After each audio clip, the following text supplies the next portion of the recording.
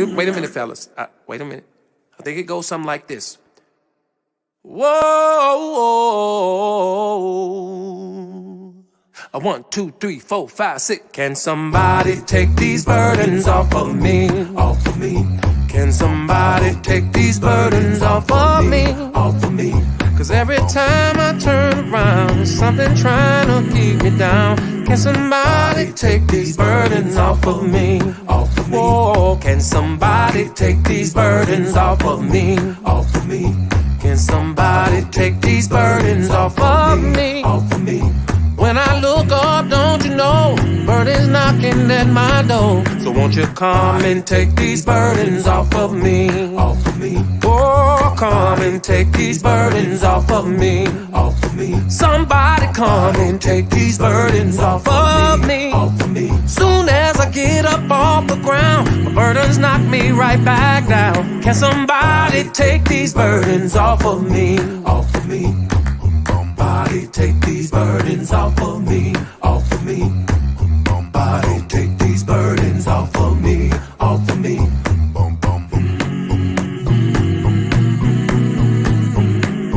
Somebody take these burdens off of me, off of me. Well, off of me, off of me. Oh, off of me, off of me. Well, off of me, off of me. Get them off of me, off of me. Come and break the chain. No. Come and break the chain. Off of me. Get it off of me. Off of me. Get it off of me. Off of me. I need somebody. I need somebody. I need somebody. I need somebody to get this burden.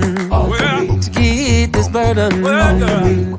Can somebody take these burdens off of me?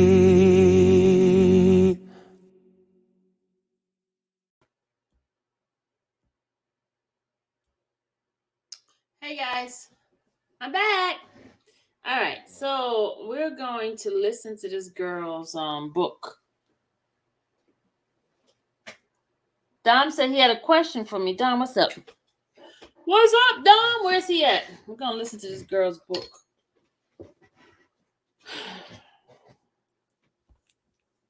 We're going to listen to this girl's book and see what kind of crap she got to say.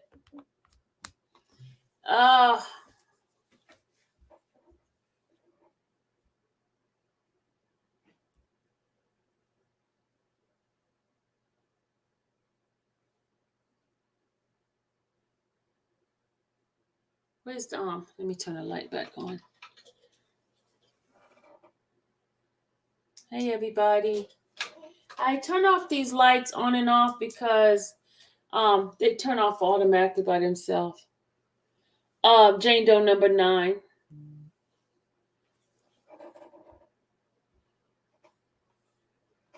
The one who wrote the book that we were talking about. The one we talked about, she wrote the book, right?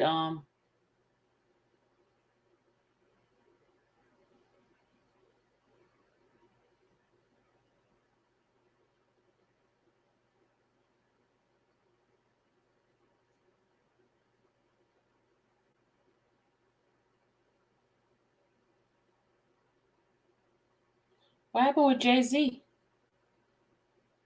What happened to Jay-Z, y'all?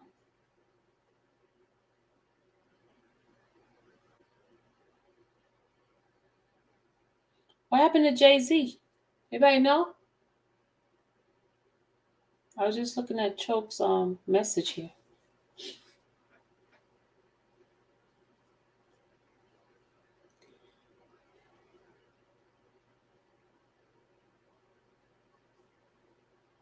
What happened with him?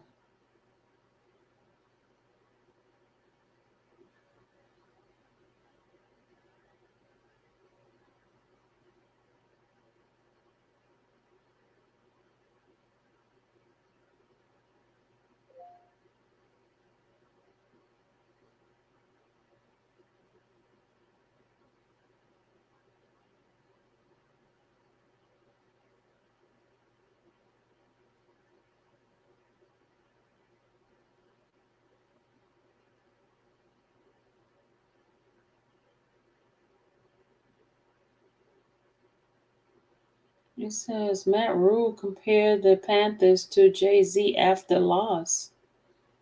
What does that mean?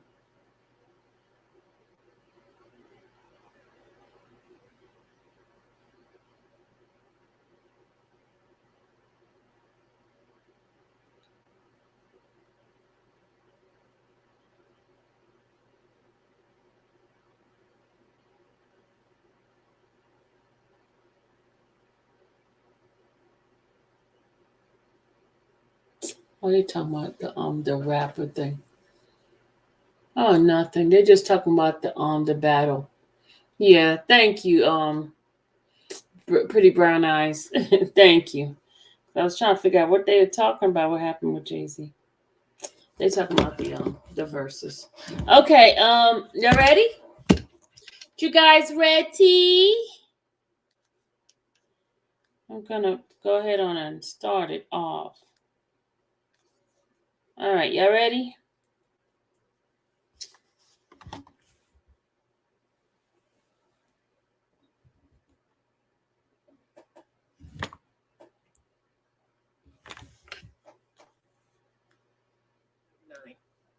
How I Survived R. Kelly by Lizette Martinez and Keelan McGregor. This book is read by Tamika Caton Donegal. This is dedicated to my beautiful mother, Rosa Maria Santiago, and grandmothers Delia Olmeda Roldan and Felicita Ortega Santiago, the ultimate survivors who taught me how to be a warrior woman. Your strength runs through my blood, and I thank you for it. Te amo, Lissy. Boring. Intro. I'm waiting every day on pins and needles, watching the news, looking up articles, updating the same sites in my laptop browser over and over, and contacting my lawyer in hopes she has insight unavailable to the general public. Waiting for justice. I didn't know for sure if I would be listed in the indictment as a potential witness. They asked me to be a witness. The FBI did. But you never know.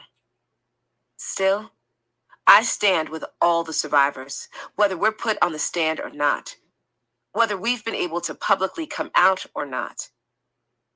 Every time I see these ladies on the stand, I pray hard. The day Geronda took the stand, I bit off all my nails and pulled out some of my hair. I was so nervous for her.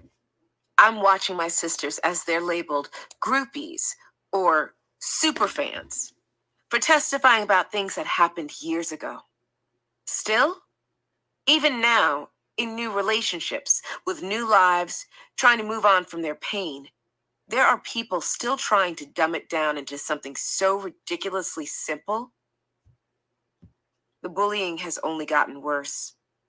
And depression in this waiting period hit me so hard I couldn't get out of bed. I hear holes in certain accounts, stories I've heard firsthand, stories protecting him.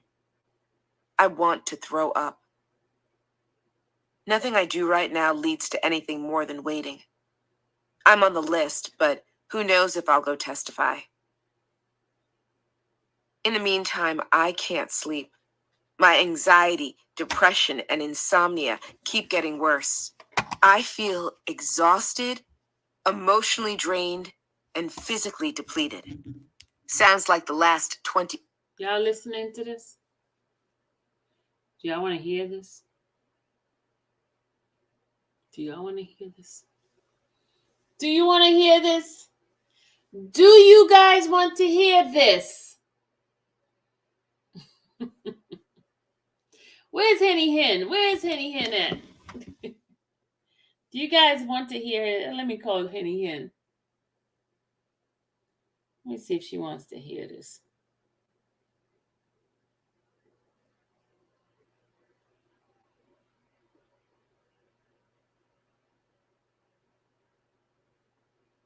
That is, I just told y'all who it was. Aretha, you not listening?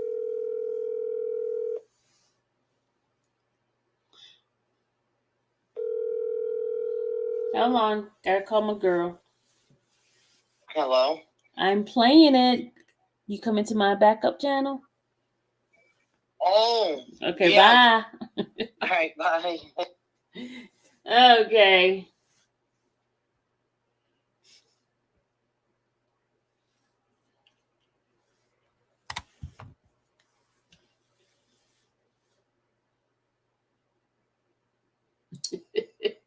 He said you got mental health problems. That's what Tim said, Aretha. Jane Doe number 9. Oh, you was in the back room? Okay. Jane Doe number 9. You'll hear her name. That Lizette girl. All right, here we go.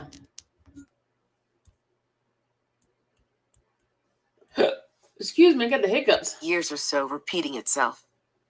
I'm ready to get on that stand if I need to, though. Because there should never be the opportunity for another woman to be hurt by this man. Robert Kelly. I am Jane Doe, number 9.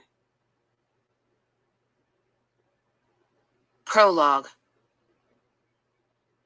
Where is Robert?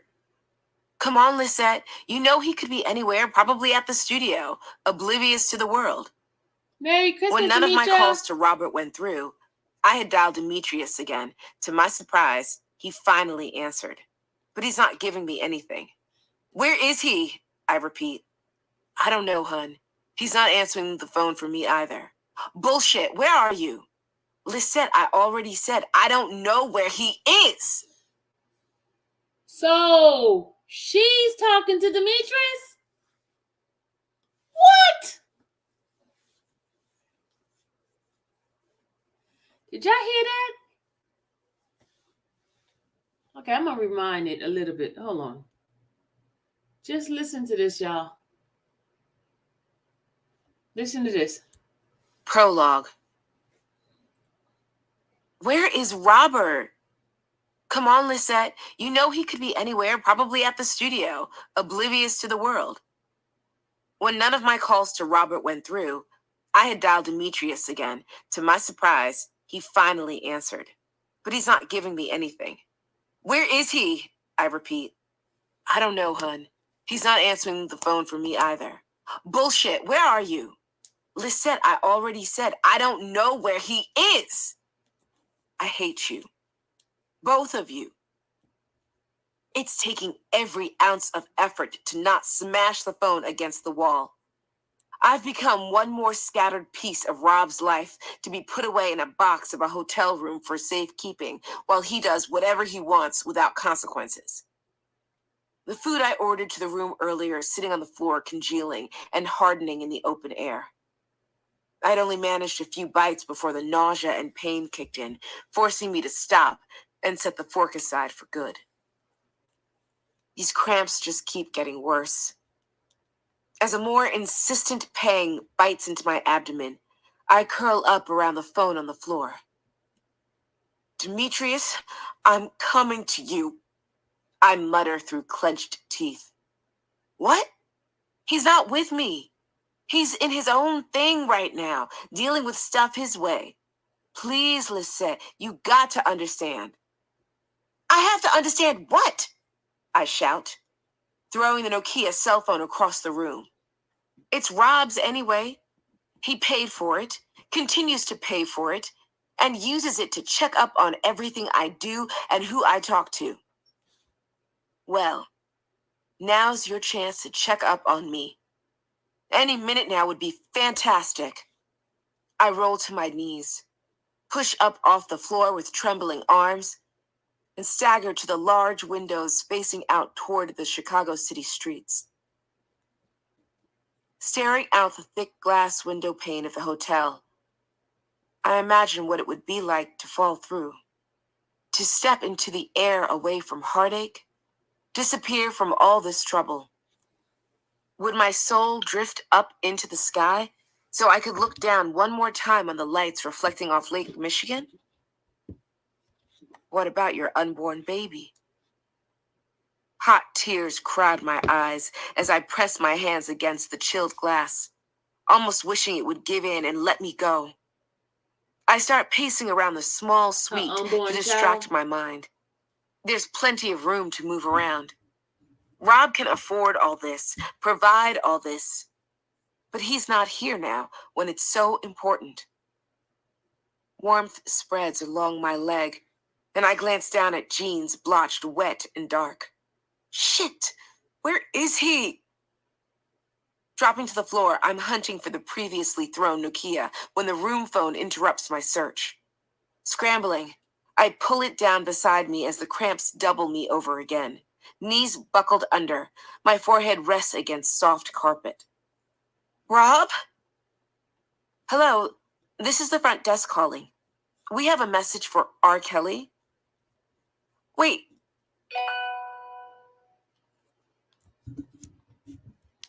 Oh, man. Wait, he's not even here. You don't mean a message from R. Kelly? No, second frying phone of the night. Christ. I call my best friend Michelle on the block of a cell phone I finally located. Peeling off the damp pants, I drag myself to the shower to rinse off the blood.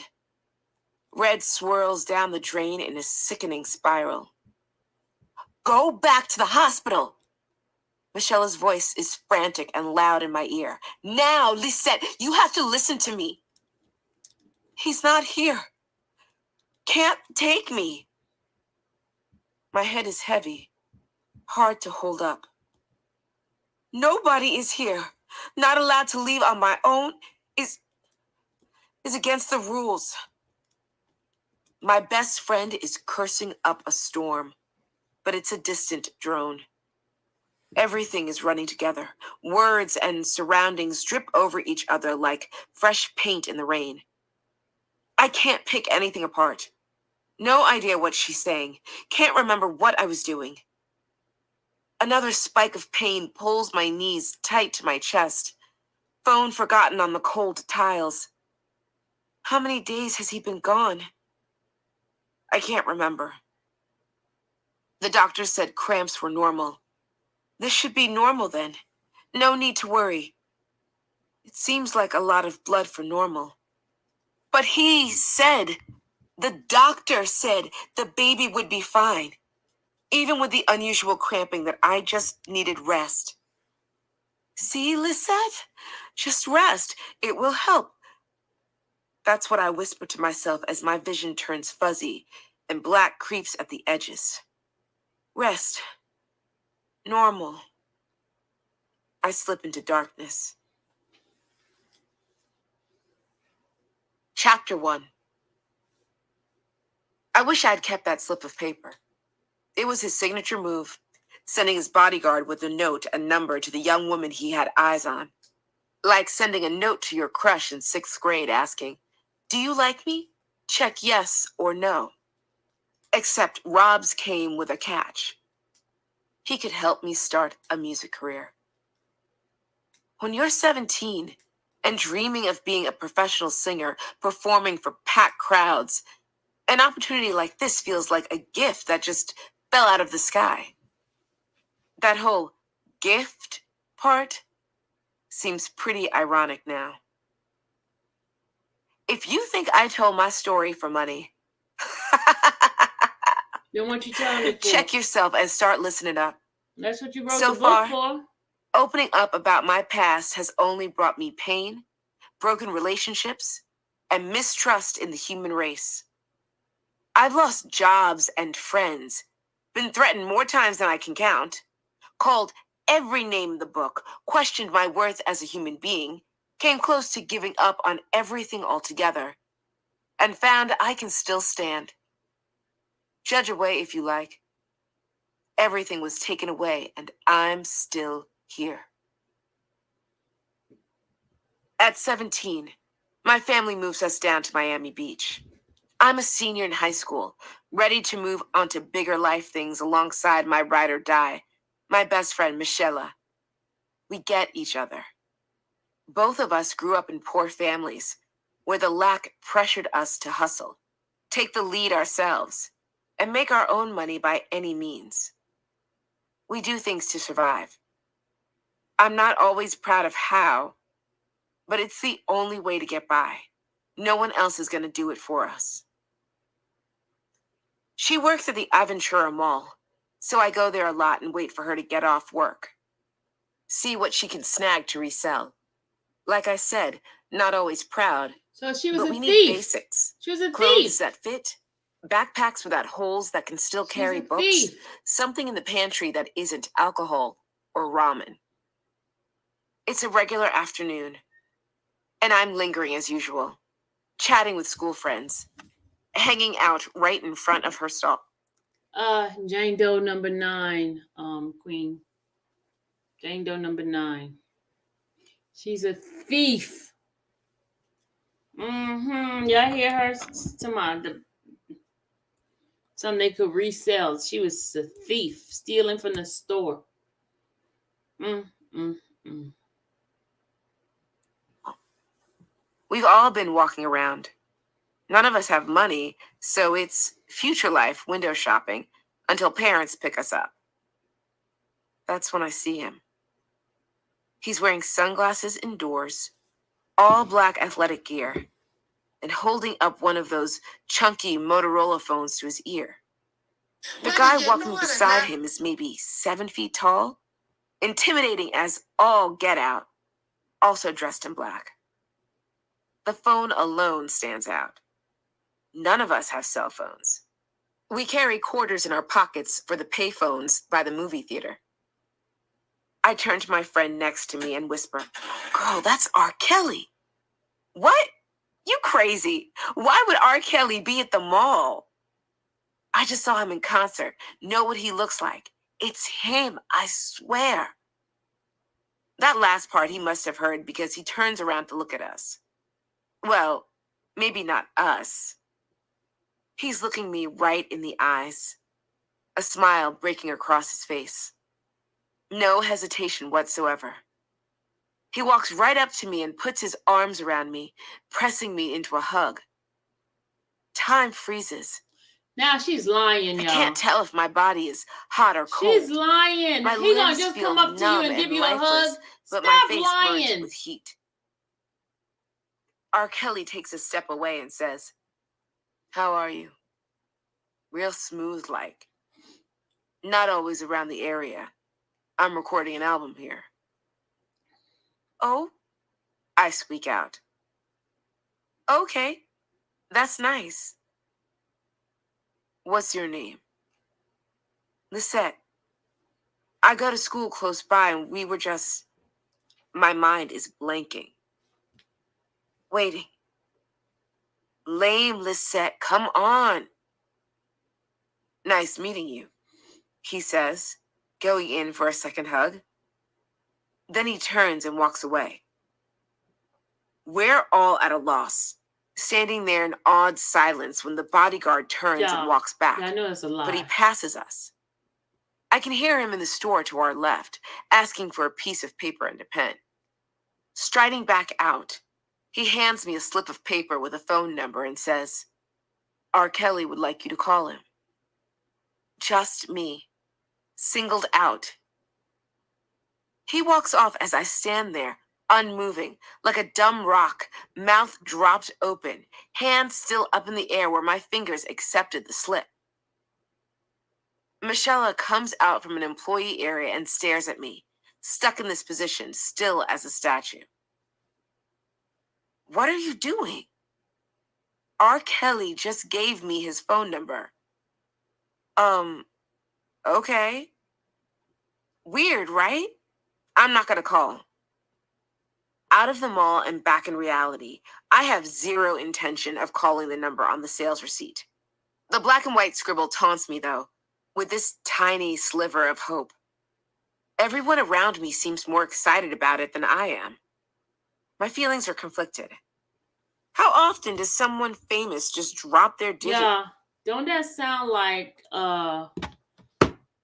the other girl's story too, that she wasn't interested? Sound like all of them got the same freaking story.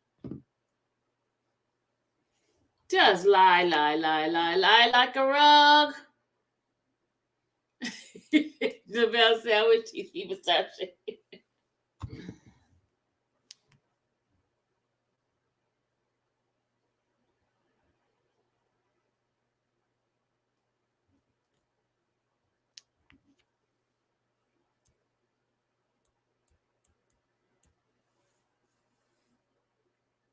to a stranger in a mall. And he's older. Quite a bit older. It seems a little odd that a 28-year-old wants to give a kid like me the time of day. You see how Much less potentially this? offer up his own time to invest in my future. Little sketch, if I'm being honest. But my family needs help. Badly. Oh, you hear that? For God's yeah, sake. y'all hear that, right? You hear that?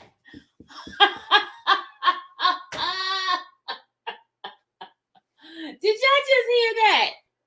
Did anyone just hear that? Did y'all just hear what she just said?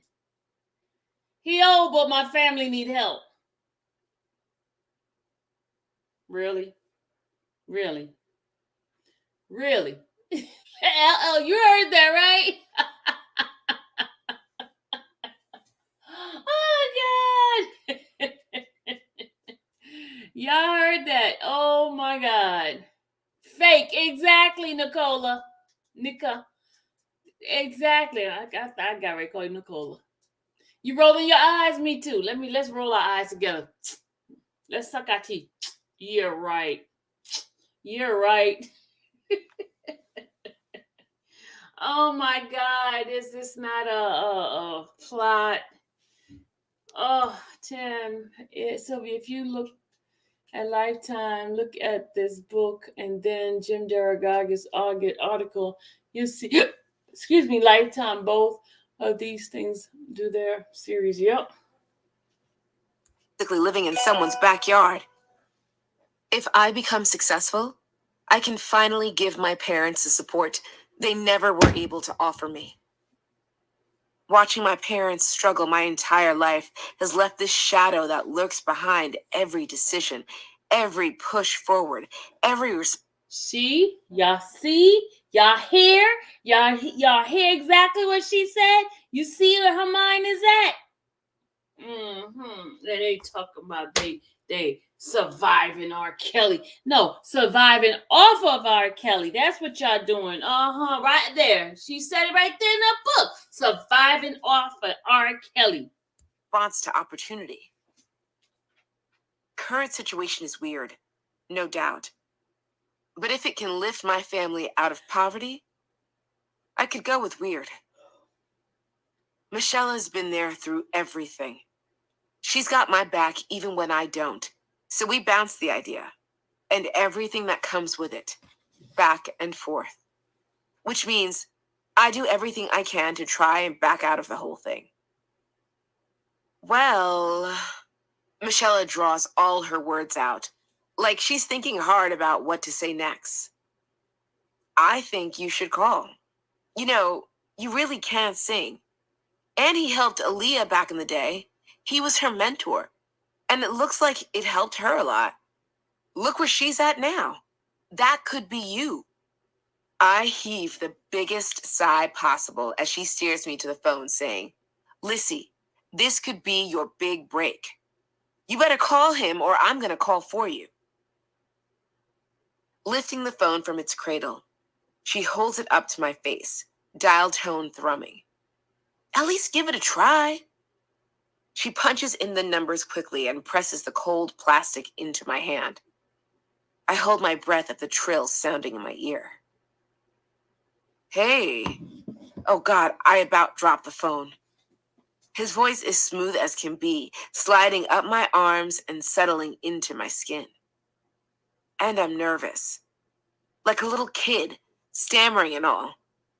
I don't know what to say. Will he even remember me? Ugh, I feel dumb. Hey, R Kelly? It's Lisette. I don't know if you remember me. The girl you just met at the mall? My words stumble as I try to collect myself. No? There's slow breathing on the other side, but no response so far. You gave me a hug? 2, I guess? My breath sucks inward in embarrassment as I wait for any sign of recognition in the loaded silence, hands trembling. Michelle leans closer. Hold on. Joseph said people have to understand that this man is going to get a turn is not going to be pretty. Huh? To get a turn. Joseph, I don't understand what you're saying.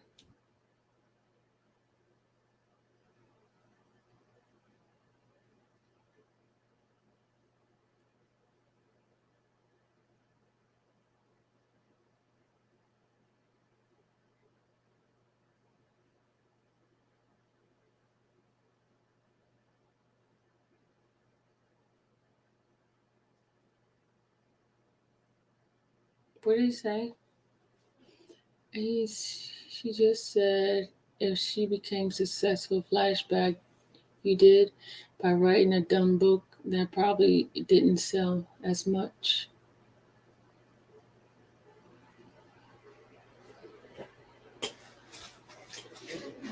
Joseph, what did you just say? I didn't understand what you're saying. A turn. He has a voice and has not spoken. Okay, thank you, Joseph. I didn't get it. Sorry. Thank you. Guys, make sure y'all subscribe, please, to this channel and my other channel. It takes a second. To my relief, his voice finally rumbles into the phone. Oh, yeah, with the pretty eyes. I just met you at the mall. Yeah, I know. You the real pretty one. A generic compliment, but I'll take it. I glance at Michelle. Her eyes are fixed on me as she tilts her ear toward the phone, her head almost touching mine. At least she's getting a kick out of this. I can't think of a response, so I say nothing. Michelle turns to give me a look and jerks her head at the phone. But nothing worth saying comes to my brain. He again breaks the awkward silence. Okay, well, we at Sports Authority right now. Can you come? We're gonna go eat pretty soon. I want you to come eat with us, dinner with me and the guys. And we could talk about, everything. What the fuck? Did he just say that? Immediate internal reaction is glaring uncertainty. This cannot be real. R. Kelly wants to meet for dinner? Not at the studio. Is this a career move too? Maybe he wants to get to know me first, get a better idea of my background, style, how I get along with people. My trailing thoughts are interrupted when Michelle nudges me to bring me back to earth, head shaking up and down hard as she mouths, "Go, say yes." At my dirty look, she throws a slight eye roll and whispers, "You're not going alone, dummy." "Fine," I mutter into the phone. "I mean, yes. That sounds good. We're going to get a ride there. We'll go. My friend and I mean, little rambling, but voice is steady. He probably can't tell you're terrified. My friend is coming with me. He wants to know how far away we are. Maybe 30, 45 minutes? Wow. Still wants to meet. Here we go, I guess." My hand scribbles down the words, Sports Authority, for no reason, with a shake that almost makes it illegible. And I hang up. A second of silence ensues, followed by both Michelle and I jumping up and down, screaming. "Come on!" Michelle is dancing down the hall. "I'm doing your hair and makeup because, we need you to look good." Insufferable best friends always knowing exactly what to do. "This is it, girl."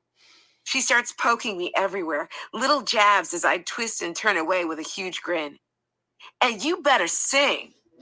Ah, that. She knows me too well.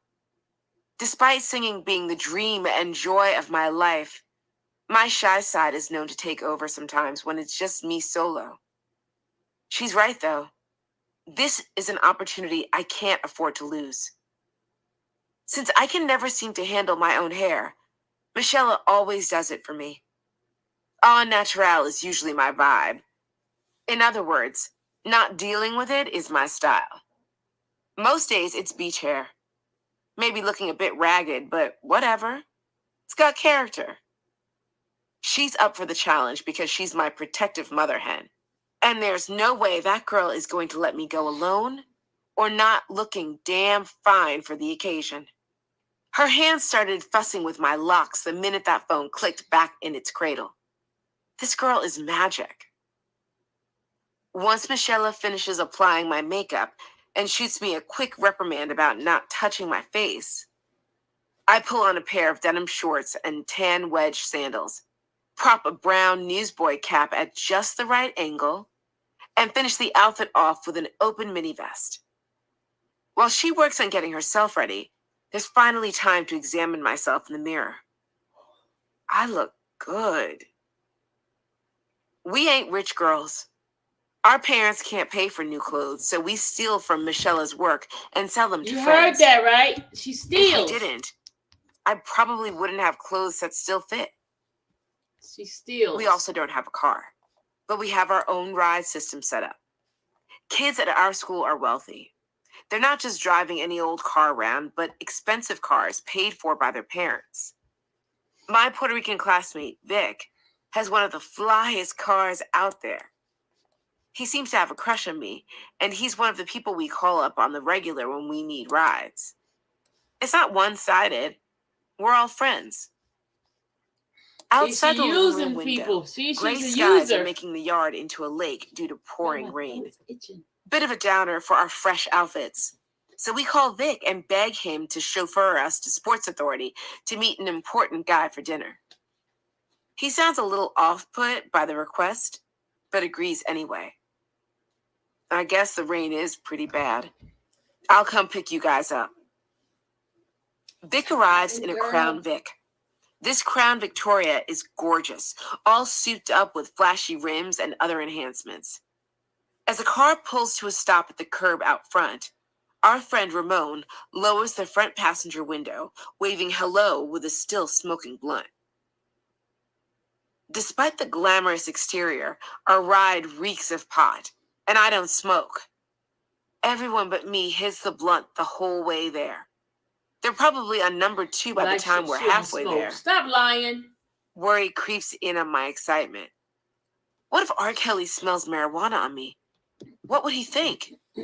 Would he judge me because I'm in high school and my clothes smell rank from drugs? These thoughts and more have my nerves on the brink of snapping by the time we arrive at our destination.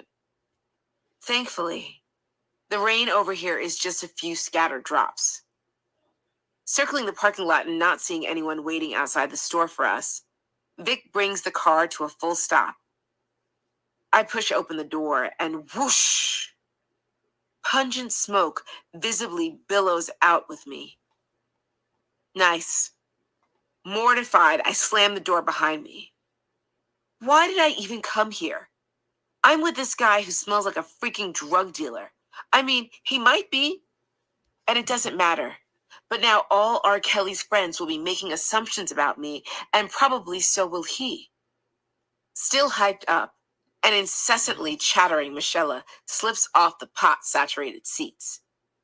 I swing her door shut behind her to keep the rest of the crowd in, and we turn around to face our most exciting life moment yet, which turns out to be staring in wonder at a nearly empty Sports Authority parking lot.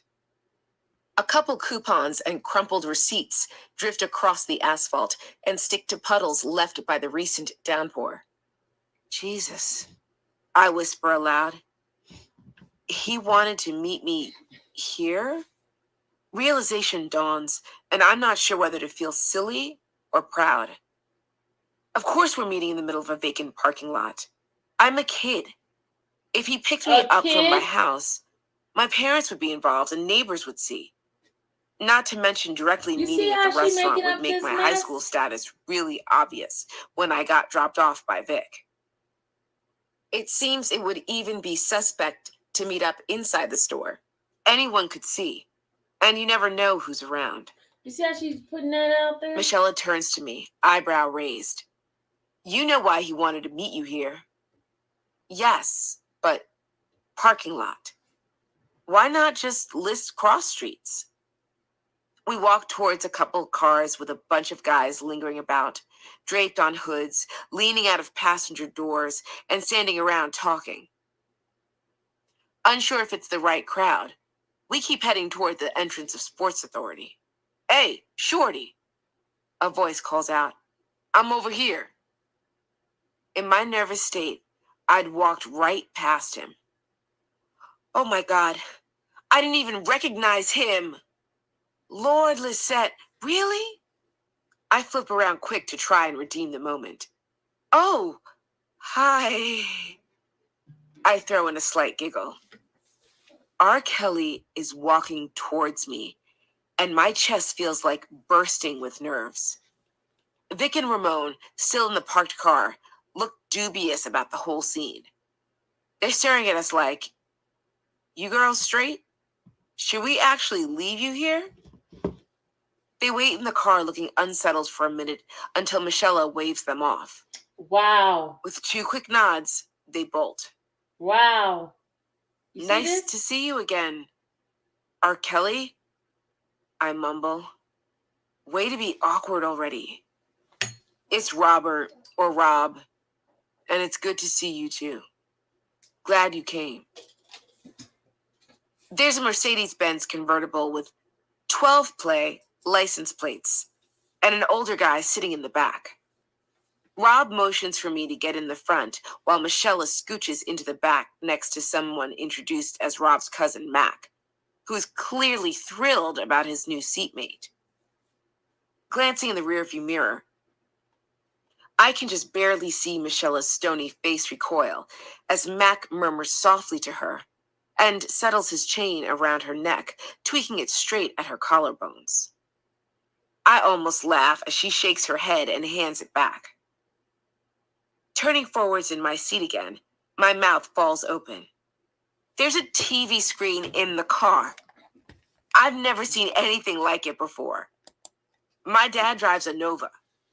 When I start fiddling my hand along the underside of the seat to angle it up more, Rob stops me. "No, darling, there's a button." I flush and look for said button. He's trying to lean across me to point. "You gotta, yeah, push the button." "Oh, okay." The flesh in my face glows warmer. What am I doing here? As we get out on the main thoroughfare, Rob starts playing his own songs on the sound system. Says he's working on a new one called "You Remind Me of My Jeep." His eyes hardly ever hit the road. Instead, they focus on me as he sings.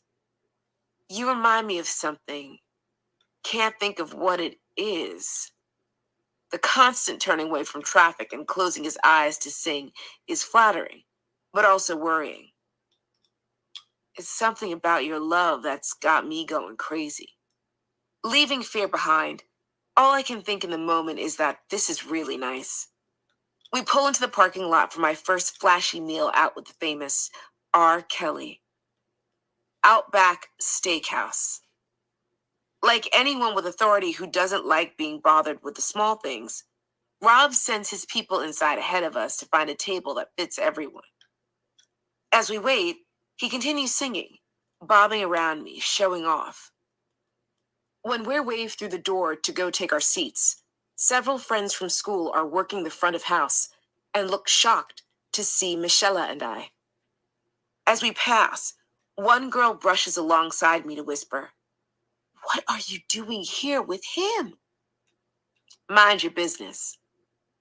She replies with a shrug and keeps moving. I focus on keeping my cool, unaffected persona even as I slide into the booth and Rob slides right beside me, his knee touching mine. Michelle is on the other side with Mac and a man introduced as Barry Hankerson, Rob's manager. Rob leans in.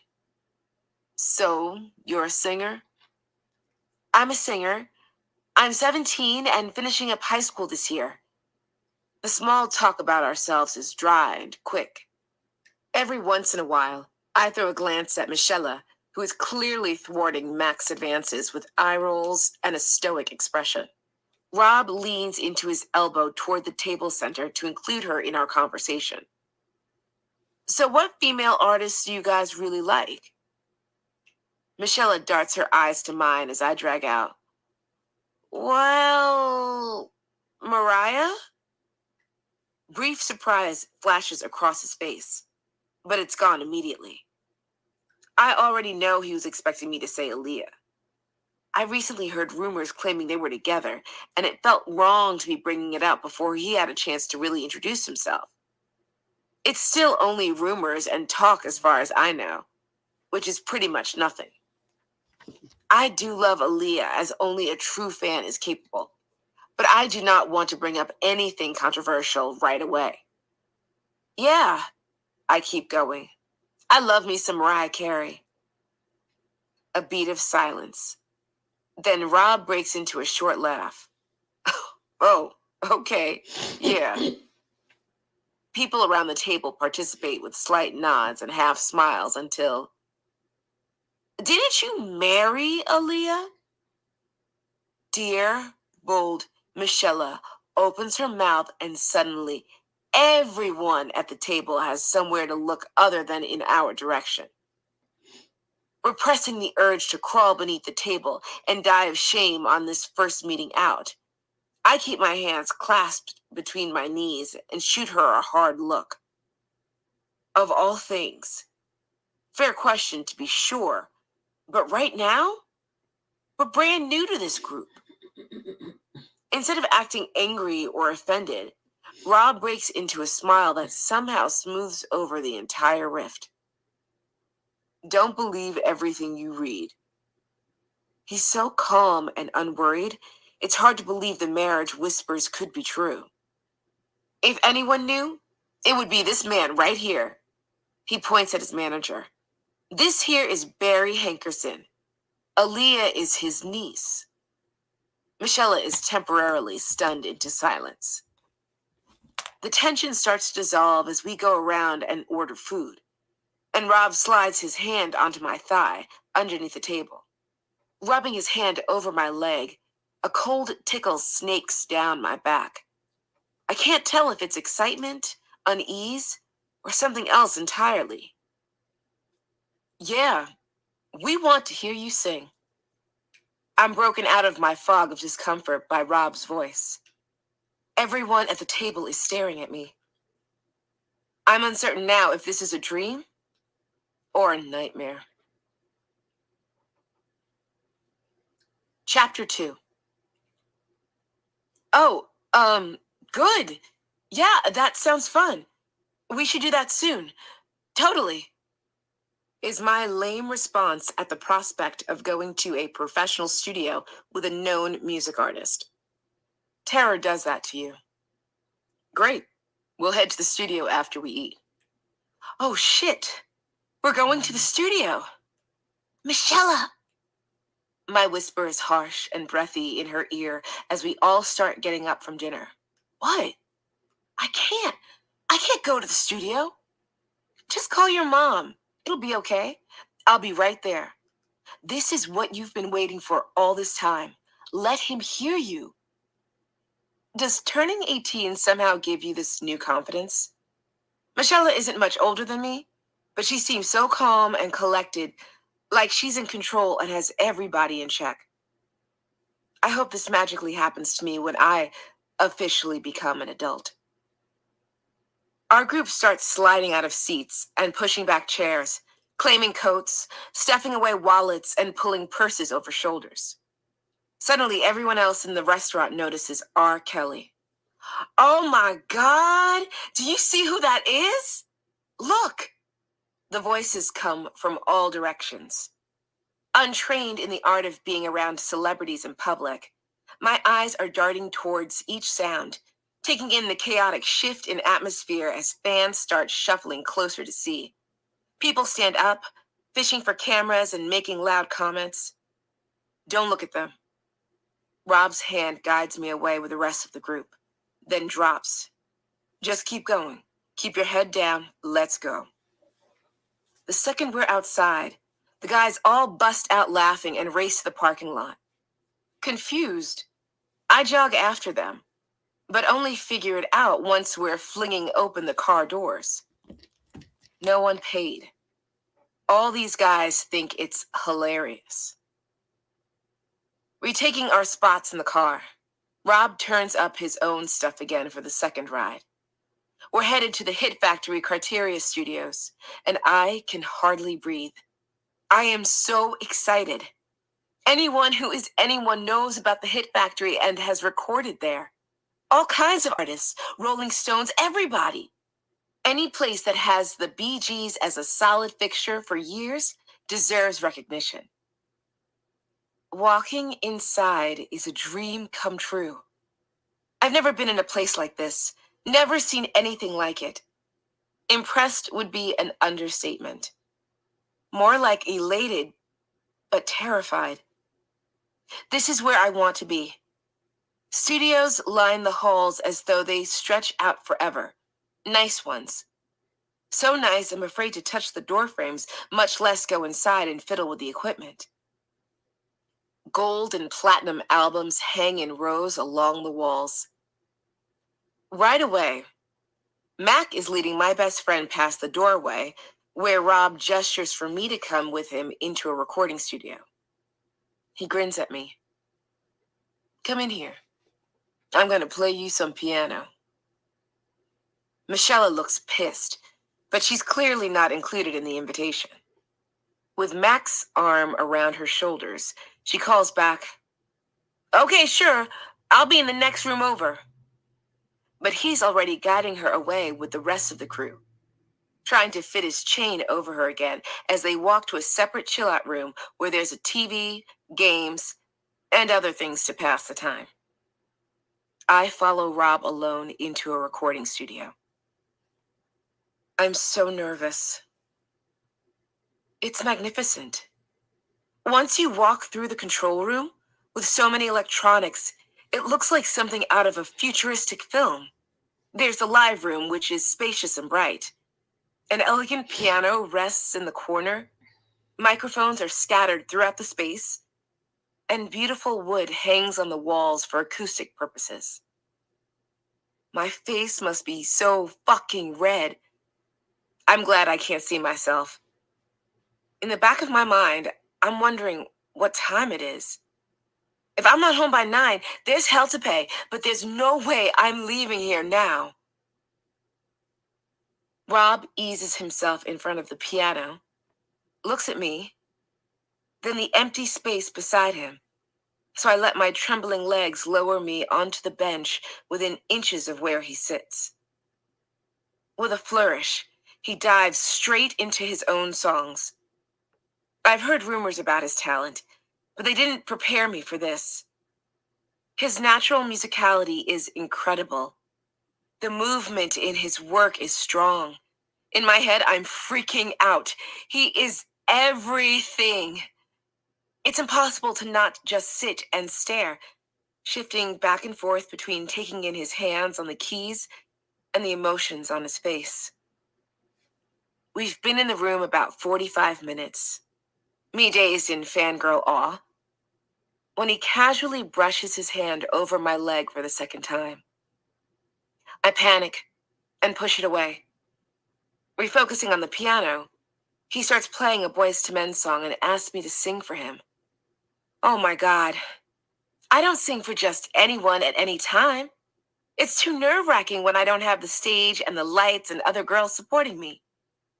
My throat goes dry. When my mouth drops open and no sound comes out, R. Kelly dips his head and starts kissing me. Hard. Oh my God. I don't move. My body is frozen. Really, His girl? mouth presses roughly against my lips, and suddenly his tongue is in my mouth. Really? No one has ever kissed me like this. This is new. When it's clear I'm not kissing back, he pulls away and returns to his music. Getting nervous it'll happen again, I take a deep breath and begin to sing with him. Nodding along, a smile breaks out, She sings and his with him. hands Stop slide it. off the keys to rest on his knees as he tells me I've got stuff going for me, and we should write music together to get a track going soon. Write music together? Come on now, I Zach. had fun with you, Zet. I'd like to kick it with you. Excitement bursts in my chest as my heart starts pounding at the thought, and I know he can see it in my eyes. He can also tell I'm antsy and keep checking the clock behind his head. The terror of breaking curfew with my mother is real. I'm so sorry. Not ignoring you, I rush to explain. I have a curfew. I actually have to get home soon. No worries. I'm usually up all night working on music if you ever want to stay. All night? Rob grins. Night owl. Best work happens at night, so my workday's just starting. He fiddles with the keys before turning back to me again. I want you to come back tomorrow. What? Do you have a swimsuit? Oh, now Once all of them again, got this damn swimsuit? What? Yes? Do you know how to swim? Oh my God. Yeah? Why? Do you know how to swim? No. You can teach me. Oh God. First, I'm invited to the studio. And now I'm heading to the pool with him? Rob walks me out front, where Michelle continues to reject his cousin Mac. The man is all over her with attention. He's grinning with these widespread teeth, and she's turning away, slightly putting up an elbow or rolling her eyes at every little attempt. Rob picks up a basketball and starts shooting as he breaks into his own rendition of Blackstreet's Before I Let You Go, stealing a few glances in my direction to see if I'm watching.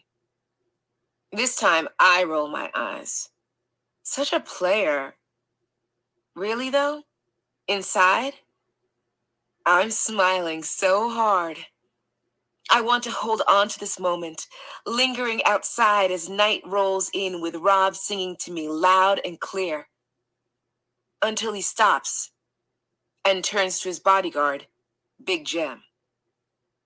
Take them home. And he does. Back in our own neighborhood, Michelle and I thank the driver and whisk ourselves off the slick leather seats and into her house with a final wave. Beelining to her bedroom, we squeeze the door shut behind us and look at each other. Then we start screaming, "Oh my God! What the hell is going on?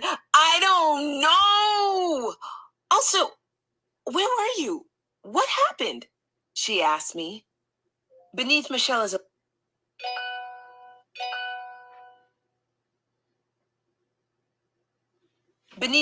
elation, there's a spark of panic and worry in her eyes. They took me to this other room to just hang out, and I kept asking over and over, "Where's Lizette? I want to see my friend." They just kept saying, "Whatever, leave her alone. She's with Rob. Leave her alone." She shrugs uncomfortably. It felt like they were trying to keep us separated. I tell her what happened on the piano bench. Ugh, I don't know, Lisi. I know it's a great opportunity for you, but he's kind of he's creepy. Yeah, I know. I considered this for a second. But hanging out with him is kind of like hanging out with our friends from school. He's kind of a creep. I mean, it's creepy, acting like one of the kids, but then you relate to him for it. I forget he's older when I'm with him. It feels like it's from the heart. He basically is a kid, talking all young and everything, almost like he didn't grow up. Y'all hear this, right? Y'all hear this?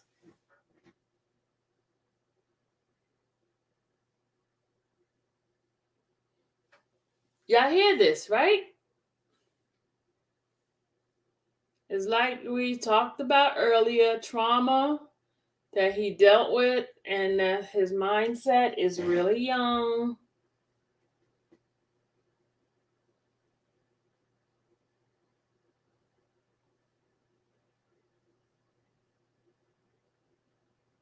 It sounds like a lot different from the actual reading Pop did. Pat did is missing some parts. What's missing some part? What Pat said? Help.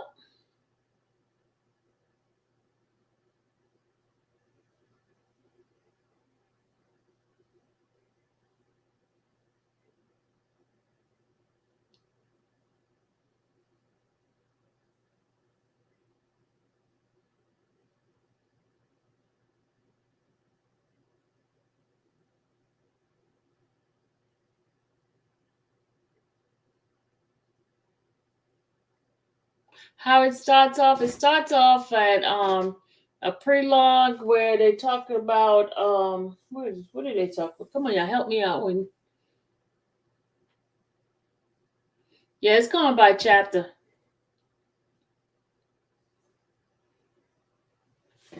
We're in first chapter.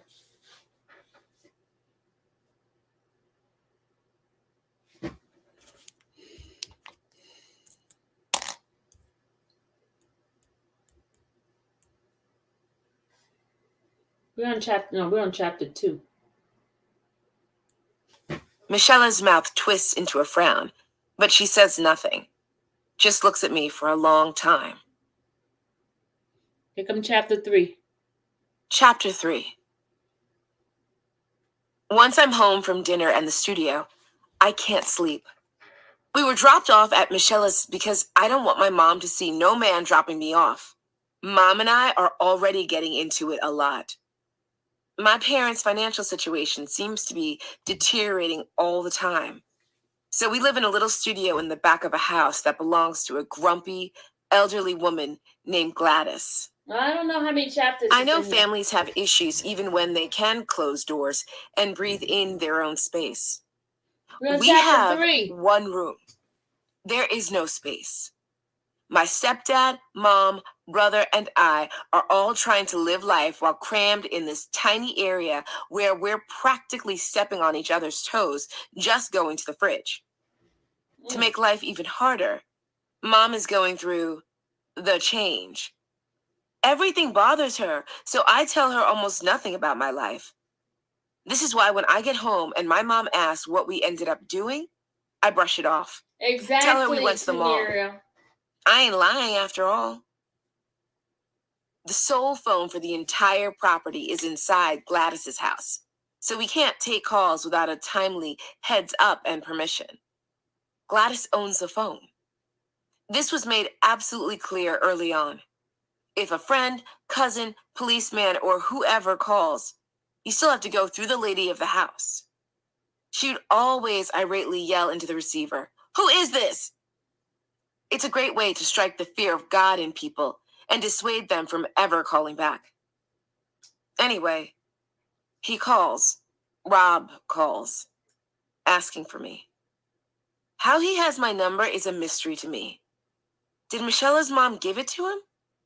Probably didn't even realize it wasn't someone she knew. My mom is always drunk, and Michelle's mom is always drunk. They've been drunk for 50 years. Not their fault, though, at all. Both suffered abusive childhoods at the hands of raging alcoholics. Nah, none of us are blaming them. They've got their own trauma to deal with, their own ghosts, their own lingering emotional walls and nightmares. I don't get along with my mom, but I feel for her. Every time I hear a story about her past, I want to hug her, but I know after everything that happened, she just wants to be left alone. The oldest of 10, she took care of the other kids and took the brunt of residual anger from her father while handling the household. That kind of shit ruins something inside you. Creates a cycle. Cycles are nearly impossible to stop because we all learn from each other. Anyway, the only reason I know Rob called is because the day after he calls, Gladys bumbles over to the shared studio to tell my mom. Were you aware there's a man calling for your daughter? Oh, shit. Life is turning on me real fast. My first instinct is to run and not stop until I get to another state, maybe another country like Canada. I can get used to the cold. Mom's hands automatically fly to her hips. Who is it, Lisi? My mom may be drunk, but she sure isn't stupid. She can smell a snake a mile away. No idea. Gladys's creaky voice jumps in again. Yeah, he wouldn't give his name, but you know you can't get phone calls here. The evil eye she gives me could scare an angel up in heaven all the way from here. I can't believe my life. So embarrassing. R. Kelly, the R. Kelly, calls and is told by a snappy old woman I'm not even related to that I can't answer the phone here because we live in the backyard without a phone line. It stings deep because it's more than that. It shows what kind of life I have. Can't have friends over. Can't be by myself. Can't even have someone try to contact me. I'm sure Gladys got deep joy out of telling him off. She seems pretty pleased with herself right now. Michelle catches me at school to make sure it's clear she has no intention of being the go-between for this friendship. You don't understand, she complains. He called and then he sent someone to my house asking about you and all. I told him your parents are stupid strict, and if he wants to work with you, he needs to talk to them. She lifts her hands in frustration. I thought he was using that info to actually make things right and get this career going for real. Look, talk to your mom so this stuff can get started already. My mom wasn't even the big deal. Gladys wasn't warned, and he called her place, and I got in trouble. Now my parents are asking who the mystery guy is that's calling for me. Him not leaving any details with Gladys came across a little shady. He definitely did not try to stop by and meet my parents. Just call him back. He said he really wants to bring you to the studio again. Really? The tension in my chest melts away at the thought of going back. I call Rob that afternoon, but it doesn't start out quite as nice as I intended. Hello? Wait, guys. In Demetrius's book, Lizette was with her mom at the hotel. So what is this? Lizette mom was there because when they was talking about that tape.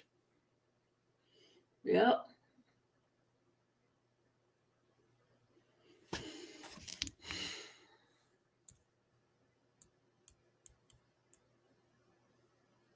Voice flows low and confident through the phone. Man, you can't just call my house like that unless you want to talk to my parents. Everything goes through them. And Gladys, the crazy lady who owns the house. Other than the slight buzz coming over the line, there's only silence. A low cough sounds. I don't really talk to parents. Parents don't usually like me. My turn for uneasy silence. He keeps going, though. You know, there's still the pool here at the house if you can come by. The one I mentioned before, if you want to.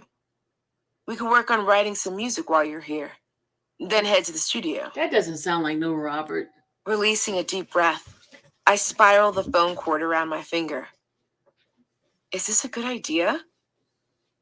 Doesn't matter. I give in. I don't have my own car, so where exactly is the house? Like, is it hard to get to? Because I can ask a friend to take me, but then I'm not going to ask them to leave. Exasperation echoes heavily in his voice. I'm not really okay with that. I can already tell your friends talk too much, and I'm a private person. I don't need or want all my business out there for everyone. Guess I'm figuring out how to go alone. Since it's my business too, I at least tell my girl, Michelle. Can't just be going alone to a guy's house with no one knowing. Plus, I've known him, 5 days or something? Maybe less. So where is this house? She eyes me hard as I try to act casual. With a sigh, she starts rummaging in her stuff, pulling out paper and a stubby pencil. You've got to give me the address and... A pause for emphasis, of course. You got to call me when you get there. Deal? I nod. How you getting there? So suspicious all the time. They're coming to get me. They? It's like being interrogated, but instead of more demands, she nudges my shoulder. Okay. Just remember that you're calling me. Be safe. Big Jem picks me up on the corner outside of my high school, and we drive to a place by Miami Beach on Chase Avenue and 41st. The house isn't extravagant like I expected, but it's pretty, with an Art Deco vibe and a large pool in the back. As I'm walking up, a stubby pug charges out to meet me, but ends up contentedly licking my knees. Oh, he has a dog too? Yes, that's my self-reassurance. He's a solid person. Grasping at straws, but it's something. Walking inside the house, Blackie waves hello and shuffles over to greet me while the pug chases my ankles. 12 play, he directs us at the dog. Be nice, Kay? 12 play scrambles around my feet as Rob's bodyguard wanders back in to grab a drink from the fridge. In no time at all, it's just Rob and I out back, the other two choosing to lounge in the cool, indoor air conditioning. I'm thrilled to be outdoors in the cool water. It feels incredible right now to swim back and forth, stretching myself out in the sunshine. Paddling to the edge, my elbows dig into the bricks as I hoist myself up to shout at Rob.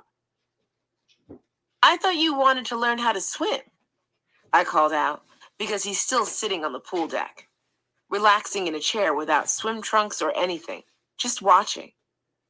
He's not even remotely attempting to get ready for swimming. Nah, I like to watch. A cheeky smile spreads across his face. I'll just watch you.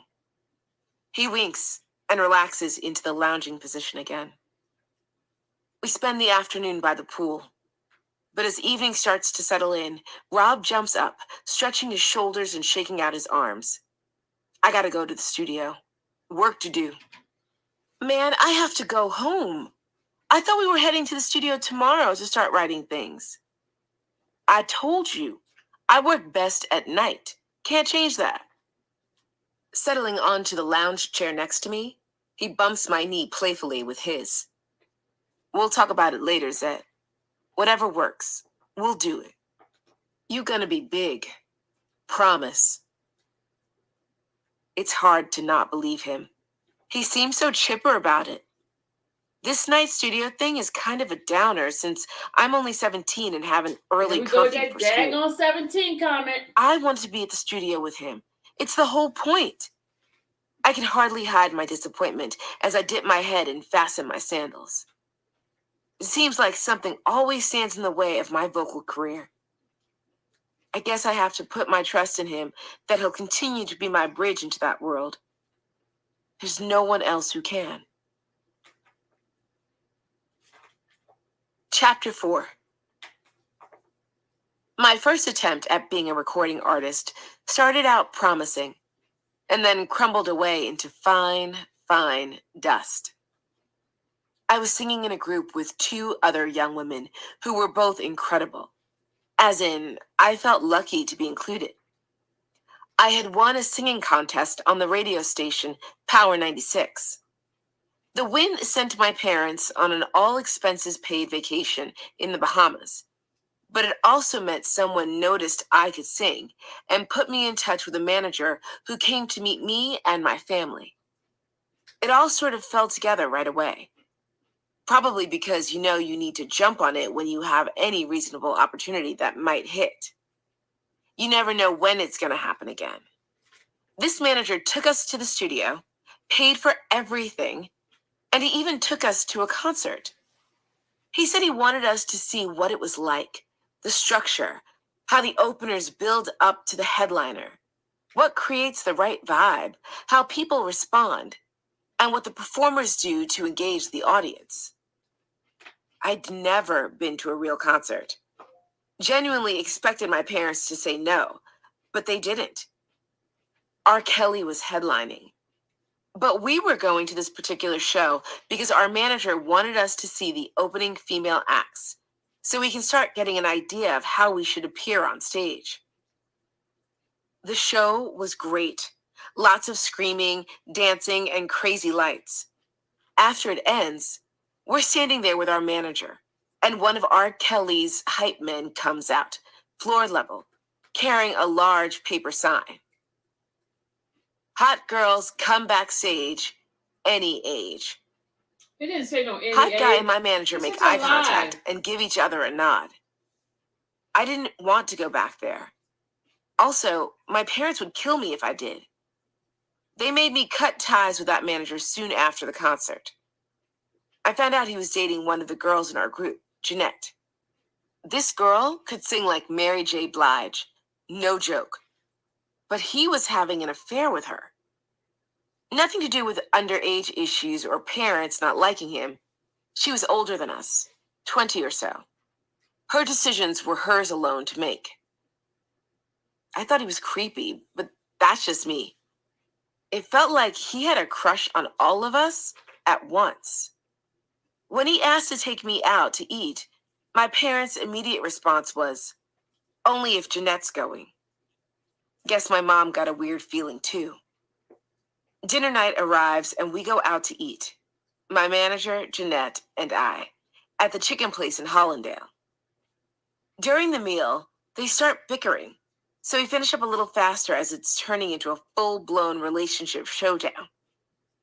Right after walking out the door, as we step off the curb toward the car, Jeanette makes a snappy remark and he punches her. No warning, no split second to react. Full on punches her right in front of me. My brain is fizzling. What the fuck? What is going on here? We're in the ghettoest place ever, and I don't know what to do. It's just us, and he just popped her. I was poor, but I didn't grow up like that. If anyone had ever put a hand on my mom, she'd straight up kill them. That's just how she was. No one in our family was hanging around at home getting beaten up by the men. This was new to me, and it scared me. I didn't even try to hide it from my mom when I got home. I told her and my stepdad in a frantic rush of words the second I got inside the house.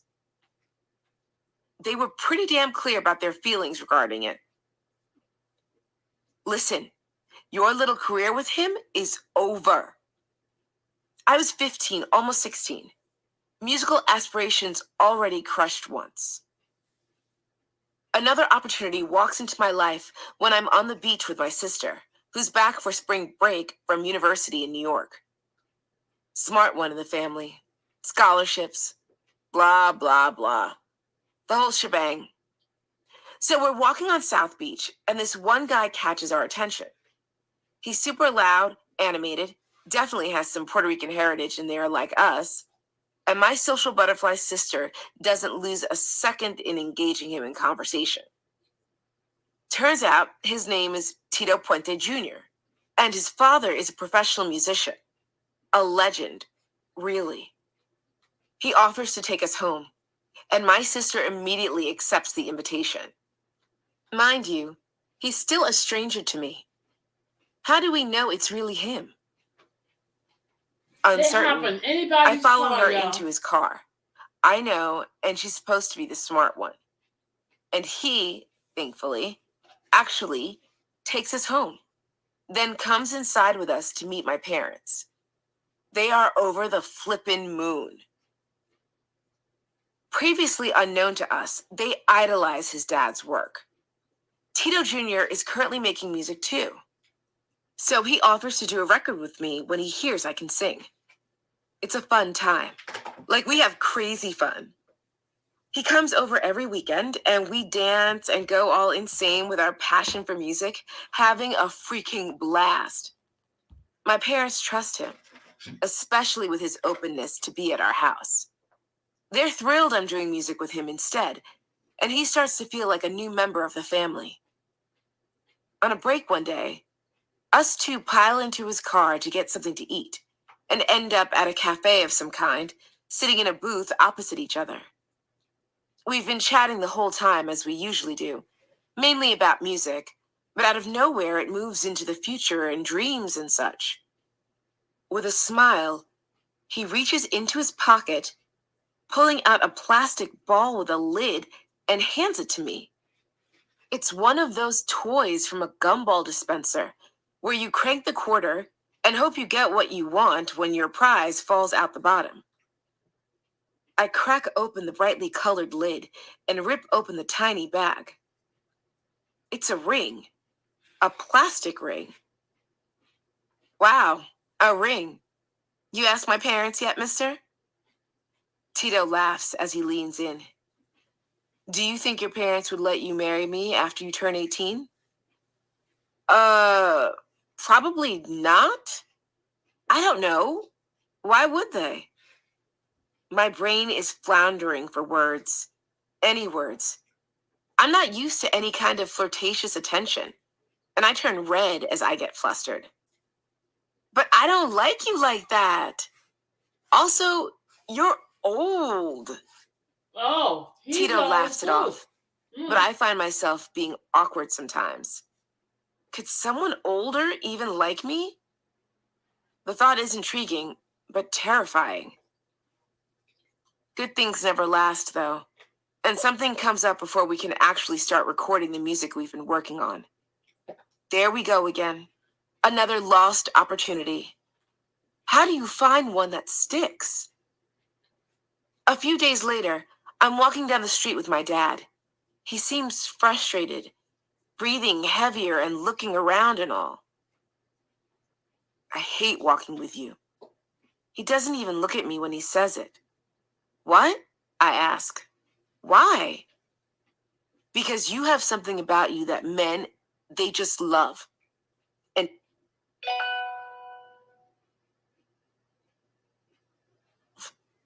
And I want to kill them all. Chapter 5. I don't really have much going on after school other than a little side job, so it's easy to keep saying yes when Rob keeps asking. It does take a little maneuvering since my parents don't know about him yet, and I don't have a car, plus it's nearly impossible to contact me directly. Somehow, we're making it around all those blockades. Secretly, it's exciting that he's putting in the effort to make it work. He wants me to come to the studio again, and I'm not working the day after, so why not? It'll just be me this time. No Michelle as defense if I need it. Her dance practices are in the afternoons, and being team captain and all, it's not really an option to skip out. I haven't even known him a full week yet, but this time we'll be at the studio, which is a safe, professional spot to be. It's like going to another job. I repeat this to myself whenever I'm unsure. 30 minutes after saying yes to the invite, there's a fancy car pulling up at the end of the block, out of view of my house. Oh, so she To just take me away from my everyday life again. I pull open a glossy door and slide over. Okay. My question is, she can't get a phone call to him, right? How did they set up this for her to meet him at the corner? Something's not adding up. They're lying.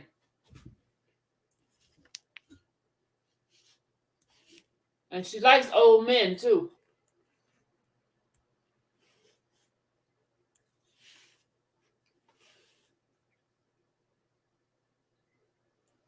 Leather. Clicking the seatbelt, my eyes wander over my neighborhood. My reality. I realize I hardly know this man. I shouldn't be headed there alone. But I can't handle staying in that one-room apartment smashed up with my family for one more minute. I'm suffocating and I need out. She plotting. Not just for today, either. She plotting. For days in general. For my future. She plotting. Rob is headed to dinner, so I'm meeting him at the restaurant. Excited at the possibilities, I stretch my neck to see out the window as the driver pulls up to Bennigan's. Maybe it's his way of keeping expectations low or coming across as a normal guy. That's fair. It's a work relationship anyway. Rob's demeanor at dinner is noticeably different this time around. more distant, polite, He's in his 20s. almost like he's trying overly hard to act nice or put me at ease. It sets me slightly off guard. Maybe he has second thoughts about working with someone my age, or he knows I'm a virgin with zero knowledge about the world. Virgin. Or maybe he realizes So how there we lost go. I am There we about go. starting my career and feels Virgin he 17 should back up sound like and the same take story. it slower. Ha! Maybe he knows Michelle will immediately tell her mom or call up the police if anything happens to me. She would not be having it. Yeah, she'd kill him. At Rob's gesture, I slip into the front seat of his car as we're heading out instead of going with Big Jem.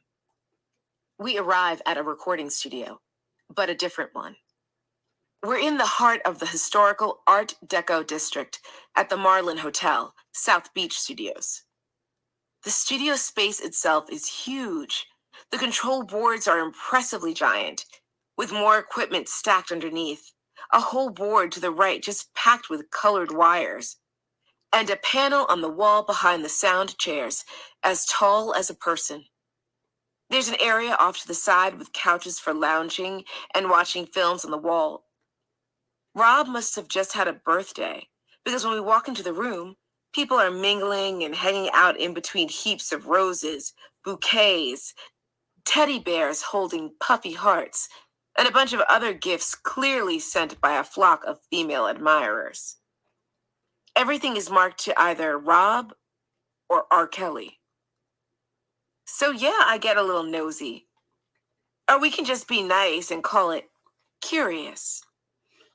Would anyone not be in this situation? While he's focusing on music from behind the glass of the recording room, I'm on the other side of the sound engineers, where there are couches, snacks, drinks, and a lava lamp. I sneak peeks at the scattered cards to see what they say. They're basically all from women. Generic well-wishing, lots of hearts, a few dirtier ones mixed in here and there. Nosy. A few comments go a little over my head. Telegrams are strewn throughout the pile, too. I glance at the glass of the live room to see if Rob is watching, then lightly spread them around with the tips of my fingers to see the ones underneath. One card catches my eye. Happy birthday! I love you. Your little Tony Braxton. XOXO.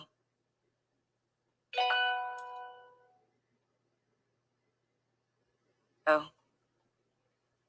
Forgetting about Rob entirely, my eyes stayed glued for a second.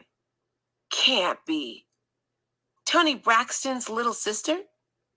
Isn't she younger than me? Maybe the same age, but I don't think so. Stop thinking about it.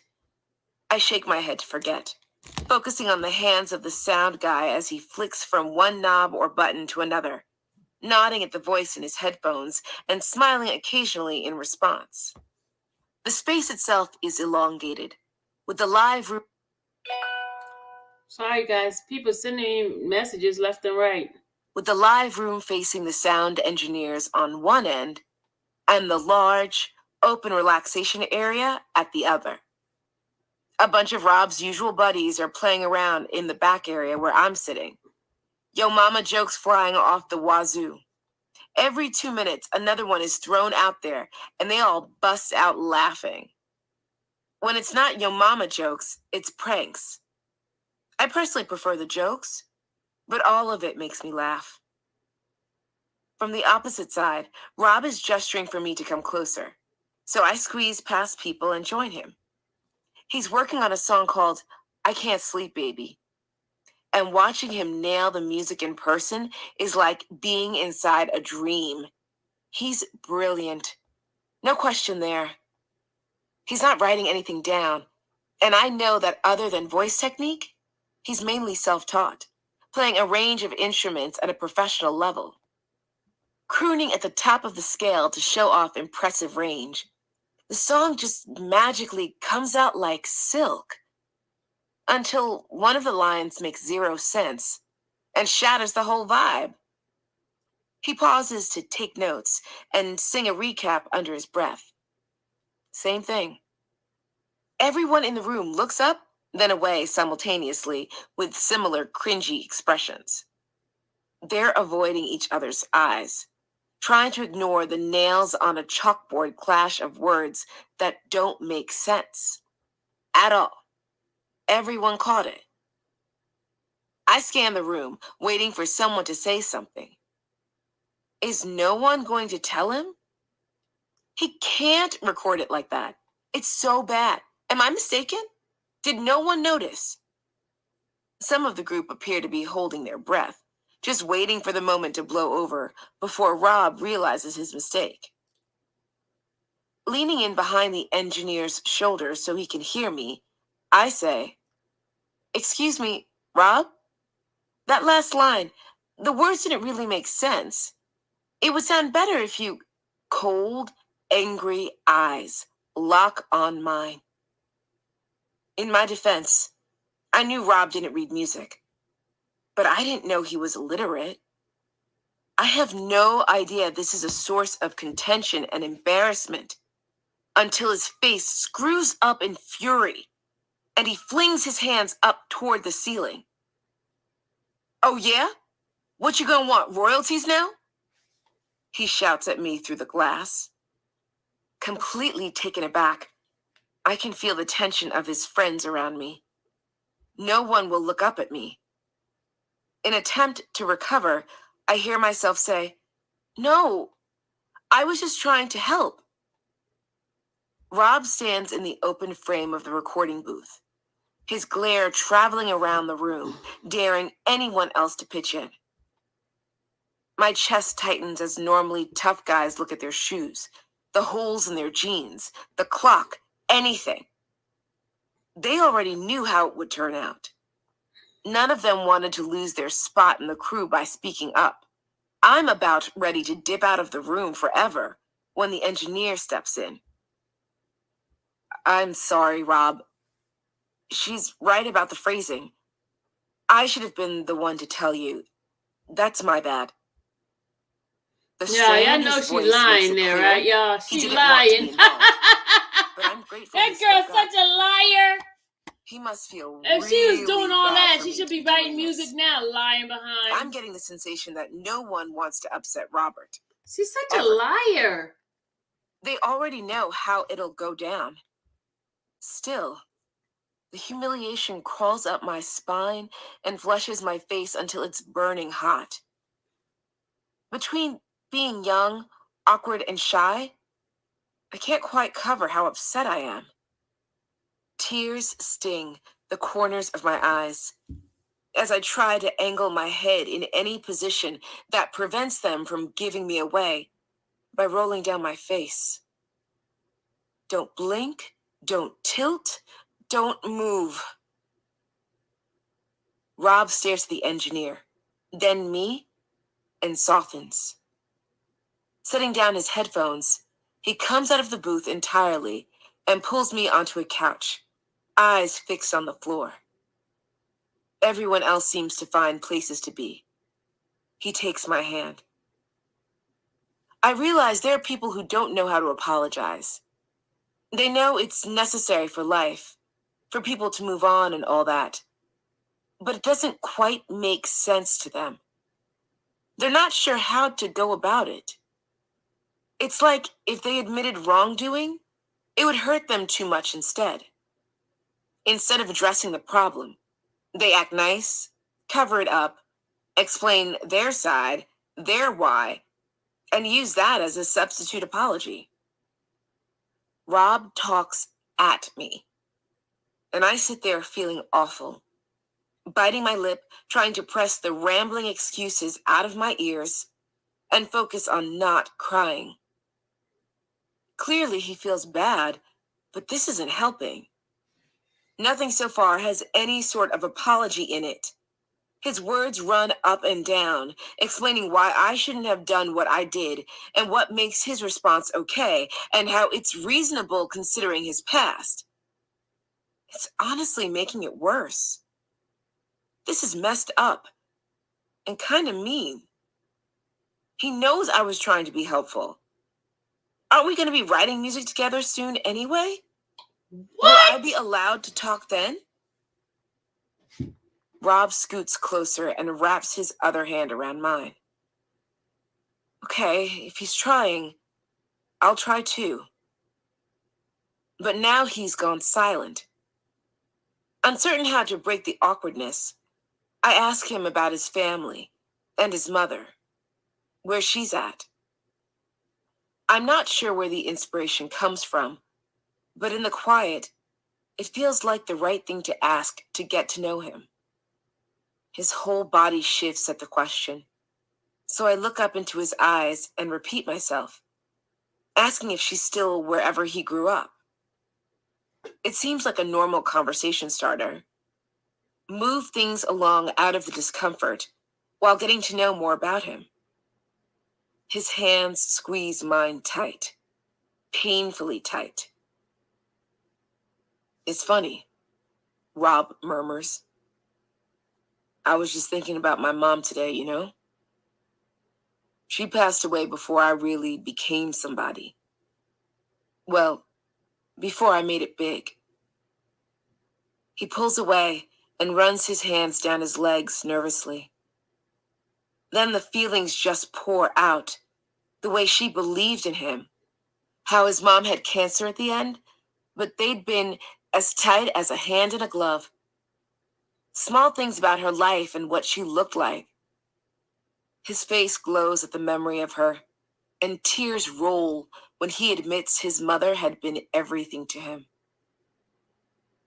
Here is this giant music artist with so much success piling up, but as he sits beside me, I hear the heartbreak of a child missing their mother something terrible. It's innocent, endearing, and honest. He tells me how much her loss hurt him and continues to mess with his emotions. I mean, I get it. I feel the same way about my father, and he's still alive and kicking, just not around me. My dad's the first person I loved like that, the first person I adored. And his absence in my life is an ache that won't leave and constantly branches out into other parts of my life without me realizing it. I understand. Rob's mom was everything to him. As he describes the situation, I start to see him differently. Not as a huge star, but as a wounded little kid still stuck in their childhood pain. I feel bad. Maybe something bigger is wrong that's been ignored instead of treated. My instincts are already clicking in to protect him, help him, soothe the ache. He must see it in my face because his expression changes. His eyes consider me now, as though taking another look. Could just be a, wow, she's a nice person. But maybe finally sees there are people who care about him, and not just the connection to him. What started as a strange scene somehow ends with me genuinely interested in getting to know him beyond the stardom status. Not sure yet how close he lets anyone get. He seems complicated, at war with himself and everyone else one moment, reaching out and trying to connect the next. Despite the newness of it all, I want to get close. Not talk bullshit or trivial nonsense, but be an actual friend. Understand what's going through his brain when we're working together. I realize as he pushes himself up off the couch that I'm not even upset anymore. All that's left is empathy. Everything else drained away during the conversation. Nothing else dramatic happens the rest of the session. Rob must feel bad about snapping at me because he asked me to stay a while longer and takes me home himself. Then he goes to Chicago, but without telling me. I find out Rob's gone after not hearing from him for a bit.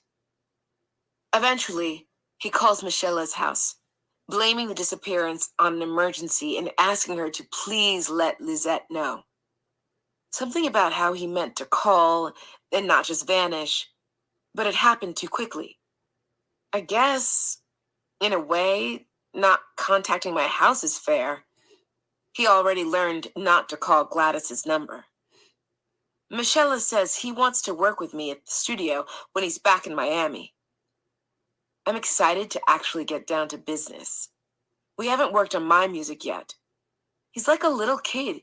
You put the candy in front of him and you know what I mean. All he wants to do is play. Hopefully, we can make this mentorship official by introducing Rob to my parents. This secret life is getting harder to keep as a secret. Once he's out and open with them, he can bring me around to introduce me to the music world. That would be bomb. The last time he drove me home, he stopped the car 2 blocks away from my house to let me out. Michelle's place can be a direct drop-off point, but not mine. Always 2 blocks away. I want to say it's because I've been avoiding explaining him to my parents, but it's not. Isn't helping younger musicians get started in the music industry pretty standard? He doesn't have to hang out with my parents. Just let them know what's up so I can work with him more. So I can stop hiding. That's the rule I should lay down. No more work until everything is established and out in the open so the undercover pressure ends. But I'm afraid I'll lose all of it, so it's hard to set demands. It's hard to turn him down. I'm intrigued. I need the help, and I appreciate his belief in me and my talent. It's kind of all that's keeping me going right now. He'll have to meet my parents at some point anyway if this continues, right? You can't hide in the timeline of a teenage girl's life forever. Chapter 6. Supposedly, Rob actually did have to go to Chicago. Just give me a second to look up public records to figure out exactly who was suing him at the time. I didn't have any direct information, but you know when something ain't right. Rumors said Aaliyah was in trouble, or that she might be pregnant. Rumors also said someone else might be pregnant, or in trouble. I already knew what Rob would say if I asked. Don't believe everything you read. It's his catch-all. It reassures against 1,000 sins in a single sentence. Of course, the gossip about me spread like wildfire at school after that first dinner. My friend's sister, Alexis, worked the host stand that night. So naturally, nearly all my classmates knew about it by the next day when I showed up for class. It's not paparazzi, but it felt just as overwhelming. People I didn't even know asked me random personal stuff. Like, girl, why would I tell you that? Everyone and their mom, it seemed, wanted to know what the hell I was doing with R. Kelly at the goddamn Outback Steakhouse of all places. Now, I know it wasn't just me going through that kind of stuff. I'd heard rumors, snippets here and there, but no one seemed to really know, so I blew it off. R. Kelly was taking me to dinner. He was excited about me. I got to call him Rob. He was going to launch my music career. These things were happening, solid, real, and that's all I really needed to know. Isn't naivety fun? The harder truth recently dropped into my lap while eating dinner with an old high school friend. After chatting for a bit, he paused, tilted his head to look me right in the eyes and said, "You know there was another girl at the same time, right? Real pretty girl, just like you, except she was black and white." I concentrated on my plate, letting it sink in, willing my breath to stay slow.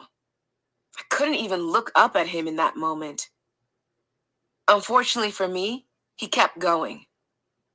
I used to take her in my car and drop her off at the mall because he would give her money to buy lingerie. Staring hard at my cutlery, willing the rock that had hardened in my chest to go away, I knew who he was referring to. Part of me had always known.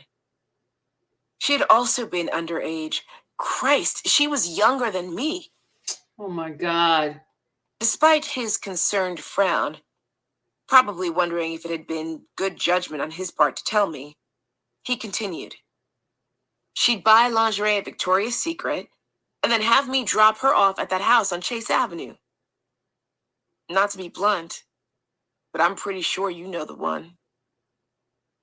Hell, Robert probably took her to the same restaurants. That was his MO after all. Outback Steakhouse, McDonald's, Red Lobster. He was all over McDonald's. It was his thing. Money does not mean fancy or classy. Humiliation burns at me as I think about the servers, hosts, and bussers at all those regular spots who were probably shaking their heads and feeling sorry for me.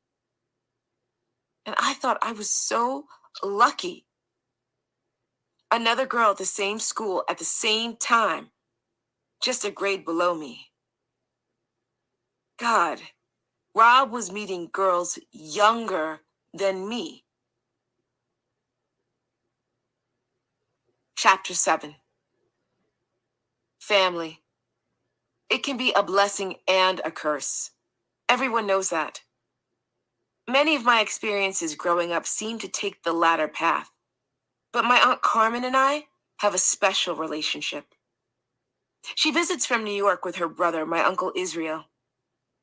They stay with my grandmother and do regular sunshiny vacation activities to temporarily detach from the New York extremes of soupy heat and whipping cold.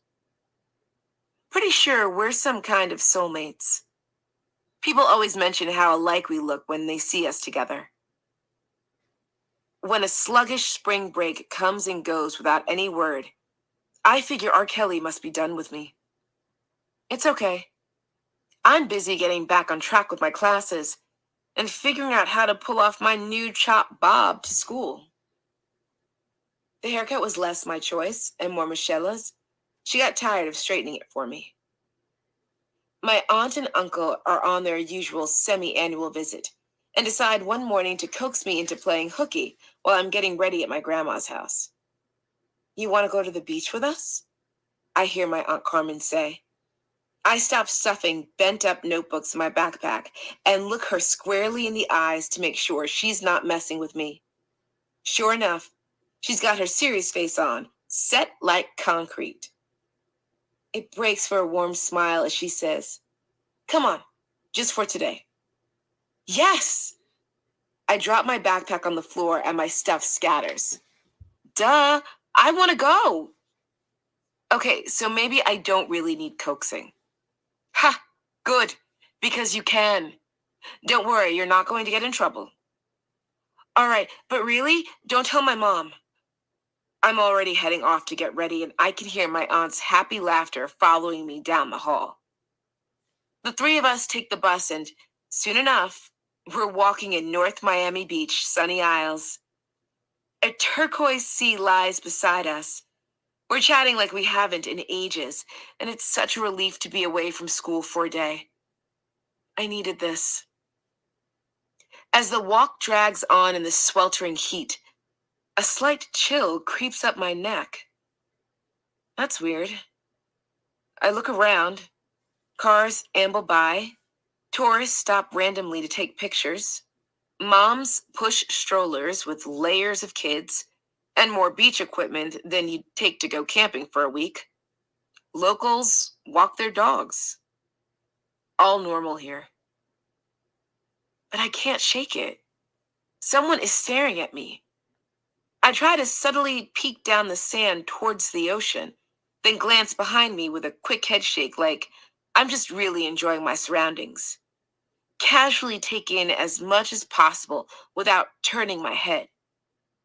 Nothing. But I can feel it all over my body like ants. that uncomfortable presence. About 20 feet further on, I notice a BMW with a bunch of guys stuffed inside, being loud, sticking hands out the windows, joking around. They're a block away, but I'm positive they passed us before. I saw them when I was looking around earlier. They must have pulled a U-turn to come back. Not exactly weird on a beach drive where people are shopping, finding parking, and trying to see the view. The car isn't far off, but also not directly in front of me or heading towards me, which is good. I see it park, a beacon black BMW just sitting there. Faces inside are directed toward the beach, out the windows, but I can't make out anyone's features through the treated windows. Trying to enjoy the time outside with my family, I shake it off. People can be so weird here. Who thinks they're cool in a fancy car driving next to the beach, but not actually going to visit the beach? With Aunt Carmen leading, we march our stuff over by the pier. I still have that off feeling, but we're not even on the street anymore. All I see are families with colorful umbrellas, couples awkwardly rubbing suntan lotion on each other, and those super fit people who, for some reason, always want to play volleyball or frisbee and show off their tan, muscular bodies as they leap into the air. I set my things down on the sand, strip off my cover-up, and wade slowly into the water. My aunt and uncle end up in a lively conversation with a psychic lady sitting nearby. I'm crouched further down where the sand starts to go damp, listening to their conversation, when my eyes graze over the psychic's head and spot a man point blank staring at me from above the pier.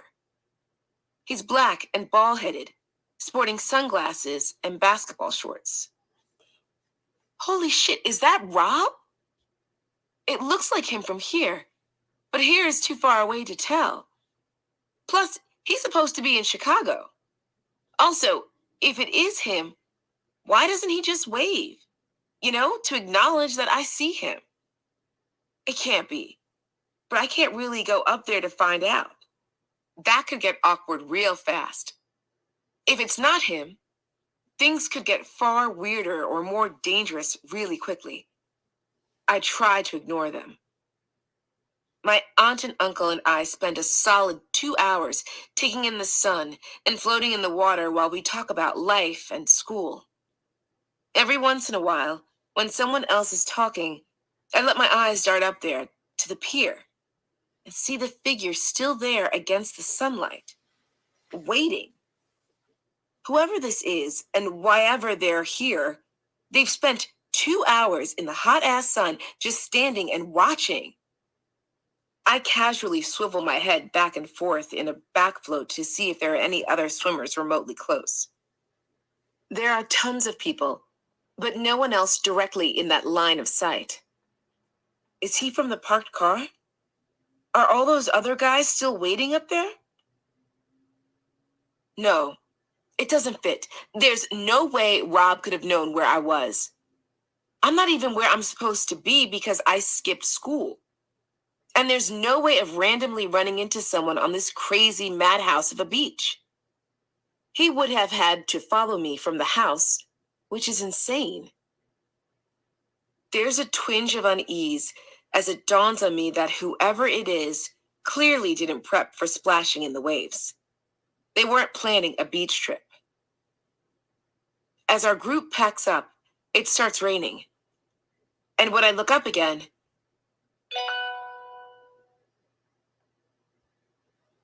the man isn't at his post on the pier anymore. Not far away from where he'd been standing. Yeah, this book is The such car a is still lie, there, man. It don't even parked. match.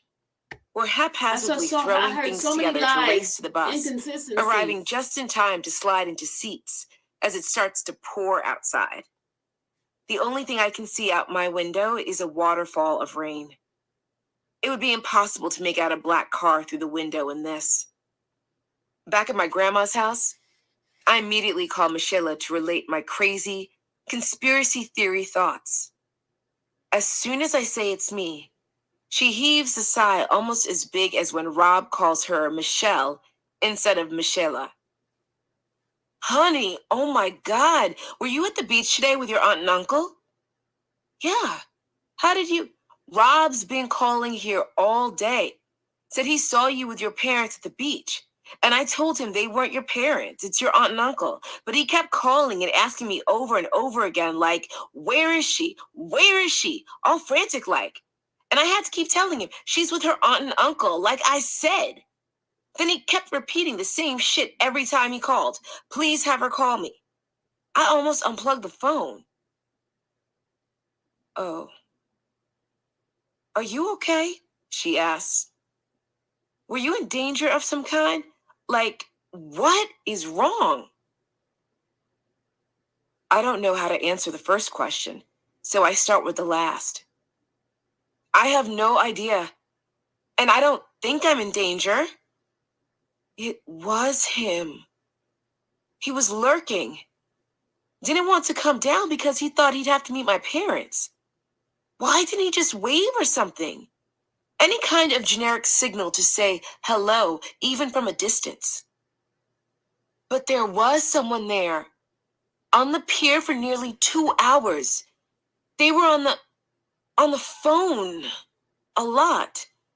My brain is scrambling to connect everything. On that fishing pier. Just staring at me. I don't know, Tanya. And you think that was Rob? Black, wearing all black, sunglasses, basketball shorts. Oh shit, yeah. And he didn't even approach you or nothing? No. My voice sounds faint. Because he thought you were with your parents? That's weird. He's a weird one. I start to laugh, but choke on it and break into a hoarse cough. I'm still too shocked by the revelation. Yes. I mean, yeah, I guess so.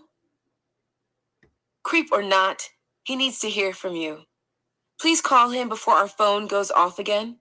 Also, you better call him before he dials Gladys, and you get in real trouble. We say goodbye to each other and hang up.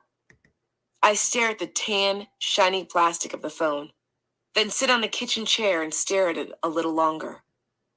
This is crazy. Should I call him? It's too early in the day for that. He has a Chicago number, so it's expensive to call before 9. If I don't call soon, though, he's going to keep calling Michela. Ugh. I don't want my grandma to have to pay for a Miami call to a Chicago number. It'll show up on the phone bill, and then she'll know something's up.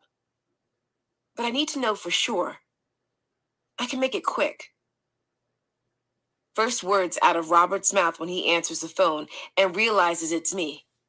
Lizette, please, please come over today. I saw you at the beach and I didn't know what to say. You look so pretty. The words stumble out so fast, it takes a second to register. Oh my God, she's such a liar. He's apologizing to me, right? Begging me to come over, like we're super close or something. R. Kelly. R. Kelly apologizing to me for not saying hello at the beach. Life is getting stranger by the minute. What were you doing? I ask him.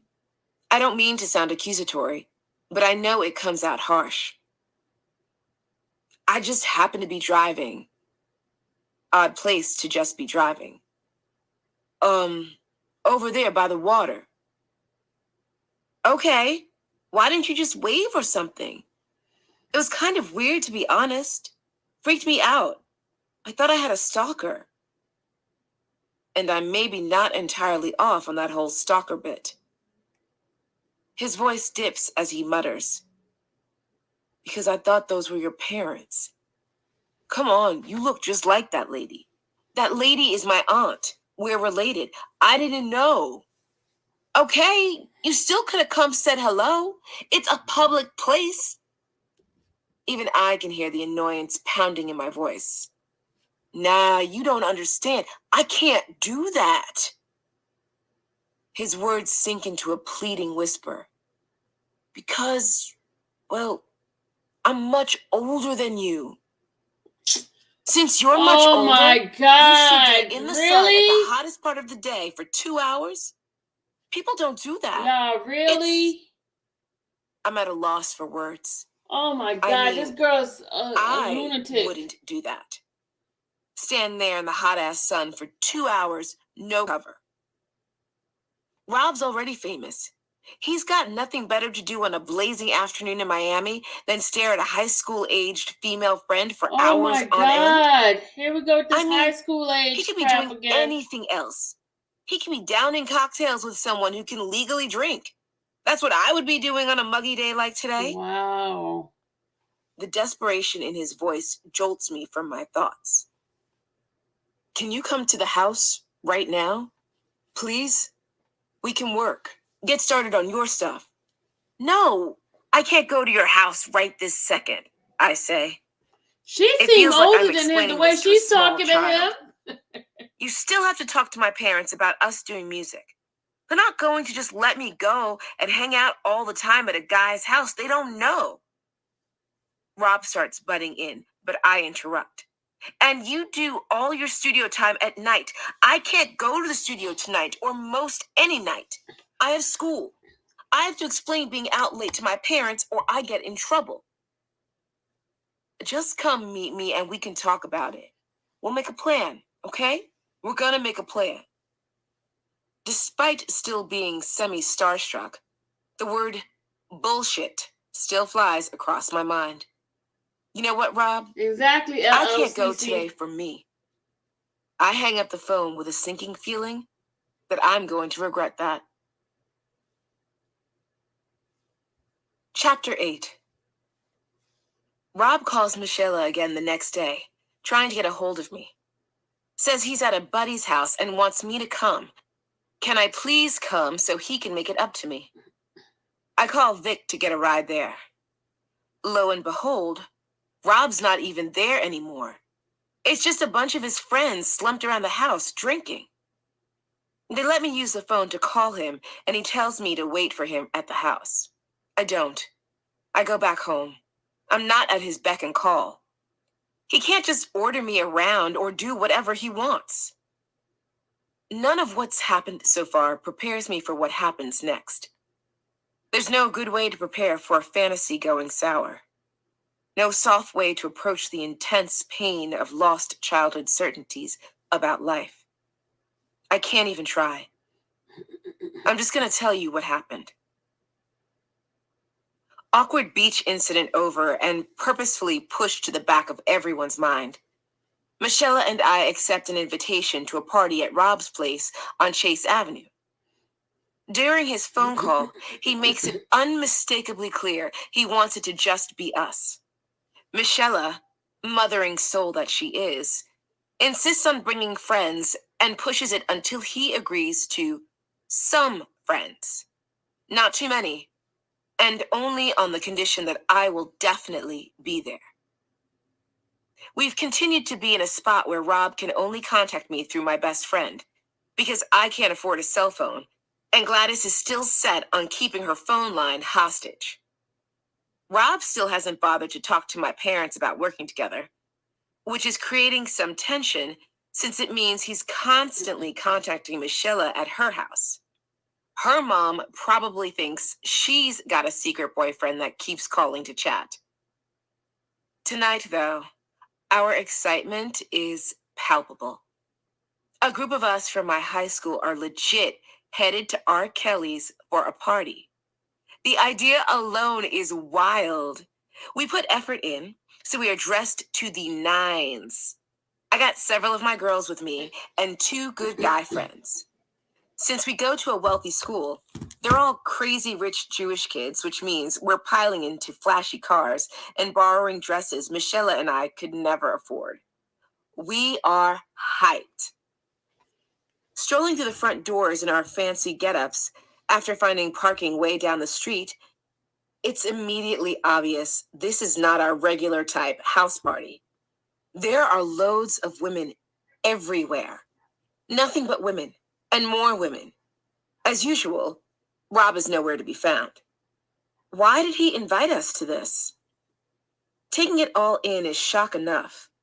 A stripper pole flashes under lights in the middle of the main living room. Dancers are everywhere, stalking the room like cats. They lean over the right people and laugh at the right moments, sweat shining on their bodies and heels high as can be. The air itself is hot and chaotic, and the combination is suffocating. My friends like to party, but not like this. Despite the money in their pockets, they're still average teenagers who go to football after parties to basically drink in the basement of our parents' homes. This isn't our scene. None of us have experienced this on our own terms yet, especially with people our own age. It's over our heads. Everything is a little disjointed. No one knows where to go, where to look, who to talk to, or how not to be obviously out of place. This is next level shit, and no one seems up for it. We've drank, but not shots off bare bodies. We thought we partied somewhat, until now. Slipping under and around ladies in sparkling, sleek outfits, I start wandering and hunting for Rob while trying to avoid brushing my dress against sweaty partygoers. Instead of Rob, I run into Mac, who flashes a smile and yells loudly over the noise. "Oh, hey! Rob is waiting on you!" "Really? Because he doesn't seem to be here." "Yeah, I'm gonna call him for you." "Mac, if he's not coming back, it's fine, but we're gonna leave." No.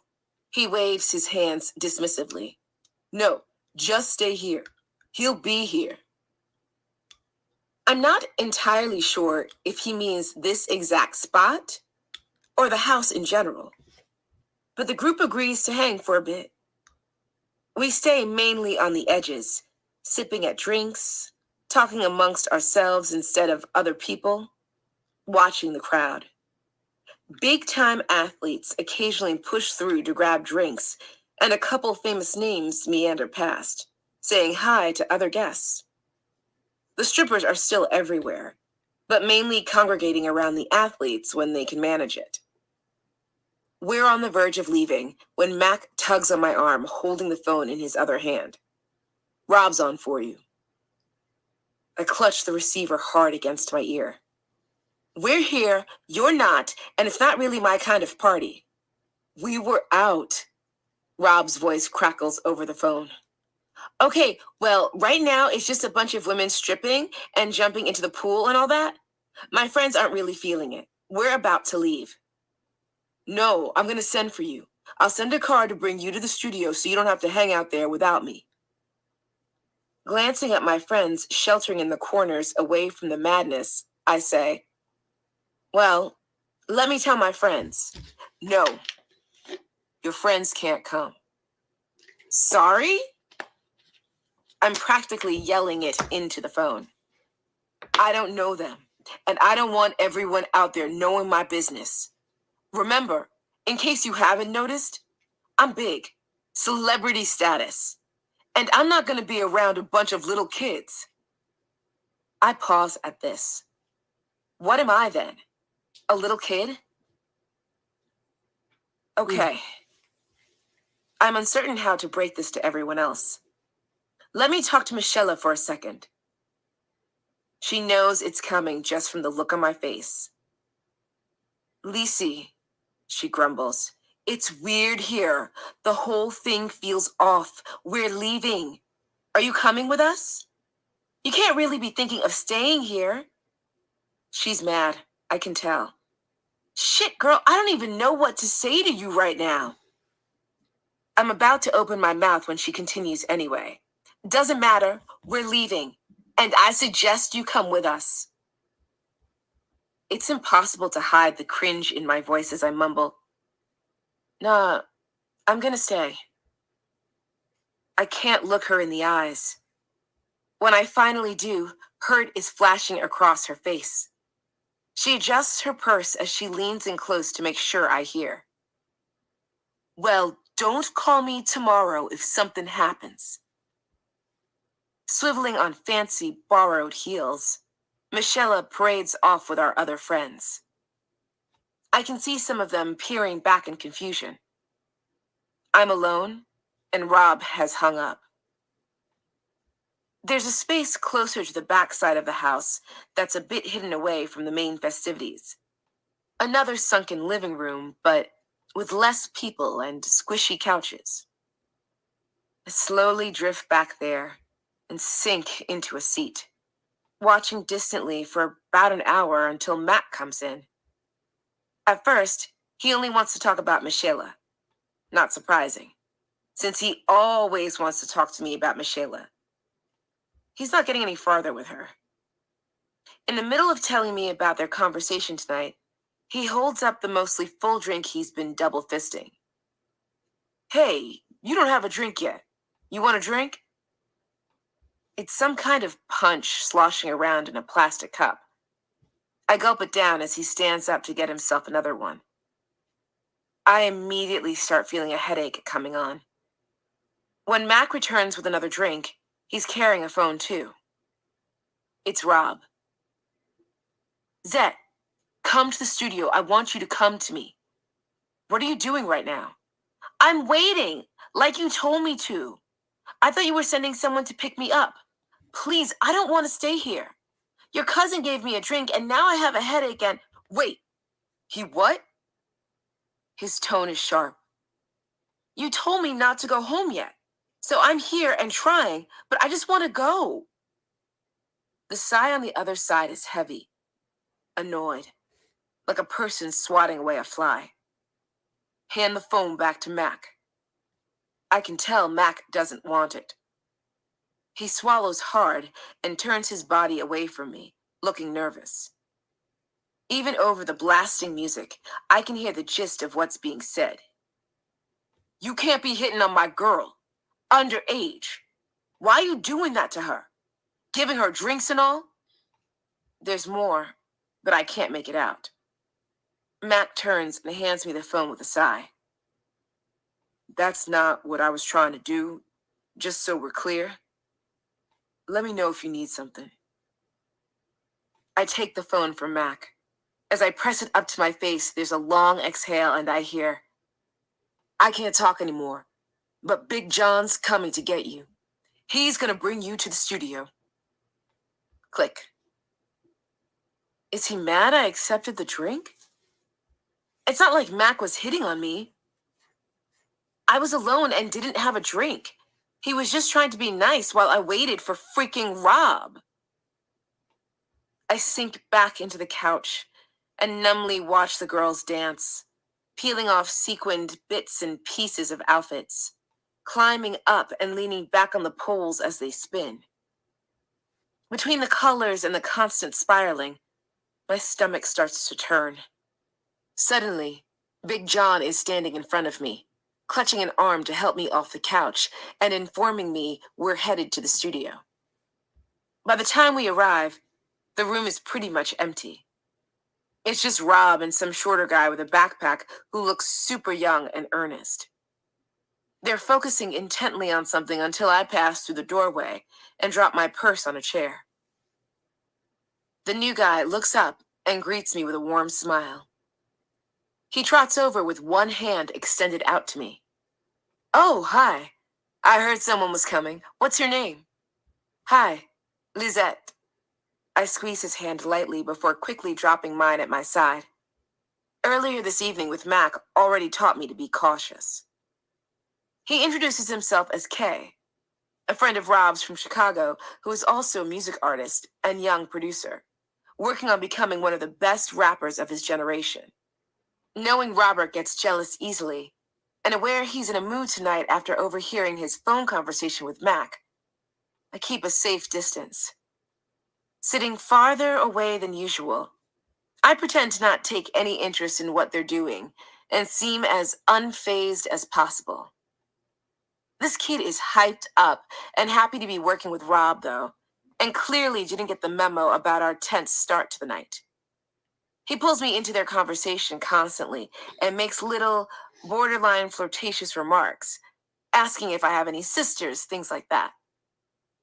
When they finally decide to wrap up, Kay asks if it's possible to catch a ride. Rob drives a Mercedes with just the three of us.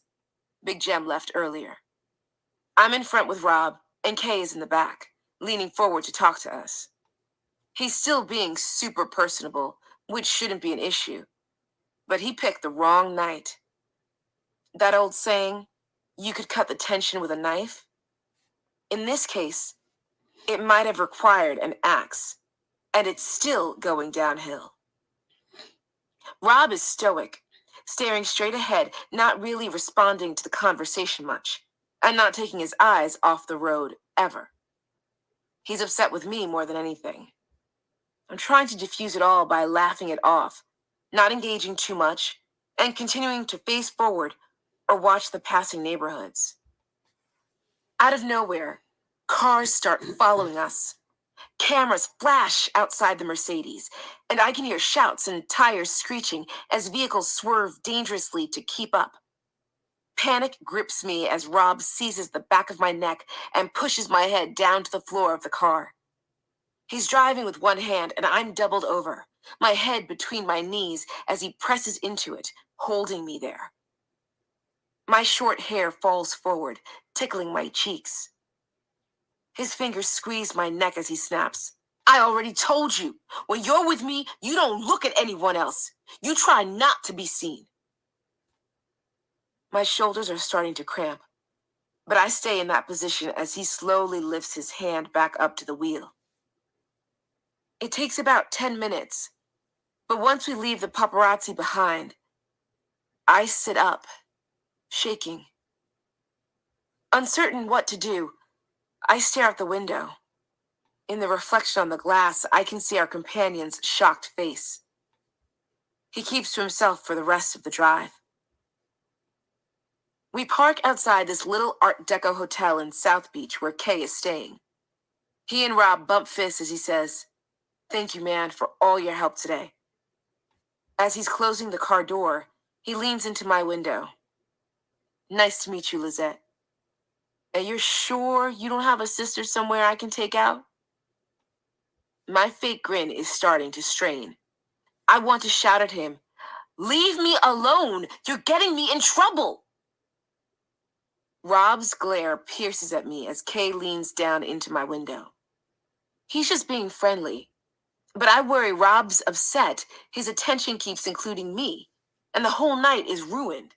As Kay waves us off, shifting his backpack to one shoulder and heading towards the glass front doors, I whisper to Rob, "Okay, let's get out of here."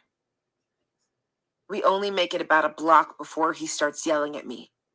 "I don't know who you think you are talking up my friend." I wasn't trying to talk to him. He was talking to me. That's your problem. You talk back too much. Tears form as I turn to him and ask, "Why are you treating me like this? I didn't do anything." "You need to learn your place." He's not even looking at me. His eyes are fixed straight ahead again. "I told you before, you don't look at anyone, you don't look out the fucking window because there might be press trying to follow us. You stay down. I don't need that shit." Keeping my head tilted towards my lap this time, so no one can see me if they pull up next to us. Tears fall to my dress. There's no way to stop them at this point, and it doesn't matter anyway. It's not even my dress. I borrowed it from a friend. A tingling runs up my leg as Rob's hand gently caresses it. "Hey, calm down. It's okay," he whispers to me. I let him comfort me as we drive the rest of the way back to the house. The moment Rob sets foot inside the door of the Chase Avenue residence, a screaming cluster of women are clawing their way towards him. Excited shrieks split through the pumping music, and he's swarmed by bodies in seconds. Passing hands trail lightly on his back and across his chest, hips stretch forward to get closer. The crook of an elbow is slung around his shoulder, and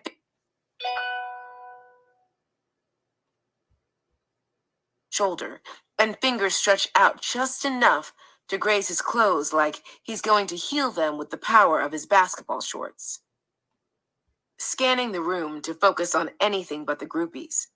It surprises me when a hand abruptly pushes under my elbow, and I realize Rob is rushing me up the stairs, away from the madness. His voice rings in my ear to tell me to keep heading up, so I do.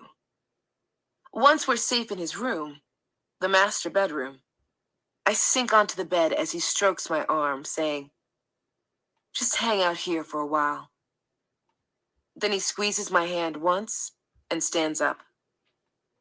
"Wait, where are you going? Are you leaving me?" I've spent most of the night waiting around for him, and I'm nervous about being left alone at this kind of party. My sole reassurance there is knowing Rob wouldn't stand for anyone messing with me for 1 second. They'd regret it forever. He shrugs. "I need to go downstairs for a bit. It's my party. I have to show." I'm torn between wanting to be with him and hating the crowd down there right now. The rest of the car ride had been quiet, so maybe Rob figures I'm in a mood and will ruin the party vibe. That could be why he pulled me up here so fast. Not to protect me, but to not have to look after me. Although it's also possible he might actually care, knowing I've had a rough night. Could be, because he's right there in front of me, telling me it's okay to sleep. It's okay to sleep. He'll wake me up later. Still foggy from the punch I drank earlier, I nod and relax into the sheets. Sleeping for a bit sounds nice. I can join whenever. They'll probably be going hard for a while. If I'm too tired for that, Rob will wake me up when he's ready to take me home, or we could hang out tomorrow since it's Saturday. But when Rob's muffled footsteps leave the hall, all the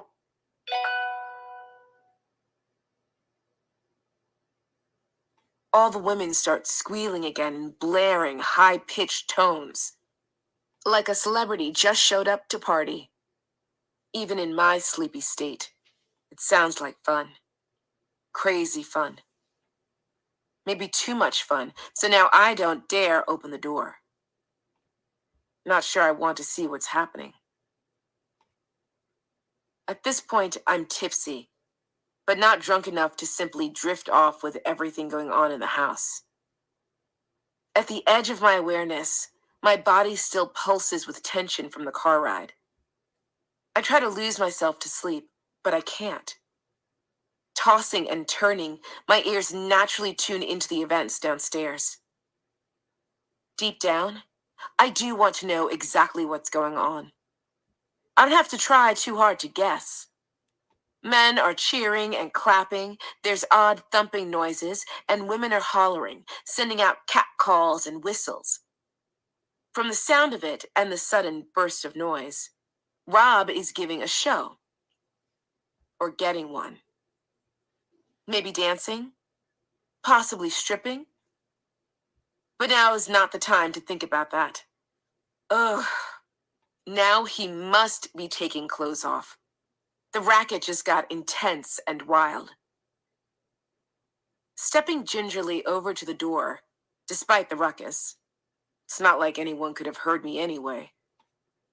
I crack it a smidge and try to catch a glimpse of what's happening.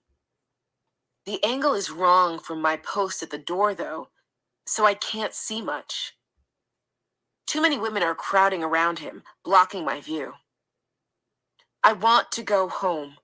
I want to run out the door and keep running until I pass through the front door and fall into the safety of my own bed. Michelle already left. My friends split too, went to a club when they didn't like the vibe here. I'm stuck. Unless I'm ready to sprint past everyone into the street and attempt to find my way home. Or better yet, call my parents by waking up Gladys. Ha! No. I got nothing. Stuck. The word sinks into my chest, burning as if I drank something hot too quickly. Nudging the door shut, I head back to the bed, wrap myself up, and try once more to force myself to rest. My consciousness finally manages to drift into a light, stressful sleep. Early morning rays fight through the blinds when Rob finally knocks the door open hours later. Crawling onto the bed, I can feel his hands on my body, running up and down, gripping a hip, squeezing my thigh. His fingers start moving faster, squeezing harder, and the movements became more intense, more frantic. "Take off your clothes," I hear in my ear. What? The fog is still there. Not waiting any longer, Rob grabs me by the waist and flips me onto my back, kissing me roughly. He reaches one arm across my shoulder and pushes himself over me, fingers first fiddling with my pants, then pulling at them, sliding them down and off my ankles. I'm stuck between frozen uncertainty and searching for some kind of absent self-preservation instinct about what I should do. My brain offers me nothing. I stay frozen. My head still aches from the spiked drink. I've hardly slept and my mind goes numb at the harsh touch. What is he doing? As he hooks a thumb around the edge of my underwear, my hips lift automatically to help. It feels like what I'm supposed to do, what I have to do. She's such a liar. What am I doing again? Rob strips down quickly. He's undressing, taking only seconds because his daily outfit is always gym shorts and a Nike shirt. No undergarments. Ever. The only part that takes any time at all is him yanking the glorified Nike Jordans off his feet. Then he kisses me hard again and rolls me back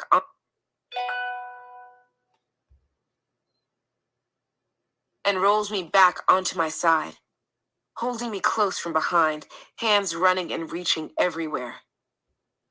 I can feel him sliding between my legs, poking, pausing, then forcing up and in as pain tears through me. Oh my God. I'm a virgin. Oh, I everybody's was. a damn virgin. He never asked me directly. Oh but he my knew. God, everybody's a damn virgin. Or if he didn't know before, he does now. Everybody's a damn virgin. I thought this moment normally came Oh with my candles, maybe dinner, sweet God. caresses She's a under the virgin. moonlight. Geronda's a virgin. Thoughts circle in The slow other motion, girl's a virgin. drifting just out of reach. Everybody's Like, a damn virgin. I'm not all the way here. I'm not on birth control. Oh my God. And don't carry condoms because I've never needed to. Wait! Wait a minute, she said she never carried head. condoms. She never needed I'm to? not prepared for this. What do I do if I get pregnant? It hurts so much, and I don't think he's noticed. Do I say something? Rob pulls away, and I can sense him readjusting. He's resting back on bent knees, and for a moment, I think it's over. Then he maneuvers my hips to flip me over and props me on all fours. You hear her? She's such a liar. Holding me up with one hand, each cycle burns with fresh pain. Eyes watery, I turn my head to try and look into his eyes, blinking away tears, but it's like he isn't really there. His eyes are unfocused, just staring, almost angry looking. Someone is there, but the Rob I know is definitely not. He hardly notices me. The intensity on his face says, "This is what I'm doing right now, and it's what it's gonna be." There aren't other options. Any thought I had of stopping him disappears. I'm afraid of that face. All he's tuned into is the motion, himself in me, what he's doing. I'm struggling to stay up on hands and knees for him, wanting to prove I'm capable, his equal. Oh my God, but it hurts so y'all. much. Y'all hear this? This is what it's like though, right? Y'all hear this? He wants me. And this is what he wants from me right now. Y'all, you hear this mess? Next thing I know, he's tugging at my arm, pushing me to the ground until I'm on my knees.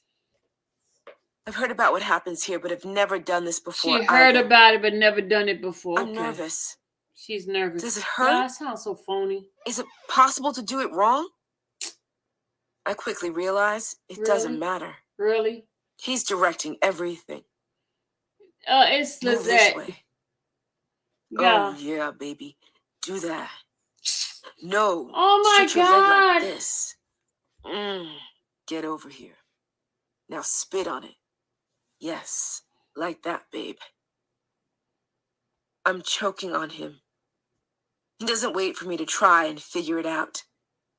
His hands push my head towards him as I try not to gag. I catch a breath whenever he pulls out, slapping it on my face. Fingers grip the back of my head, tense in my hair. As he doubles over, it comes into my mouth, but he's still gripping, so I can't pull away. I want to throw up.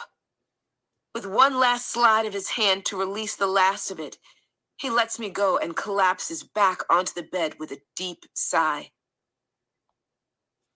Still on my knees on the floor, I'm trying not to vomit. Wiping my mouth with the back of my hand, I crawl back she didn't onto throw the up, bed y'all. and lay there. First time doing it, she didn't Tears throw up. streaming, Come on now, stop lying. Knees tucked up to my chest. The lower part of my body burns with hot pain. Rob doesn't touch me.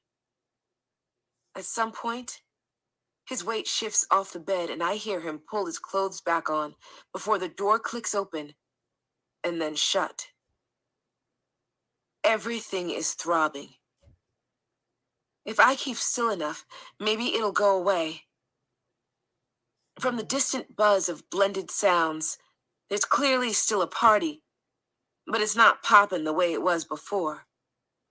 Voices, laughter, and heavy bass reverberate through the walls, but it's died down some. It seems like no time at all has passed when Rob swings the door open again and heads into the bathroom. It sounds like he's sniffling. I can't imagine he's crying in there. I must be hearing it wrong. Yeah, this sounds so stupid. Suddenly, Rob is out on the carpet in front of me, leaping around in a decorative tribal mask he's plucked off the wall. He is fucking wired and dancing like a crazy person. Meanwhile, I'm miserably crying on the bed, limply watching from a pillow soaked with tears. Maybe he's trying to break the ice by being ridiculous. Oh my God. It doesn't take a genius to know I'm hurting. He probably doesn't know how to make me feel better. When I don't muster much of a response, he sets the mask in the bathroom and disappears downstairs again. I continue to lay there, heart thumping, my legs pressed tight together as I lie on my side and stare at the wall. When the door clicks again, it's Rob shutting it behind himself before stretching out on the bed to sleep. When his breathing becomes relaxed and heavy, and I'm positive he's asleep, I pull on clothes, creep downstairs, and clean up the party wreckage.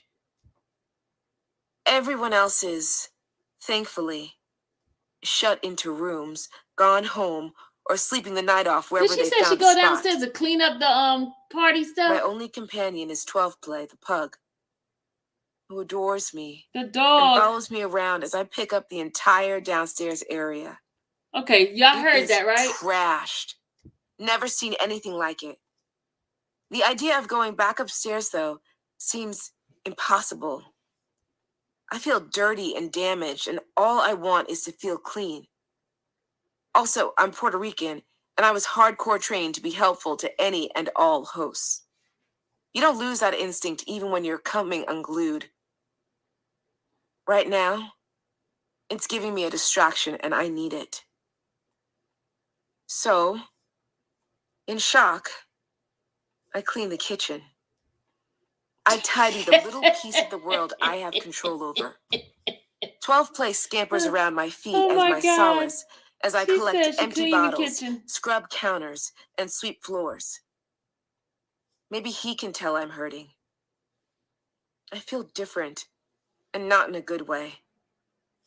As I'm finishing up, Rob traipses down the stairs.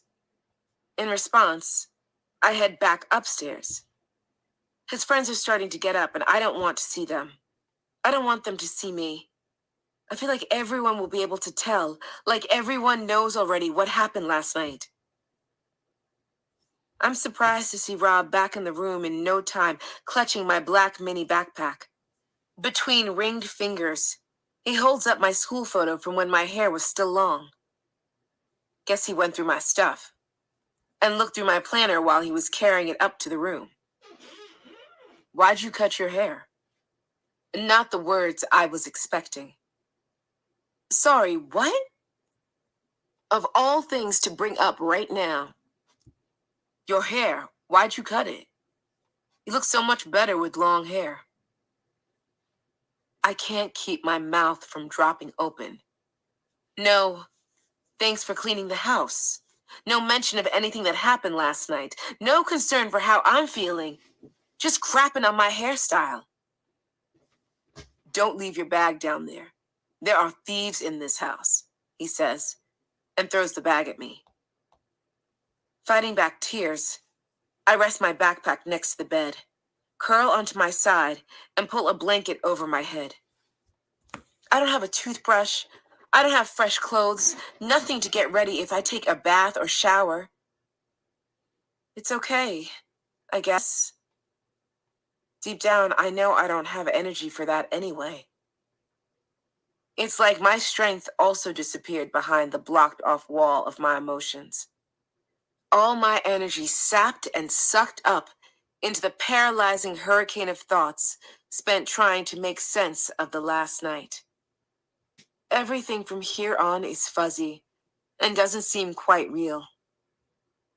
Pretty sure he invites me to the studio, but I have nothing to get ready with or wear.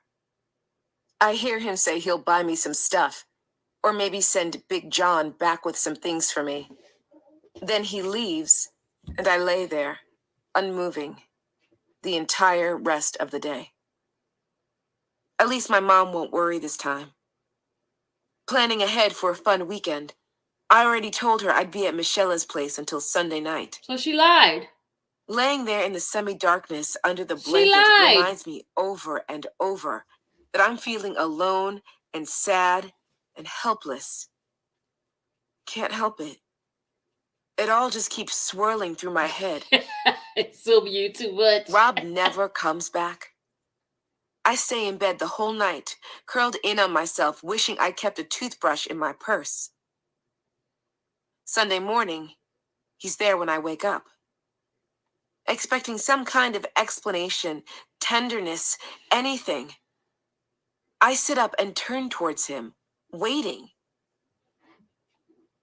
He hands me $40 to take a cab home.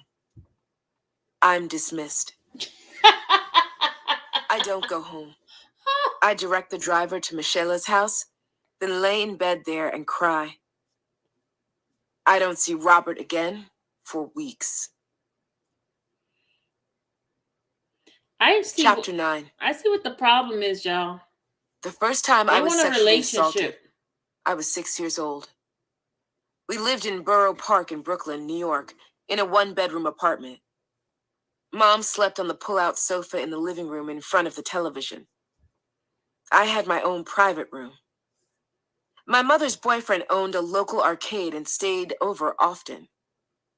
It wasn't unusual to find him at the kitchen table, drinking coffee when I dragged myself to a kitchen chair for breakfast in the morning.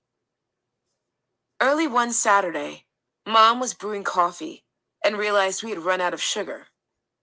A shout from the kitchen explained she was going to the neighbor's house to grab some. At this, I poked my head out of my room and wandered out into the hallway, just catching sight of her coat sleeve as she closed the door behind her. Only then did I notice Mr. Boyfriend, who leaned shirtless against the arm of the sofa. Watching me linger at the edge of the kitchen, he patted the open mattress space next to him, telling me to come take a seat.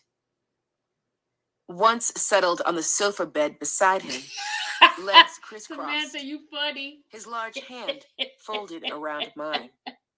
Samantha, you He funny. massaged it for a second before unzipping his pants and using it on himself, eyes focused on me. Then pushing at my shoulder, he had me lie down and put himself on my lips, telling me to open my mouth. I thought she was a virgin, I shook my y'all. head, lips pressed tight, so he told me to open my mouth like a good girl should. If I didn't, he said, he would hurt my mom. Complying, I opened my small mouth, struggling to breathe in the short fragment of time before the front doorknob began to twist. The noise startled both of us, and as he pulled away in a rush, wrestling with the button of his jeans, I jumped off the bed and ran into my room. Slamming it behind me, I leapt into the safety of my bed and stayed there. My mother must have noticed something was off, because she knocked soon after and perched at the end of the bed, asking if I was okay. Guessing what she would want me to say, what would make her feel better, I said yes. A few days later, I came home from school to Mom cracking open what looked like a third or fourth beer and cooking eggs and rice with sausage, a usual of ours. I headed straight to the fridge to pull out the ketchup and set it next to my plate on the table. She knelt down beside me as I shifted a hip onto my chair. Baby, did something happen when I was getting sugar the other day? I didn't want to answer. I knew it was bad, and I didn't know how this would go or if I would be in trouble. Please tell me. It's really important that you tell me, Lisi. The second I said yes, she started sobbing, followed by yelling at the empty air and pacing the floor while rubbing at her face. Then she got on the phone. The phone call was to my uncle Ephraim, her younger brother, and a notorious street boxer. Known for being tough, no games played, he was my absolute favorite uncle. Fit and strong as can be, but also carrying a huge soft spot for his family. He had a good heart, everyone could tell. A few days later, the arcade was gone, destroyed in a fire, and the owner was nowhere to be found. I wondered if it was my fault. Same as when I was a kid, Sound I like the don't bring birds, anything cage up. birds sing, don't it, y'all? I would lose everything that matters to me right now if I lost Rob. He knows he hurt me. He watched me cry, saw the pain. He's aware. It's still nagging at me that he hasn't apologized or mentioned it. So now, I listen to sad music and try to justify it to myself. He cares about you, and you were practically together anyway. You knew it was going to happen at some point. You put yourself in that position. It's not just on him. Maybe he was drunk, or the drugs messed with him, so he didn't have his head straight either. Now he's a drug He's had addict. it rough too. We're both hurting. It's good we found each other in all this mess. After what point is numbness the basis of where you start every relationship and every sexual encounter? When you're abused as a child, where do you learn the lines of what's normal and what's not? Why is there no book that lists all the ground rules? Your fairy godmother should be coming in a puff of smoke. Peter Pan arriving at your window to take you away before you grow up too fast. Even when stuff hurt or felt entirely wrong, everything set up around it made it feel normal, almost expected. This is life. You accept it. The second time I was handled inappropriately, it was my older She male said, cousin. get the help you need. The third, my babysitting gig. He told me to take my things off because he wanted me to try on his wife's clothes so he could see what fit and then would maybe consider giving me some items. The good parts with Rob were fairy tale unreal.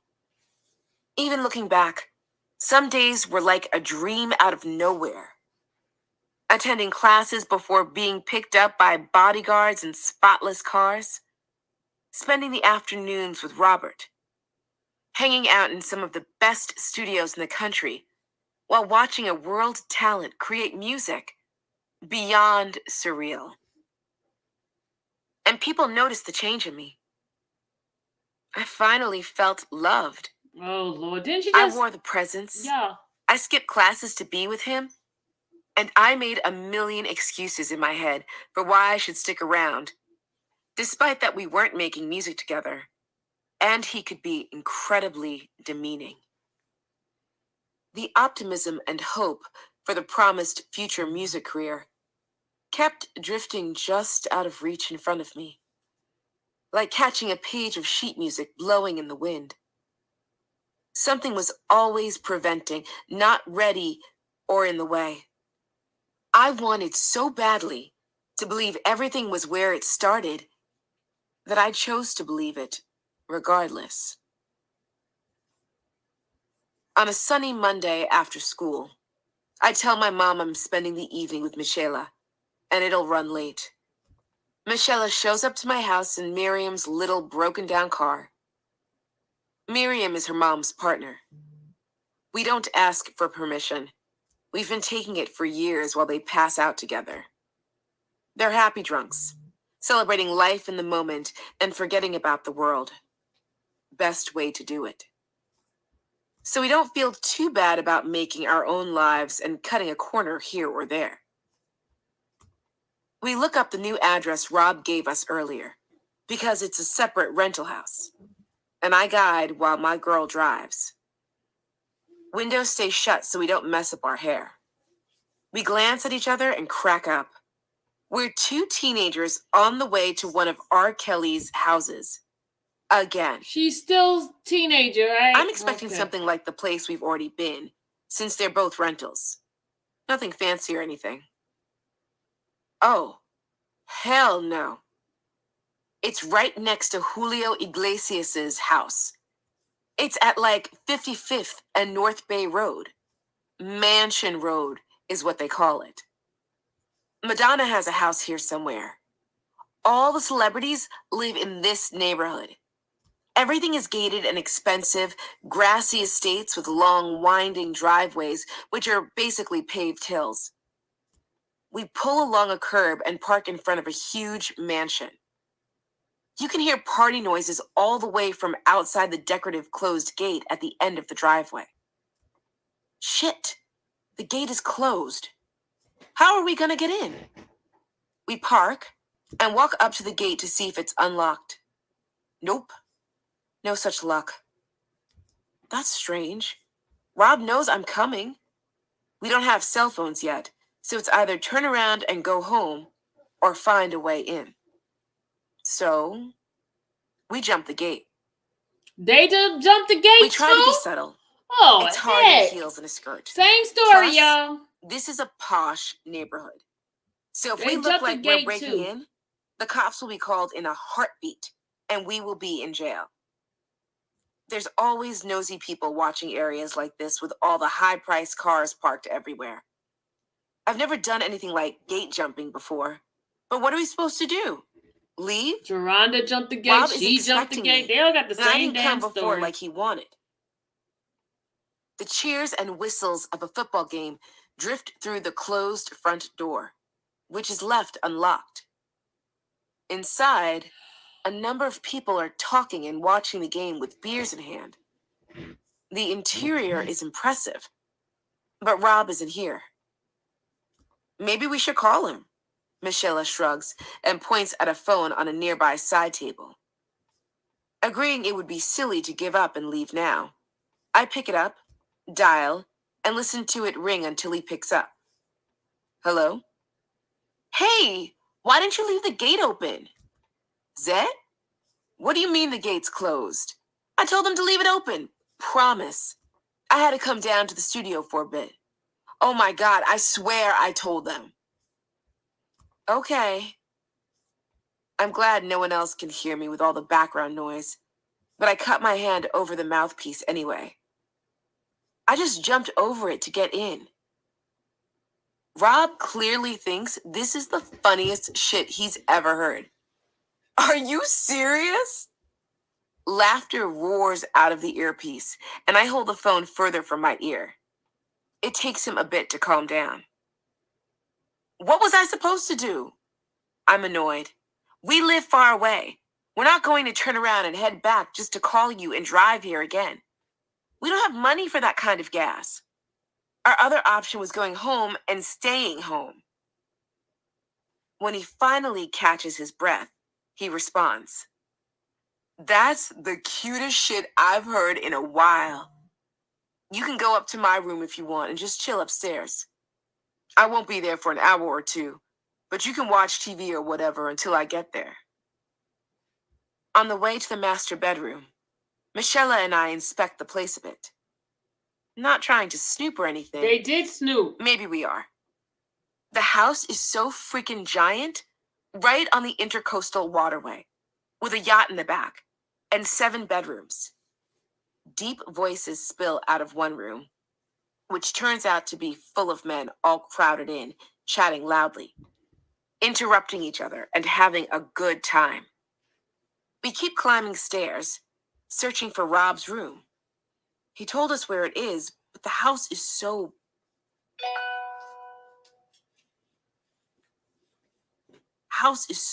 big. A tad more wandering, and I'm pushing open the door to Rob's private living space, the master bedroom. Michelle and I slink in awkwardly. It's a little weird to be in someone's room without them when you've never visited before with them. My feet stop before I'm even entirely inside, and Michelle bumps into my shoulder, then looks over it, following my gaze. Women's clothing is strewn all over. Makeup bags, eyeliner pencils, blush, mascara, straighteners, and curling irons pile up in random places and lay stacked in front of mirrors. Heels of various bright colors and heights lay scattered everywhere. What the hell? Michelle's voice cracks through the panicked ringing in my ears. I know I'm not Rob's girlfriend, obviously. But we've been intimate, close. Instead of rage, I can only muster disappointment and a sense of dread. I don't know where I am on the list. Didn't know there was a list. It felt like we were getting there. Like he wanted me to be a permanent fixture in his life. I love him. We've said it already, both of us. Yet, here is the evidence of other women dumped across the floor. The reality of others isn't quite kicking in. It doesn't fit. He told me he loved me. As the hurt ripples out from unbreathing lungs, anger swells, and I start to cry. Michelle looks at me. Girl, why are you crying? I mean, look at this. I wave my hand at the messy fragments of other people's lives. Other women's lives. Well, she says slowly, what did you think he was doing? You think there's no other girls? Despite Michelle's advice, I call him on the house phone. I'm shouting from the second he picks up. What the hell is wrong with you? Why would you even tell me to come here? What if a girl was staying in your room when I got here? You're not Why his would woman. you do this? Are you trying to intentionally hurt me? Blah, I'm blah, throwing blah, questions blah. as fast as they can race through my head and out my mouth. Rob's curses pound through the phone back at me, followed by, you really think that? That's your problem. I start to lose my courage entirely. Maybe it is my problem. You're just jumping to conclusions because you saw something you don't get. You told me to go to your room. Don't let my voice shake. Focus on that. That's your room. So you know, me with my friend here too, it's embarrassing. I feel stupid here. You are stupid. Okay, well, that isn't my fault. That isn't my girl stuff, because, I wouldn't do that to you. And I don't have other girls I'm bringing to the house. Rob goes on to tell me his female friend has been staying there while he's in the studio and moving around to different places. Switching to smooth and consoling, he claims that none of that stuff is his or has anything He to do telling with him. lies. Maybe Rob it's true. lied. Who said Rob don't Probably lie? not. Somebody said Rob don't lie I want to earlier. believe him. Still angry, he hangs up on me. He said to close down his Michelle girlfriend, shrugs one and of his asks me, friend's girl clothes. "Do you have to stay here and wait for him?" That's the old game, 'Cause, y'all. sorry, but I gotta go. With a silent nod, I let her leave. Oh, God. I'm not sure if I believe Rob, but I give in. I wait. Oh, he got game. He shows up late. My mom is probably waiting for my call, but I'm at the point where I don't care anymore. Trick. It doesn't matter if I go home or what she says. My anxiety is high already. Rob explaining the situation to my face is more important to me than reassuring my mom right now. He shows up in the middle of the night, but his version of middle of the night. Super fucking late. Woo! Since I stayed, He's he's possessive. sweet when he gets back. We watch TV, talking and laughing through it, his arm around me, until he puts his hand on the back of my head and starts pushing it down towards his lap. I've never initiated this movement from this direction. Oh, well. So I don't really know what to do. Mm-hmm. She still don't know what to do, y'all. My eyes are watering and I feel stupid all over again. That's because you are. I sneak a look up at him so he can see I don't like it. Instead, he gets mad. I'm gonna have to teach you everything, cause you don't know. Then he coaches me his way, what he likes. I do it exactly the way he says. Sleep eludes me after that. I roll back and forth, trying to get comfortable, but my heart is racing. I'm anxious he's going to start again, need me to do it again, and I won't be ready. Lying still as can be, I wait for his fingers to start seeking me out again, dreading it. I want to be left alone for the rest of the night. As the sun starts coming up and glinting through the curtains, he sits up and turns to me. My panic is immediate, and my heart begins to race. Let's go sleep in the closet. What? Too many windows in this room, he says as he grabs blankets and trudges off. I follow, clutching pillows and a quilt. We sleep the rest of the morning in the darkness of the closet. Somehow it feels safer in that enclosed space, wrapped up in a cocoon of blankets. When we wake hours later, I take one peek in the mirror and almost laugh. I look a mess. I have to iron my clothes before I go home. I hold up the wrinkled garments so he can see how bad they are. Like now, before I get dressed, they look terrible. Don't worry. I'm going to take you shopping for some new ones. His big grin makes me smile in return. I guess it's his way of apologizing. Finally. Go take a shower, Zet. Get yourself ready, whatever you need. Letting the shower run over me, I feel surprisingly calm. Like last night's discomfort didn't happen. Holding the clothes up to myself in the bathroom entryway, I remind Rob that I still need that iron. To my surprise, he immediately goes downstairs, comes back up with an iron, and cheerfully irons my clothes for me. He's smiling at me, offering to grab things for me, asking if I need anything, kissing me on the cheek. It's disconcerting, but hell, I'm going to enjoy it. If this is his way of getting back into good graces, I'm not sad about it. He's treating me like a queen. The queen True just to his start word, ironing the clothes. Rob takes me to Really, the mall to lady? buy some new clothes. We're accompanied by his friends, as usual. And instead of guiding me around or escorting me into shops while I try things on, he simply hands me $300 with a wide smile. Yeah, you're right, I've LLCC. never seen money like that. You're right. So it takes me a second to allow myself to pull my hand back with all of it. This is a crazy amount of money to me. As I realize he's just handing off the bills so I can do my own thing, my delight drops. I'm happy for the chance to buy new clothes and feel decent, but it feels like he's paying me off instead of talking to me about anything. Paying you off? Like his niceness should cover any qualms or bad feelings. It's like putting on a nice act instead of being genuine, because the truth is too hard.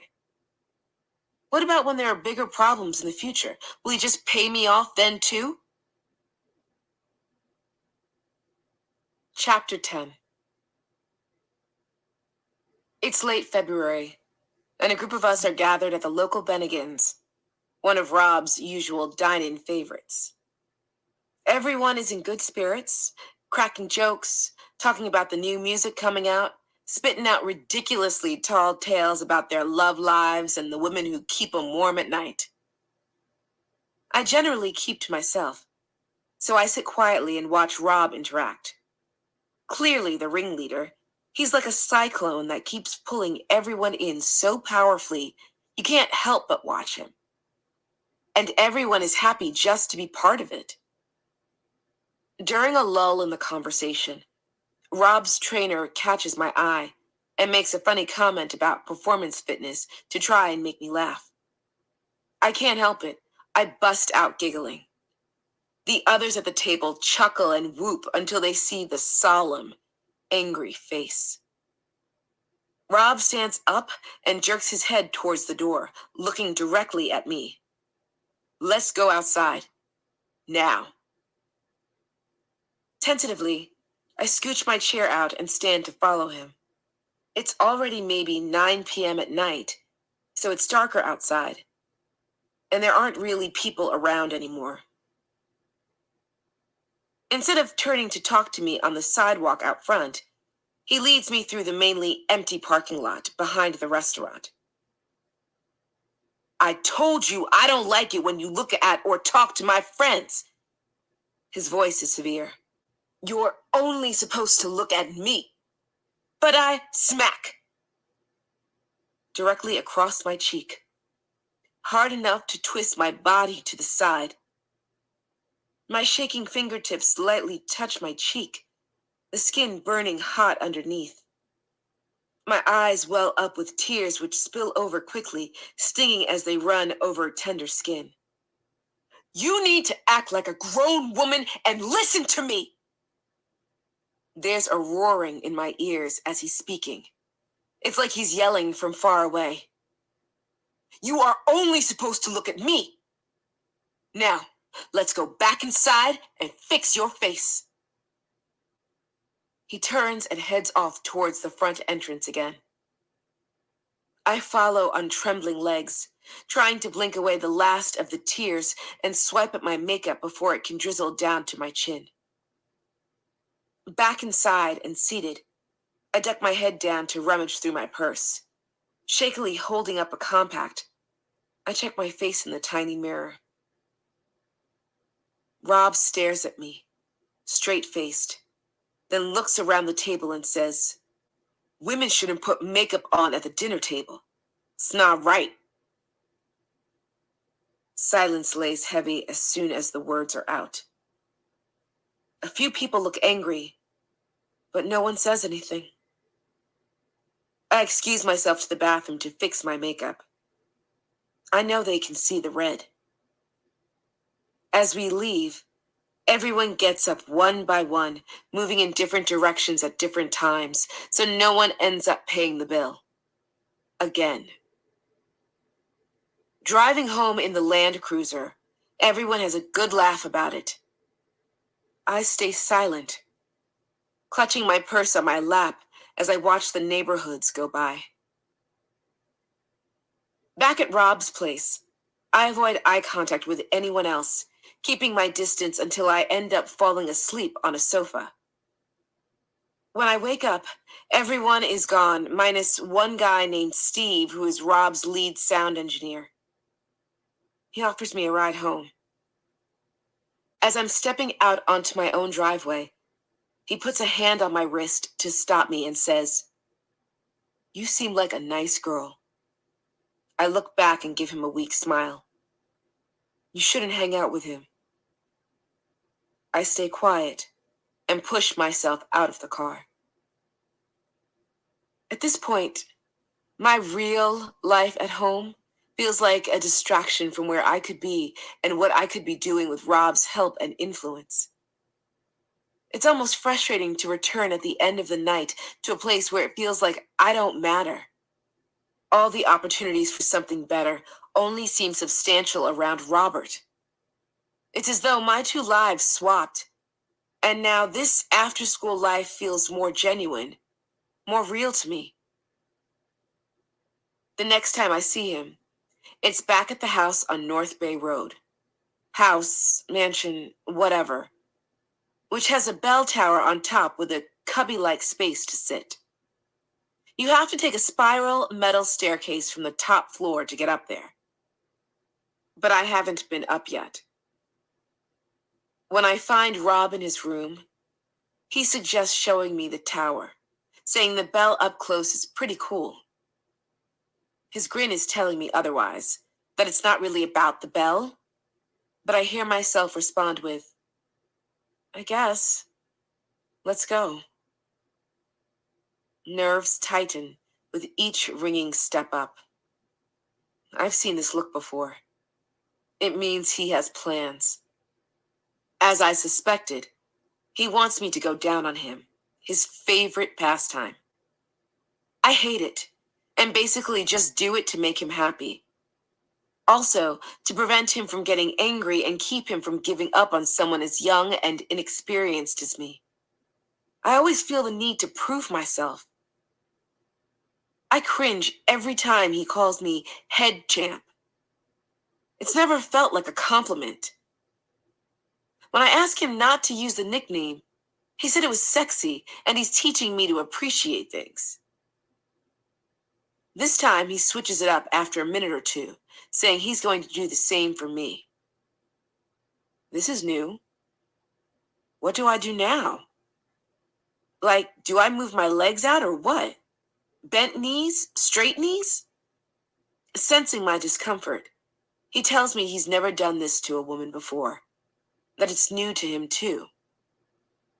I don't believe him for a second, but I keep my mouth shut. He lays on his back and tells me to sit on him.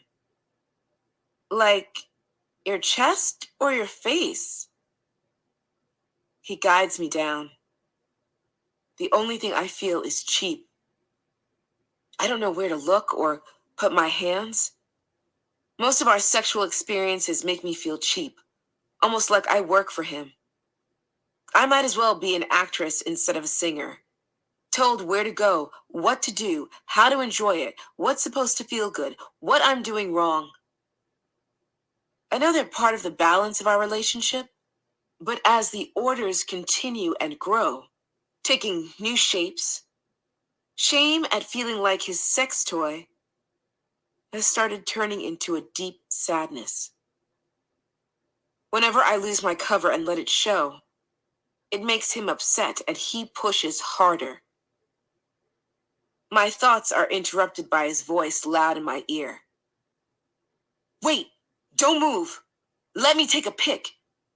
"Yes, Zet." How did I get here? This ain't a music career. We haven't even worked on my record lately. Just his. We play around in the studio. I listen to his beats and offer my thoughts when he asks. Rob is aiming for his own label, Rockland Records, and keeps saying that when it comes out, he'll make me an artist. I believe him, but it's starting to feel like it's never going to happen.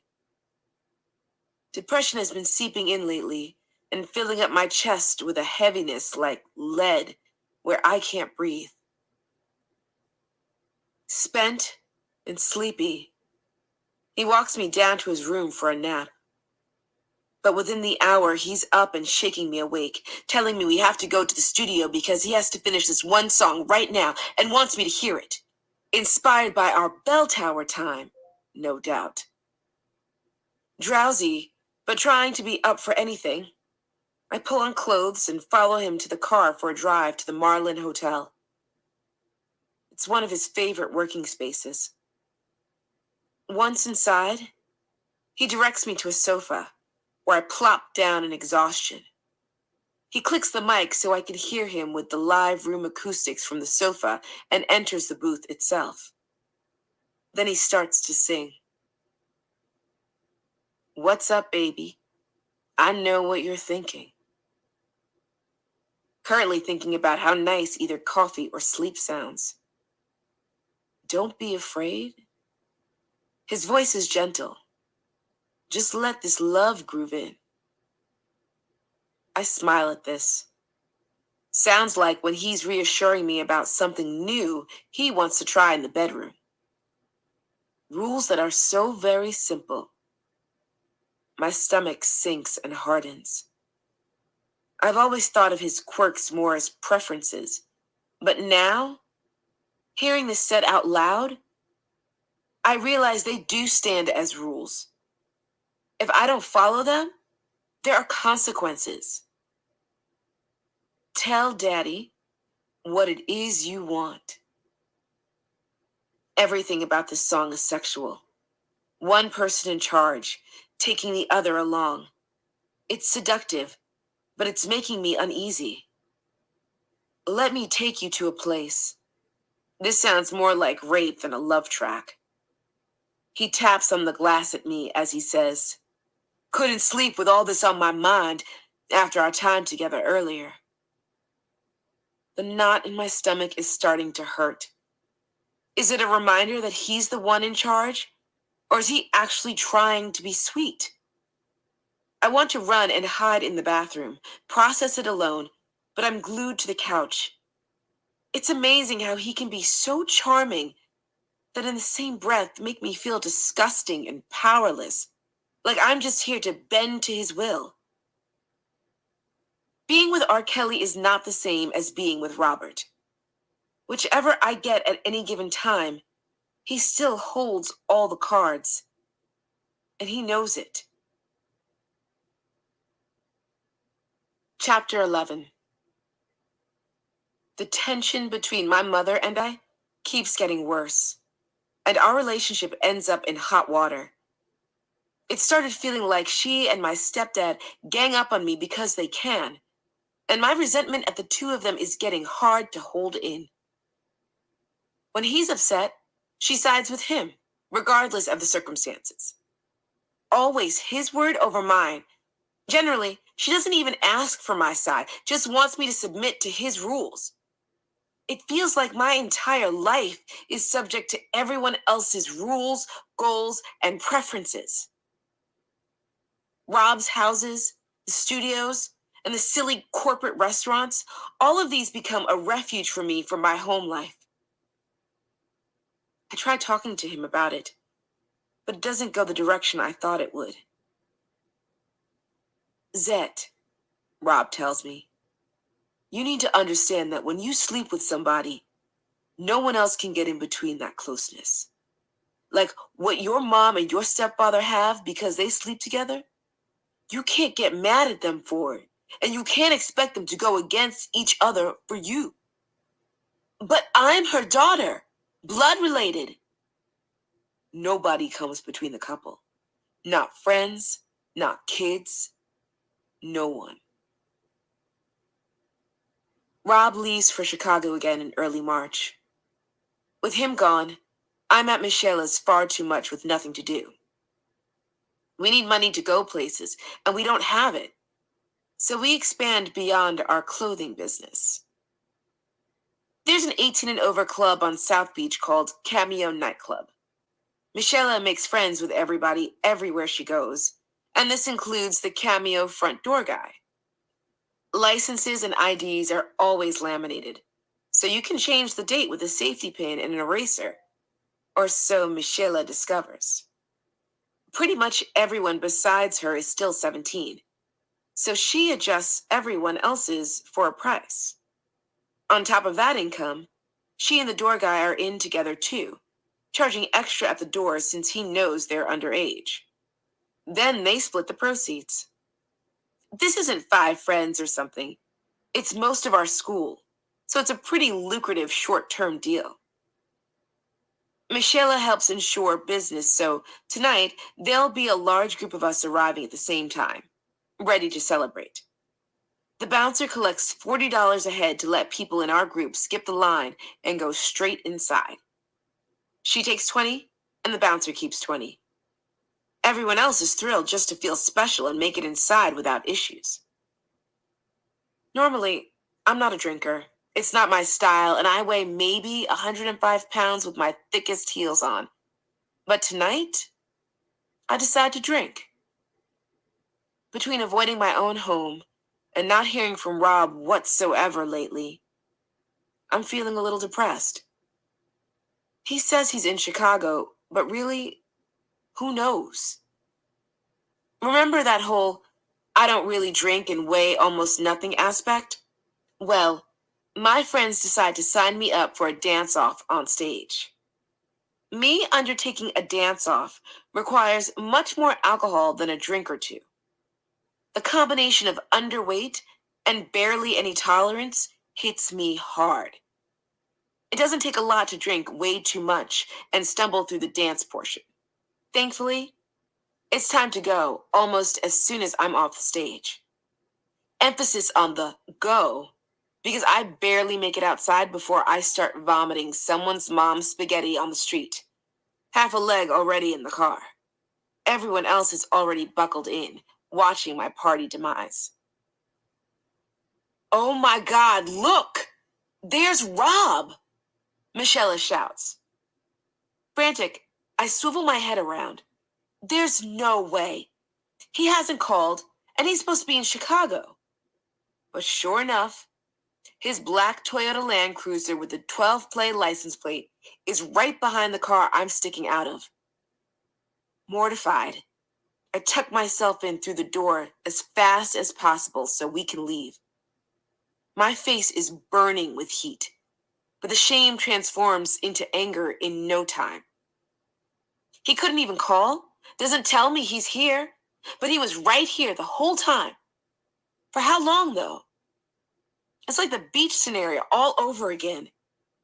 If he was keeping an eye on me, I race back through memories, trying to determine if there's anything I'd regret him seeing, anything that might be brought up later. I shouldn't be worried about his feelings when he's spying on me. But now I'm wary of accidentally upsetting him even when he's not around. Soon enough, I learned to assume that I'm under Rob's watch pretty much all the time. If it isn't him personally, he sends someone. He likes to check in to make sure I'm loyal, but doesn't generally extend it to making sure I'm okay. An odd conundrum. Despite the intensity of constant scrutinization, there's an aspect to it that's uplifting. He cares. So I do what I can to help him trust me. If Rob doesn't like someone other than Michaela, I stop hanging out with them. It's simple. And it's not like it's anyone I was super close to anyway. Getting out of this shitty housing situation, out of part-time retail jobs, out of all of this, he's the person who makes me feel like I can. I do possibly get slightly caught up in it all and end up in the studio or staying overnight on school days. Doesn't seem like it matters much anyway at this point. Eventually, between late arrivals and missed classes, one of my teachers calls my mom, saying my presence and efforts have been notably missing. Everything between us that's already been hovering over thin ice gives in. She kicks me out. I find my things tied up in trash bags out on the yard. We don't even exchange words at this point. Instead, Michelle insists to her moms they take me in. Michelle's loved me more than anyone else my entire life. School is nearly over, so it's not forever, just a couple of months. There's pushback, but she refuses to back down, insisting they let me stay with them. This does not come without repercussions. Rob calls a few times from Chicago, or wherever he is, asking me what I'm doing. He's been talking about bringing me to the city for my birthday when I turn 18. It's to the point of obsession, like all he can talk about sometimes. Probably because he feels like he can't bring me before I'm technically a legal adult. Just in case. Weirdly enough, as my 18th birthday gets close in mid-April, I hear nothing. The calls stop coming, and I stop waiting for them. I also quit expecting a trip to Chicago. Instead, Michelle and I continue low-key stealing clothes and selling them to make money so we can buy ourselves plane tickets to Jacksonville to have our own celebration in style. Our friend Nicole goes to college there, so we plan on taking a plane like rich girls and heading out to the clubs. I don't invite Rob to Jacksonville. Already know he wouldn't come. But I do try calling to let him know I won't be in Miami. He gave me a cell phone to get a hold of him. One of those giant block things you can drop off a roller coaster and it's somehow not even nicked. Nobody else knows about it really, and I don't use it to contact people generally. It was intended so I could get a hold of him and vice versa, sidestepping Gladys. I was relieved to know she wasn't listening in on phone conversations as gossip fodder for bingo club anymore. Since I'm staying at Michelle's house now, it's absolutely preferable to contact Rob directly with the cell phone. No way I'm running up a Chicago phone bill there. Despite the ease of contact and all the promises to show me around Chicago, he never even calls to wish me a happy birthday. Like the actual date of my birthday. Nothing. Don't hear from him at all. Officially an adult and officially crushed. He couldn't even take the time to push some buttons on his phone and say hello. Heartbroken me parties it off in Jacksonville to forget about both the situation and, hopefully, him. Within a few days of this attempt to let go again, naturally, Rob calls from Chicago, concerned. Not about missing my birthday, but what I might have done after turning 18. You didn't get no tattoos, right? Zet, right? He already told me he doesn't want me to have tattoos. Once he goes through the list of might have done worries, he brings up visiting him again. This time he seems serious. Over the next week, he sets everything up for the flight and my time out there. I start getting things together, and then he changes his mind. So I'm not going to Chicago. He didn't show up for my birthday, and to top it off, my principal calls me to the office a few days later to tell me my mom came by to pay for my cap and gown, which is when they informed her I wouldn't be walking with my class. My stomach turns. This is the one thing she wanted for me to get out of this kind of life. I know she's devastated. She doesn't even need to tell me. I hate myself for not trying harder. Despite not technically graduating, I'm still a senior and can attend my senior prom. Rob calls directly after I leave a low-key message about it. Priorities. Who you going with? A group. Good. What you wearing? A dress, Robert, like everyone else. Just asking. I'ma bring you to Chicago if I can't get back soon, okay? Sure, I'm excited. I don't believe him for a second, but it's easier this way. Be sure to take some photos at your prom and don't drink. It doesn't lead anywhere good. Okay, Rob. I pick out a gorgeous ivory dress, and my mom calls Michelle's place, saying she wants to do my hair.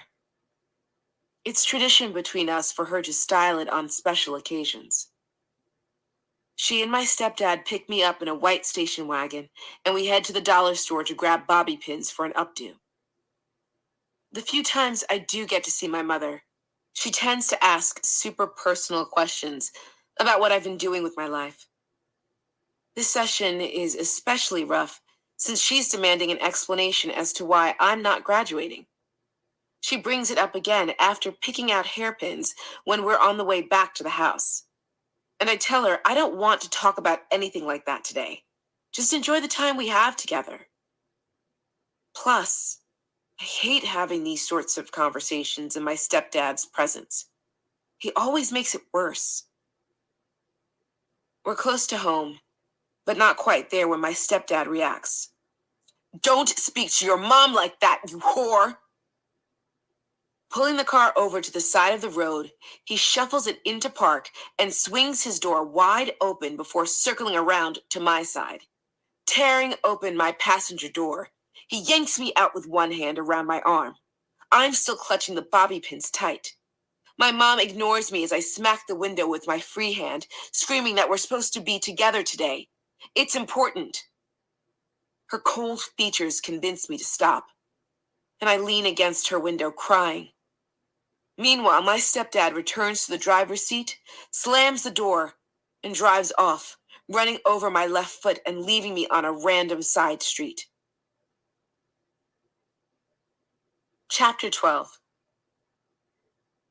While I can't dance at prom, it's still fun. After some time at the event itself, our whole group leaves the venue anyway to go to Roney Palace, across from the W South Beach Hotel. Someone's parents paid for the penthouse.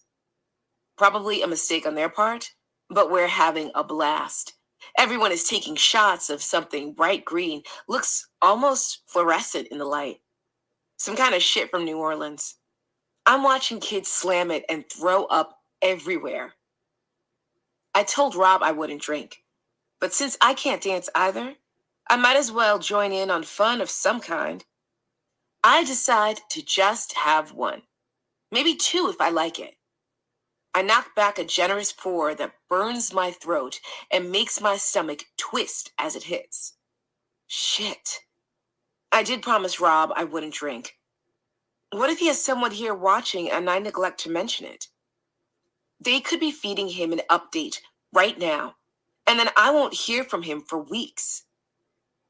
Feeling guilty, I limp to a less crowded area and sit down to call him on the cell and tell him I'm sorry, that I didn't mean to drink after promising I wouldn't.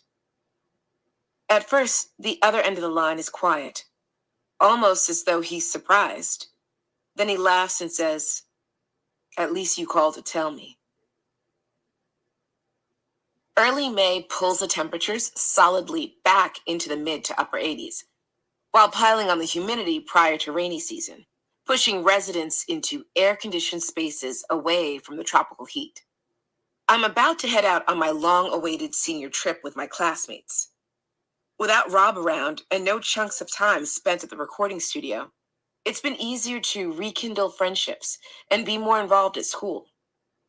Reconnecting before the year ends has felt great, and I've been looking forward to this trip so hard. Receiving a message that Robert is back in town puts me slightly on edge. I'm excited to see him, and I have special news to share. But I know it means my recently settled routine is about to be disrupted. Attempting normalcy, I focus on looking forward to the trip. It's a school tradition, and so many crazy stories always come out of it. Packing has been a nightmare, though. There's a dress-up event the last night to close everything out, and I haven't managed to figure out an outfit yet. It needs to be something nice, but we already returned my prom dress, and we're dead broke again. When I confess my doubts to Rob about attending because I'll look silly or underdressed, he tells me not to worry and offers to take me shopping in an hour. Sometimes his immediate empathy stuns me. Relief washes over me as soon as I walk into a fitting room holding several options. A new outfit in hand a few hours later, I'm beaming as I carry the bags back to the cruiser. He and I climb into the middle seats with the usual entourage behind us. My new things, perfectly folded and wrapped up in tissue paper, lay near my feet in sparkling striped gift bags. Music is pumping out of the stereo system and the day feels good. I can hear the guys making their usual dirty jokes and laughing their heads off. As I turn to Rob to thank him, he's already eyeing me with a smile. Expectant. His dick is out, just out, middle of the car, arms stretched out to rest on the seat back. Come on, Zet. I got you ready for your trip. Aren't you gonna thank me? I let my gaze sweep the car. Everyone's eyes are dodging us altogether, pretending it's not happening, trying to continue mustering up jokes. Even the driver is avoiding my eyes, refusing to tilt his head up to see me in the rearview mirror.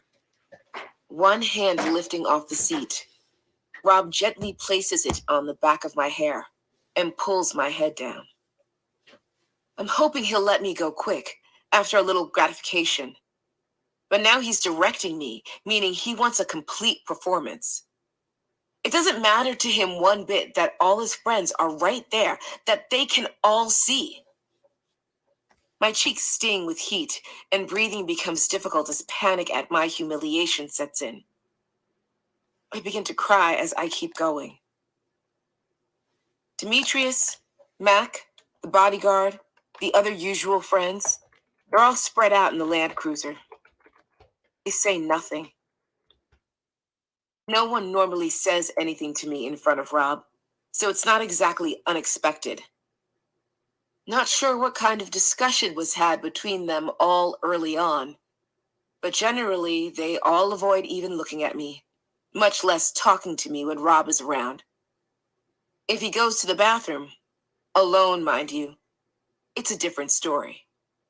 Everyone is warmer, including me in jokes and conversation. They even take those opportunities to prank me, which means they plan ahead. When Rob finishes, I sit up and look out the window, trying not to make any noise. I'm shaking, and they know I'm crying, but I don't want them to actually see me cry. When we arrive at the studio, everyone else fans out to couches and the live room while Rob drags me into the bathroom. Lizette, why the fuck are you crying? I glare at him. Are you serious?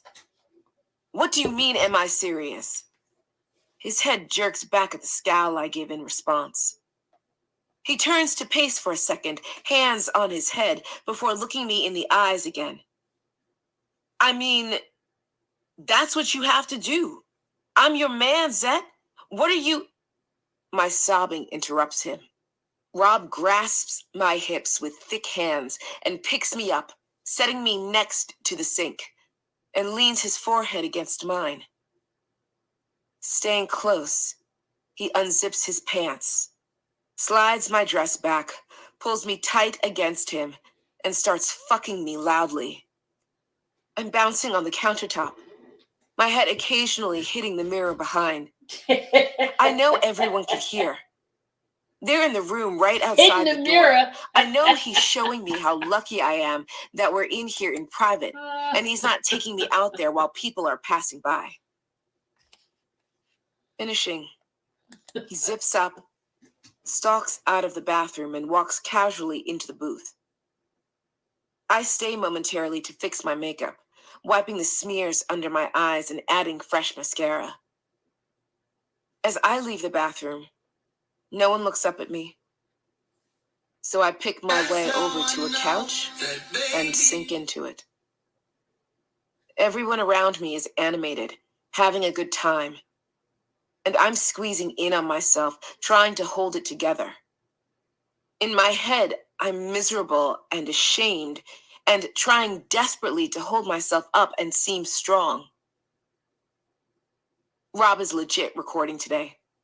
Currently in the live booth, he's wearing his usual songwriting sweater in the 90-degree heat. His lucky sweater looks like a curse in this humidity. His recording method requires repeating phrases and melodies quite a bit, since he doesn't write anything down. One line he keeps replaying over and over again is giving me a headache because it doesn't fit the beat. It's interrupting the whole line, and he can't seem to figure out where to tweak it. For the first time the entire session, I speak up.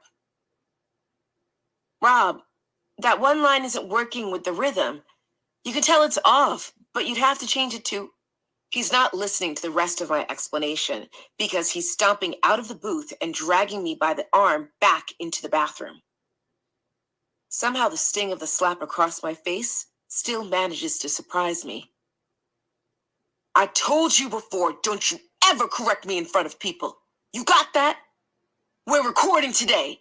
It's not just you and me playing around. Yes. I'm slightly hyperventilating and trying to catch up my breathing. Hyperventilating? Really? I said my chest is heaving. I wanted it to be good. 'Cause, I gasp for breath. It's better to hear now than somewhere else. I thought you would want to hear it. We already discussed this. I don't need nobody correcting me. I don't want nobody telling me how this line is gonna go. And don't ask me for no money for working on my songs. They're mine. My eyes widen. What? No, I've never asked you for $1. I was just trying to help. This time around, I linger in the bathroom until I can face everyone, until the tears stop and one cheek isn't way brighter than the other. Not like they'll acknowledge me anyway, so it probably doesn't matter. After wrapping up, Rob walks me out to the car alone. Clearly, I'm not welcome to stay tonight, and it's fine by me. Every few minutes, the tears creep up again as we drive. He takes me to Michelle's and drops me off. I don't call him. The following day, as I'm walking up to Michelle's house alone after school, her mom, Lana, is draped out on the porch, customary glass of white wine in hand, bottle on the ground beside her. Lana's a tiny white Cajun woman who absolutely fits the bill of firecracker. I can only aspire to have that much spirit when I'm older. As I walk up, she flaps a veiny hand at me and asks, "Hey, honey, you know somebody named Rob?" "Yeah, why?" "He's been calling all day looking for you, driving me up the wall. I told him you were at school, but he didn't seem to catch on, kept calling anyway." He has other ways of getting a hold of me, meaning this was to make a point. I can't really afford to have that right now because things at the house have already been so tense with Lana's partner. Not entirely unexpectedly, shit hits the fan soon after that. I currently attend school, but barely. I already know I'm not graduating, and it's easier to focus on my future in music than dwell on not walking with my class. When I'm not with Rob, I've been spending too much time hiding at Michelle's. Her stepmom, Miriam, didn't really want me there in the first place, and it's becoming more and more strained. If it's just me, I disappear to her room and pretend I'm not there. But when Michelle and I are hanging out, there's no reason to do that. We hang out in the main spaces, like we've done since we were kids. Miriam, in general, isn't really a happy person. Unless she's with Lana, and probably just Lana. So we're in the kitchen, Michelle and Miriam and I. And I guess it's the last straw today that Michelle and I are talking and laughing while she's at the table trying to read a magazine. It's a 3-bedroom house. We're in the back room, and Miriam makes some snide comment about how I have to go. Michelle doesn't even hesitate. What? I said it's time already. We can't keep supporting your little friend. She's got to go. Oh, really? Grabbing a broom that had been resting in a corner, Michelle goes on a rampage. Stalking from room to room, she alternates between screaming at Miriam and breaking picture frames and other random items misfortunate enough to be in her way. My best friend is not going nowhere, bitch. You're going first. Everything glass she can see is getting shattered. Every freaking picture in the house, all with the stick of the broom. She gotta go? By now, Miriam has stood up and is backing away as though Michelle is a wild animal. Lacey gotta go? Not my best friend. No, you're going. You don't pay a goddamn thing in this house, and my best friend is not going anywhere. You leave. As her stepmom starts to move her mouth in some kind of defense, Michelle interrupts, holding up the broom. I run this house. My dad's Social Security pays for all of this, not you. Meanwhile, I'm literally sobbing at the doorway entrance because no one has ever stood up for me like this. This is the 10th degree, my boo, I got you forever kind of stuff. She broke the house down for me. It was still traumatic, but to Michelle's credit, Miriam never messes with me again. The house vibe is awkward, naturally, after that. But Miriam leaves me alone. Think she's afraid she'll get hit with the broom next. Understandable fear. Intentionally creating space for Miriam means seeing Rob a lot more with less restrictions on time, which he likes.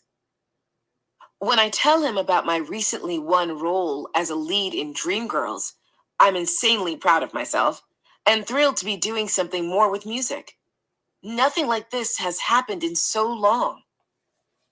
I don't want you doing that. I got other plans for you. But we aren't. You're not doing it. Unsure how to handle that response, I drop out of the musical. Now everyone is angry with me. It's not easy to recast the lead in a show, especially after rehearsals have already started. It takes a lot of shuffling. At this point, enough people at the school are frustrated with me that the principal calls my mom in for a conference. I only hear about it because I get an agitated phone call from her after, saying the principal told her, someone is changing your daughter, and she demands to know who. This conversation hits me hard. Harder than I expected it would. I feel like a failure because it appears I have nothing to show for any of the work I've done. I'm not graduating high school, don't have a single track out yet, or even significant work on one, and now I won't be on stage either. What else is there to do than hope my career with Rob's future label starts panning out? In the face of this feeling of defeat, I decide to work more on my own stuff, even if it's happening without support. I'm still around the studios a ton, so I'm picking up on the way things work as well as how to improve my vocal style. Also, hanging around Robert a ton. A traditional dinner at Bennigan's turns into cruising around the city, cranking up the music, and savoring a lazy day among friends. The entourage is in full hype mode, singing along, tossing out one-liners, and getting disgustingly into the yo mama jokes. We're all into it though, and Rob's doubled up, practically shrieking with laughter. I hope he can still see the road. When the new Mary J. Blige album comes on, it's love at first beat drop, and I insist we listen to her all the way back to the studio. Today isn't a work day. No recording goals or tracks to edit. Everyone's just messing around, playing with lyrics, beats, and riffs. Rob's in a crazy good mood and pulls me into the bathroom for some fooling around, which ends in intimate bathroom sex. The whole vibe of today is different. I want to cut it out, fold it up, and keep it with me to take out and look at when times get harder again. Sitting at the piano in the studio, It's just Rob and me at this point. We've got a blend of harmonizing and snorting with laughter going. Suddenly, Rob's fingers quit playing notes and slide off the piano, taking my hands in his. Zed, you always so sweet. I would love to buy a house and settle down with you, get married and all that. The words send lightning I'm sorry, through me. me laughing. Excuse me? He keeps going. But I'm not sure you're ready for that. You're always here at the studio and used to being in the middle of the recording process with all of us. I don't know if you're ready for change. He turns his head away, like he's thinking about something. I don't like women in the industry, you know? Women who sing for a living. Nah, don't want no part of it. I want a girl who will stay home to take care of things, and that's their focus. Not work, especially not in this environment. I don't think you want that right now. You ain't ready to give up the life you have. I can't keep the shock off my face. Can't keep my mouth from dropping open. All I've ever wanted is to be in the music industry. That's why we started spending time together, and he's been promising to help me for ages. Am I being told that our future, possibly even marriage, hangs in the balance of whether or not I'm ready to be a homemaker and quit the dream of singing professionally? Doesn't take long, and I'm pissed. The words hardly sputter out. There's other things I want to do in my life right now. Expecting a discussion for him to push back, I'm surprised at the clipped retort. Well, that's you. And he turns back to the music as if nothing happened. After more hours of working out potential chords for a newly written verse, we head out so Rob can drop me home. On the way, we hit an R. Kelly tradition, fast food. We stop at the 163rd Street Wendy's.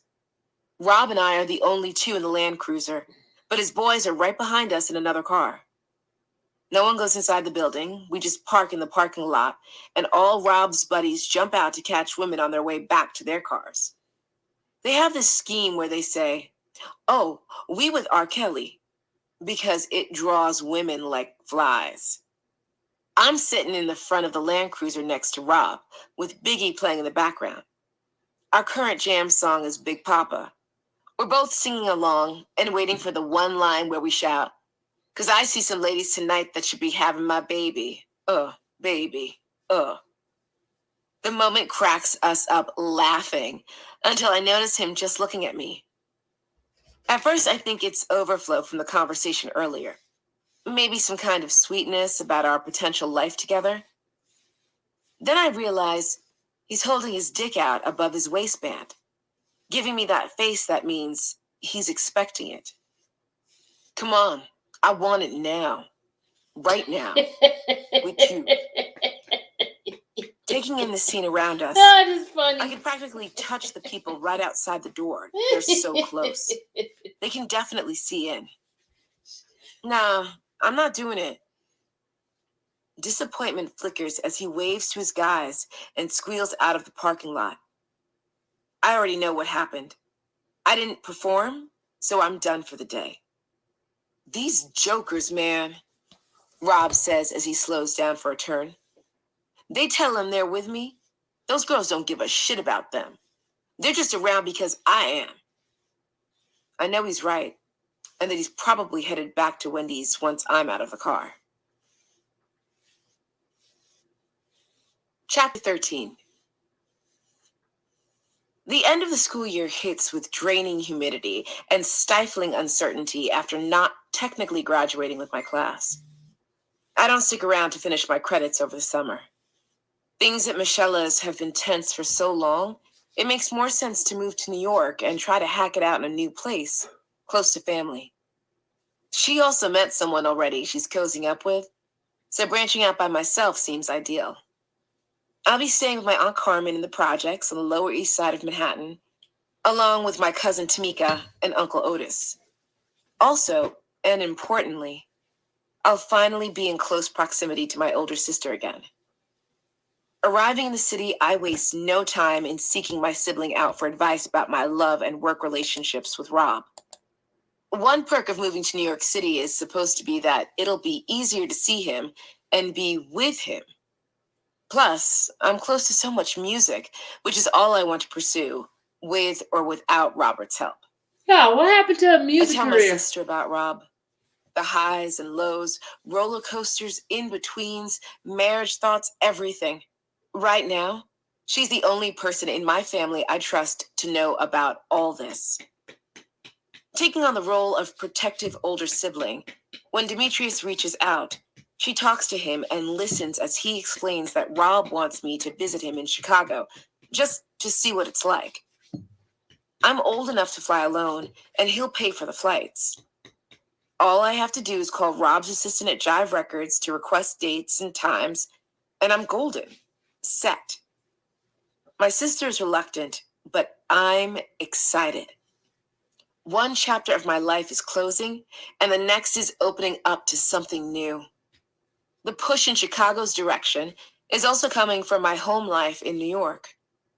Aunt Carmen and I have a great connection when it's just us, but I intruded on her relationship with her daughter, my cousin Tamika. When I first arrived, it's a source of major contention. Jealous of the bond my aunt and I have always shared, my cousin starts acting out to the point of aggression and hostility. Not towards my aunt, just me. One severe mood brings her into our shared room with a butcher knife, totally upset about something to the point of appearing unhinged. She's holding it up at me, and I'm afraid she's going to stab me. I stand up, hands in the air, trying to talk her down. She rolls her eyes, lowers the knife, and punches me instead. This prompts a short stay with my sister until I leave for Chicago. Flying to O'Hare from LaGuardia Airport, or LGA, brings more relief than nerves.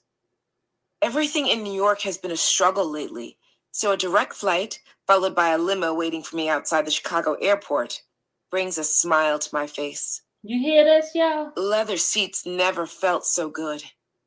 Nodding my head at the driver as he shuts my door with a crisp click, life finally feels okay. I'm in Chicago, on my way to meet Rob, far away from my crazy hometown and the crazy new town. Pretty sure nothing could kill my vibe right now. Dropped off at a towering hotel, windows looming so high, they cut off the sunshine. I walk up to the desk and nervously state my name. Rob never mentioned checking in without him present, but the front desk agent smiles and hands me a key. As I close my hand around it, she repeats my name and then a random-sounding host name the room is listed under. No one asks for identification or any further information about me, so clutching the key, I head to the elevators across the lobby and up to the room. I'm still celebrating on top of the bed when Rob calls and I flop down on the soft pillows to listen. He says he'll be by in a few hours and to order whatever I want in the meantime. Hello, fancy life. After being pushed out of my own mother's house, both belongings and me tossed out like garbage, openly rejected within the walls of my best friend's home, then held at knife point by my cousin, Man, it's hard not nobody to feel wants like her I've around, struck huh? gold.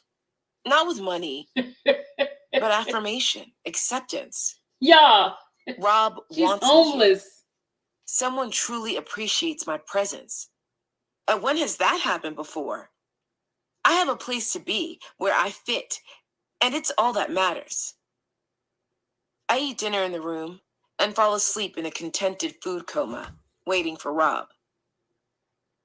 About 8 hours later, sometime around 3 a.m., his voice wakes me up from a heavy sleep. Babe, Zet, you awake? Smiling, I sit up. Some of the lights are still on. I was so tired I didn't notice, just conked out. He slides his pants off in the semi-darkness and settles next to me on the bed. I couldn't wait to see you. Instead of a welcome kiss, he's hard and making himself harder. His free hand motions at me. I'm Come sorry, in. y'all. I don't mean to laugh. With a grin, he's stroking my arm and softly pulling me over. I know what he wants. Be good, baby. Hands guide my face down, and instead of the reunion I imagined, I'm giving him the head he always craves. He stays 20 minutes or so after finishing to ask me about my flight and fill me in on current projects, then says he has to go. Wait, Now, what? Don't But you? I came here to see you. I know, Isn't she? and I'll be back tomorrow. I'm writing a song for someone big, huge thing. So And that's I'm how trying to they bang it out as mad, fast as because possible. they Been hella busy with stupid it. enough. Lots of pressure, Okay. you know? Just wait here in the room for me, and I'll meet you when I'm done. You're a jump off, young lady. goodbye That's what hug you is are. brief. Hold on, y'all. I'm sorry. A peck on the lips, and he's out the door. Yeah, she's a jump off. She just got to face it. There's no relationship. You're a jump off. You're a jump off. That's it. That's why they mad, because they allow themselves to be a jump off.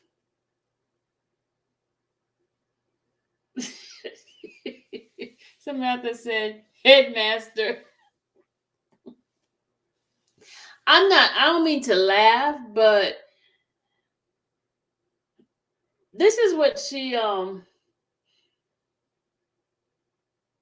don't mean to laugh, but this is what it comes down to.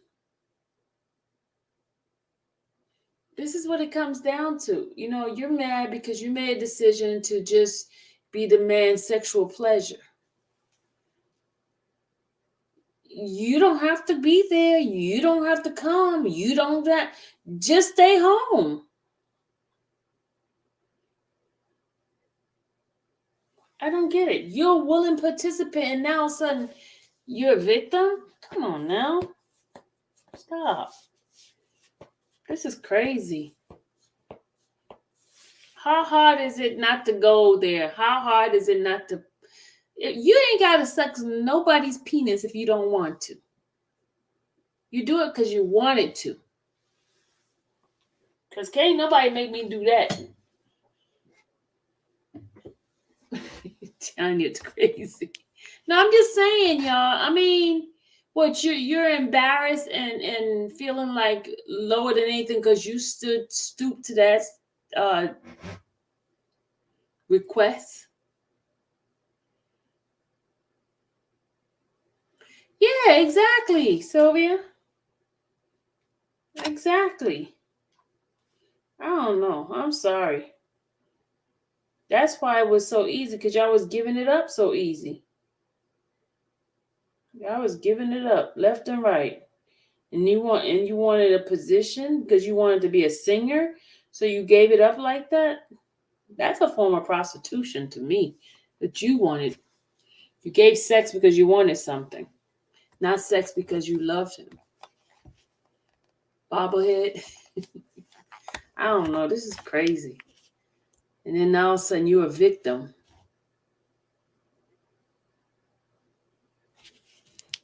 You're a victim now.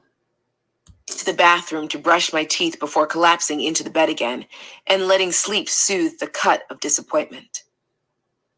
The next morning arrives, fresh and bright, but Rob doesn't. I order a meal up to the room, watch the streets from the window for a while, turn on the TV, anything to get my mind off where he might be. When I haven't heard from him by mid-afternoon, I start calling and continue doing so throughout the evening. How many calls will he ignore? 10? 20? More? Later that night, when he finally picks up, clearly unhappy, he says his brother Carrie was arrested, then cuts me short before I can ask about it. Sensing Rob's frustration is verging on an angry meltdown, I stay quiet while he gripes briefly about not having time for this and cuts the line off. I don't see him until Sunday, a full second day later, the day I'm supposed to leave. My return flight to New York takes off in a few hours, so my bags are mostly packed and ready at the end of the bed. Thinking Rob might drop by in the short time remaining, My cutest outfit lays folded on top, waiting for after I shower. It's looking like the preparation was in vain until I hear the key click and Rob bursts through the door. Unlike the apology I was expecting for being left alone here all weekend, he stalks into the room, yelling and cursing, telling me I'm in his business too much and need to stay out, learn my place, figure my shit out on my own. Uh-oh. Starting to cry, I grab my bag from the end of the bed and set it on a lounge chair by the entry hall before shutting myself in the bathroom to shower. At least the warm water washes away the tears, giving me a chance to recover before facing the verbal onslaught again. When I open the bathroom door, my stuff is gone, so I wander back towards the bedroom area looking for it. Rob has set the bags next to the bed, and as I go to pick them up again, he rips the towel off my hips and starts running his hands up and down my sides. Words come tumbling out of him, telling me he's sorry, that I need to be more understanding, that it's okay. The heavy, familiar hands slide down to my thighs as Rob kneels and tries to please me, pulling my body in when I step back. Then I'm lifted up and strong arms place me on the bed. Basketball shorts slide off, and he's having sex with me. I can feel the anger and emotion in the tension of his body. His position over me prevents me from moving. I'm held in place, and everything is intense, rough. My mind drifts to separate me from the pain, and next thing I know, rough, yeah. I'm staring at the ceiling while Rob rests his head on my chest, apologizing over and over. With his weight still on me, the temporary numbness of my lower body hasn't registered yet. It's okay, I hear myself whisper. My top half feels disconnected from the bottom, like it's someone else down there who hurts. I watch the ceiling, listening to his apologies and uneven breath. When he pushes himself up, I have no will to move. Everything feels stuck. Awareness still lingers only in my upper body, so I lay there in silence while he pulls clothing back on and answers his mobile. A girl's voice sounds through the other side. They're chatting and laughing. He asks when she's coming to sing backup. Y'all need to come, nigga. I need every one of you out here. He's perched on the corner of the bed, totally engrossed. I'm forgotten. I get up, take my things to the living room, get dressed, and leave. My ride to O'Hare is paid for through the room account, but I don't have cab fare for the ride home in New York. You have a cab From the fare, airport, Lord have I mercy. catch a cab, pretending to have money, and ditch it when we pull into my neighborhood. Then I curl up on my bed and cry for days. Wow. Once Rob apologizes, by calling excessively until I answer the phone, we start talking regularly again and fall into a routine of me visiting him in Chicago every other weekend or so. This is how the rest of the summer is spent, in a dreamy state of weekends spent with Rob making music and slogging through my half-existence in New York, where I shuffle through part-time jobs and look forward to my next trip out. Late July in Chicago is hot, but nearly feels refreshing after the sweltering humidity of New York. I hardly notice anyway. After several visits to the Windy City and only seeing the inside of a hotel room or the McDonald's down the street, I've finally been invited to Rob's house. By house, I mean this giant church someone turned into a house. It's supposed to be pretty striking, like an enormous structure to take in.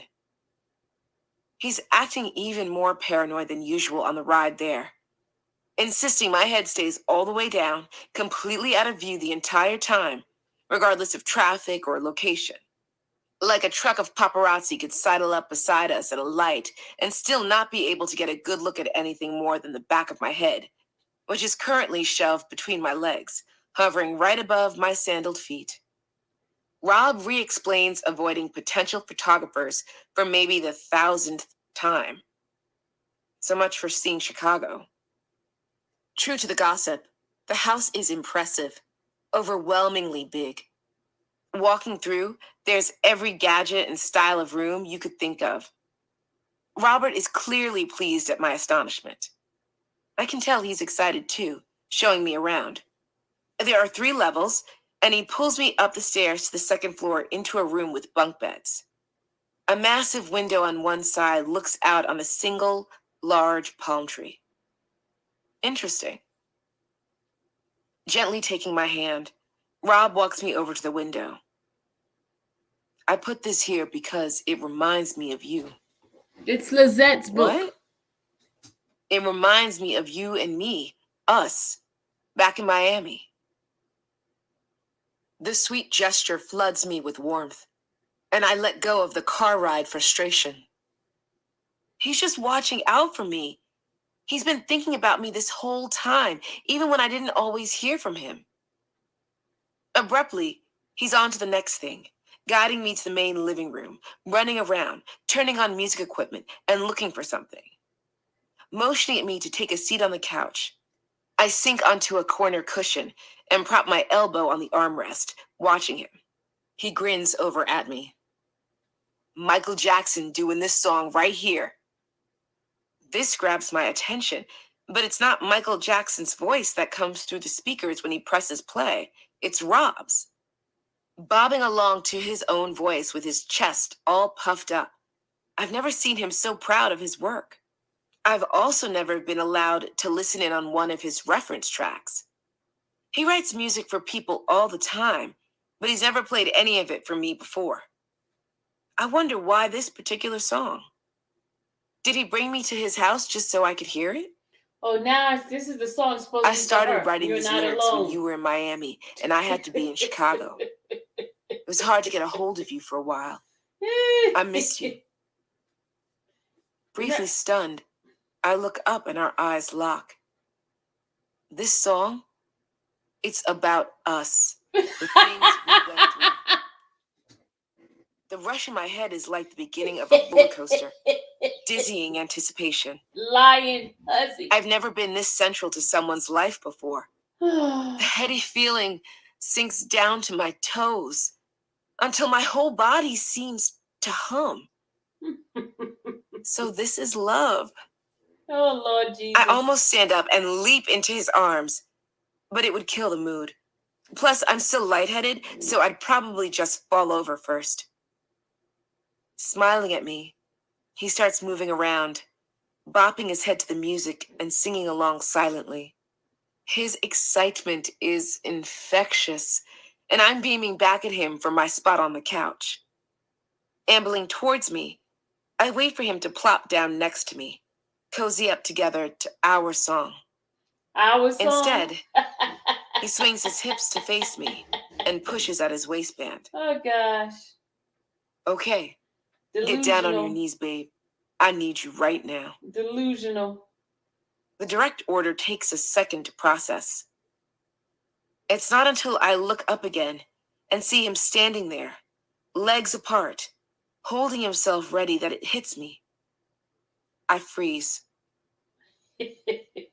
My submission is his favorite part of our relationship. He thought, You're a ding-dong genuinely sucker. thought, this would make me happy. You're a ding-dong To do this sucker, to him Elaine. during a song written while thinking of me. I'm happy for him and She's that stupid. he's excited, and because he loves Michael Jackson. This is an incredible opportunity for him. It even sounds like Michael Jackson adores him too, but why would I want this? Impatient, his hand slides behind my head to coax me to the ground, She's and a I'm down on my headmaster. knees again. No, please no. Not this, not like this. There's nothing romantic, no sign of affection, nothing really about me after all. Just our twisted relationship glorified in lyrical form, played out in a continual act of submission. When he's done, I pretend to keep listening as I stare down at the floor. Tears trickle as I shift my legs Degrading, across huh, them, lady? arms bent across my waist, squeezing my middle. Rob seems to think I'm overwhelmed with tears of joy, but my body is tight as can be, trying to pull in and in and in. What a confused person.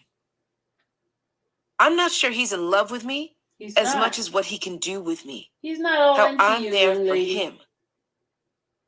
He's not into you. On the route back to the hotel, You're just a headmaster. Rob's concern about being followed hits an all-time high. I'm crouched so far down and forward, I'm practically off the seat. If we get in an accident, the glove compartment is going to break my neck, if not my entire back. It's starting to sink in. The idea that this will never be the relationship I want it to be. Despite putting on a happy-go-lucky air when we get back, my insides feel like they're being slowly crushed. I love him. Dearly. God, I love him so much. This love is going to kill me if I'm not careful. Chapter 14. How do I feel? The beauty of New York in the fall is doing nothing to improve the gloom that sets in after my most recent trip to Chicago. All the giddiness of visiting Rob has grown stale lately. It doesn't feel like I fit in his life, and I'm not sure he wants me to. Calls are less consistent, and he hasn't invited me out to join him for over a month. Means he got another woman The to do, constant lady. shifting back and forth between here and there meant get I it? couldn't Don't you take get on the full-time You're work only a and left my headmaster. part-time jobs in precarious positions, most of which I lost. Finding new work that pays decently has been a struggle, and I'm not the only one hurting this season. My aunt and cousin are feeling it too. Life at the apartment has become unbearable. It's freezing. We hardly eat. There's no money, so there's no groceries. Aunt Carmen has her supply of beer in the fridge, but that's about it. She and Uncle Otis are both alcoholics, and generally Carmen's a happy one. But lately they've spent the evenings fighting about one thing or another. I spend my days applying for new jobs and not hearing back. Meanwhile, my weight drops below 100 pounds. I'm usually tiny, but not this tiny. Dating a successful music artist, but can't afford to eat. Oh, that's Go his figure. fault? So that's his fault because you can't afford Rob to eat. calls out of nowhere, wanting to meet me in New York. This is new. For some reason, the shift in settings is getting my nerves all riled up. He's coming for a show, not for me. But we're going to meet at a hotel in Midtown. My stomach buzzes as I search for an outfit. There haven't been many occasions in New York to dress up, and I don't fit most of my clothes anymore. Not without looking scrawny. My cousin Tamika is with me and offers to wait downstairs or in a nearby restaurant so I can meet Rob in private. That way, she and I can head home together later. When Rob doesn't show up within the hour, I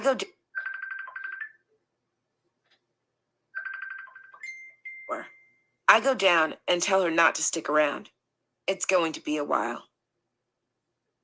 Not a new sensation, being left in a hotel room to wait, but still not a great one. Old flickers of disappointment start rising up. I know he likes to keep me waiting to see if I stick around for it. The aching familiarity makes me feel sad and spent. I curl up on the bed, careful not to muss the makeup or hair, and don't even notice my eyes casually drifting shut. Fists drumming on the door disrupt my nap. By the time I cross the room to open it, Rob's smacking the wood with both hands like he's high out of his mind. Lumbering in, the door shuts behind him as I switch a single lamp on. Squinting his eyes as though the brightness in the room is too much.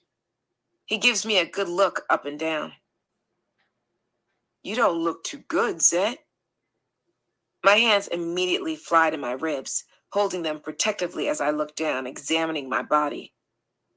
Are you okay? Not really eating lately. Some days there's nothing to eat. I don't have any money put away and I can't find work. Head tilting to the side, he raises an arm to point at me dramatically, swaying a bit as he does it. That's your problem. Your Hello? pride. You need to put that pride in your pocket. The only thing keeping the fury contained is knowing how bad it could turn out if I yell at him.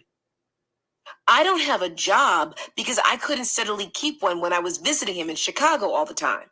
But that ain't his Now I'm problem. left with a part-time gig pressing and ironing men's shirts at a little designer boutique. Rob was my priority for a long time, but I'm starting to forget why it seems so important. Oh, Babe, Lord, so he's your problem. just ask me for whatever you need. Whatever I need? I went to Chicago so many times to be with you, and you would disappear for days. I didn't always have money to eat then either, even when I was there for you. Sometimes there wasn't even a credit card on the damn room. Sorry, that's not my fault. His head dips forward and straightens again. It's Mac's fault not making sure the card is on your room. Silence lulls between us. Then he staggers towards me, approaching me with open arms. His words turn to silly, drunk chatter. But it's sweet. He asks for forgiveness, Something's wrong with her. apologizes with severe intensity, something's and wrong with reassures her. me I'll be taken care of in the future.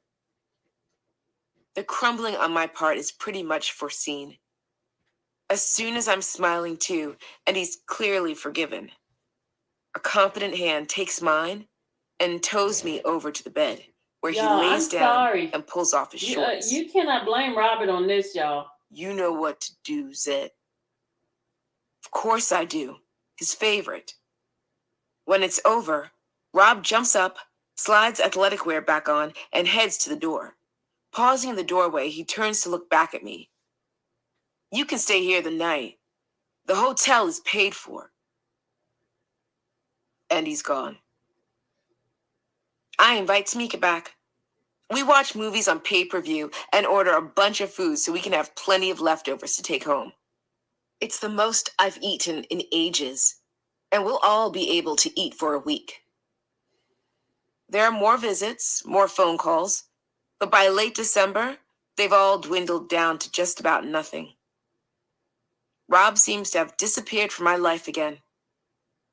I don't have the physical energy anymore to fight it. The current weather matches my shitty mood. A blizzard overtakes New York. Stinging winds and icy streets keep everyone cooped up inside. More time to wander past the phone and ruminate on why it's not ringing. Right as the storm prepares to hold New Yorkers captive indoors for a solid chunk of days, my Uncle Al and his wife Ingrid helped Tamika and I move into Co-op City with them in the Bronx. This is moving up for us. Concern had been growing about our living situation and lack of food over in the Lower East Side. Al is a retired paramedic, and Ingrid is a no-nonsense powerhouse who always has her shit together. But she's not meant to be taking care of us, just offering a leg up. I like to sit and talk with her at the table as she smokes imported cigarettes, long and skinny. Her other hand rests on the table with long, painted nails, which clack against the table as she talks. She's the classiest lady I know. I want to be her and own a fly white Cadillac like hers. I imagine myself that put together someday. Ingrid quickly becomes a mother-like figure to me, and we get close. She talks to me about life and love, jobs, and the gritty details of making it through the rough times. She always tells me, "You're a winner, Lizette. Stick with the winners." Since flights to Chicago aren't happening, I share a room with Tamika at the new place and look for a job when the snow eases up in January. Despite the ups and downs of the last few months, when Rob gets antsy for me to come visit in the spring, I start up my usual weekend excursions to Chicago again. What's it take for a girl to learn, huh? I'm about to find out. Chapter 15. I took a test, Rob. I'm pregnant. Oh, Lord. No response. Robert? I wait. Aunt Carmen already told him I'd missed my period. Then apparently called him up asking what he was going to do about it. That's why I'm here at her place, figuring out what to do next. I don't want anyone else to know. I don't like that. I don't like girls that are pregnant. What am I supposed to say now? Okay. An exasperated sigh blows into my earpiece, followed by Rob's practiced, deep voice he uses for ensuring audience attention. He doesn't need to use it. He's already got my attention. I mean, you need to come here, Zet. I need you to come to me now. Why is he so terrified? It's a baby, not a nuclear bomb. I want you to come tomorrow. I tell him I'm not sure and hang up. The remainder of the spring and summer had been wonderful, so carefree it almost hurts to think about. This was not my smoothest transition into the fall. Rob calls back the next day, and TT Carmen answers the phone. She reminds him loudly that this all started when I was underage, so he doesn't have a lot of leeway here. Oh, Lord. While she threatens R. Kelly Kobe, and y'all. chides him about the inappropriateness of his behavior, I listen in the hall, tucked behind the doorframe. Y'all hear that? None of my business. That's my blood. It is my damn business. And yes, we're sure. She took the test after missing her period. I told you. Poking her head around the corner, she passes over the phone with a heavy sigh of someone who just finished a marathon. He said he wants you to go over there. But if I were you, a comforting hand slides onto my shoulder. I wouldn't go. Because he's going to make you have an abortion. Just so you know. He doesn't want the child. And I thought my panicking had already hit its limit. Nah, girl. It's just starting. Shakily holding the phone up to my ear, Robert's voice creaks through the static. From the sound of it, Carmen struck some measure of fear in him. He's clearly shaken. I look up at my aunt, who is leaning with one shoulder against the wall, watching the whole event play out between narrowed eyes. A cold Budweiser slunk into one relaxed hand. Standing there, uncertain, hearing his voice in my ear saying he wants me there with him tomorrow, wants me as soon as possible. All I can do is say yes. I'm crying, and it's probably not the best idea, but I agreed to call his travel agent and take the next reasonable flight out. Endless worries race through my head. What would Michelle think about my being pregnant? Or my sister? They're going to be so disappointed in me. I can't even scrape a family together. My aunt knows, but that's okay. I trust her. Mom can't know. She also can't find out through the grapevine or the media. That would be the worst. At least I'm of age now, so it's less of a scandal. But she didn't know I'd been lying to her for months about everything else. Rob didn't offer an, I'm sorry, we'll figure it out together. No, don't stress, it'll be okay. So it feels like the entire situation has collapsed on my shoulders alone, and I can't carry all of it. Sleeping tonight seems impossible, but laying in the dark, rubbing my lower abdomen and the baby I know rests underneath, I managed to calm down enough to lose myself to blissful unconsciousness. The next day, I board an American Airlines flight to O'Hare. I spend the majority of my time in the air being a total nervous wreck. The anxiety only increases as we close in on Chicago. Of course, I wasn't ready for or planning on a child. That Rob might even think that is insane. Dreams of my singing career are floating out the window. I'm young. Without the right support, this could change everything and put me entirely out of the running for a legit vocal career. Lord, please, girl. Each time the dark, straining knot in my stomach starts to ease and I almost doze off, it tightens again with a cruel ache. I stare out the plane window, trying to push everything out of my head until I at least see Robert's reaction to the news in person.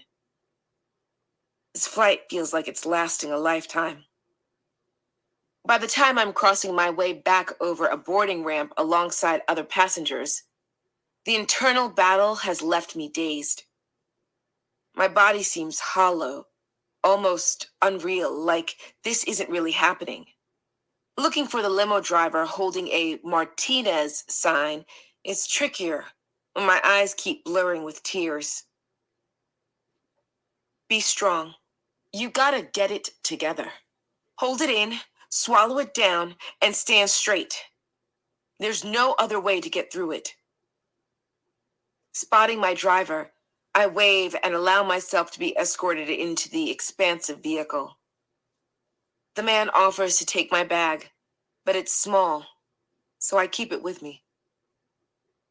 Despite thinking Rob might want to keep this situation super hush-hush, we, once again, do not pull up to one of his private houses. Surprise, surprise, I'm dropped off at a hotel alone and Rob isn't there. On the upside, his manager remembered to include a credit card on file this time with an open invitation to order anything I'd like up to the room. Pregnant and craving? This sounds like heaven. It's a relief to finally be taken care of somewhat. It's late afternoon when I check into the room, but Rob doesn't swing by until midnight. The half-hearted hug and hello automatically put me on edge. He's hardly looking me in the eyes. No conversation takes place in the room aside from a quick, "All right, let's go to the studio," almost as soon as he arrives. The lack of affection tugs at me after coming all this way. My hair is done up the way he likes, and I'm wearing a long, stunning summer dress with brown sandals. He doesn't seem to notice. Despite the awkward circumstances, I feel pretty and elegant, but the blatant indifference is taking me down a couple notches. At the recording studio, I'm made to wait while Rob works on a track. In addition, I'm also expected to sit here and listen to him coach the young girl joining him on said track. I watch her. Edges of short blonde bangs are continuously swept behind an ear with her free, bangled hand as she sings something about how all she wants is to hump and bounce. Clever. She's failing to hit a note over and over in the chorus at the same spot, and I can't help thinking this is so messed up.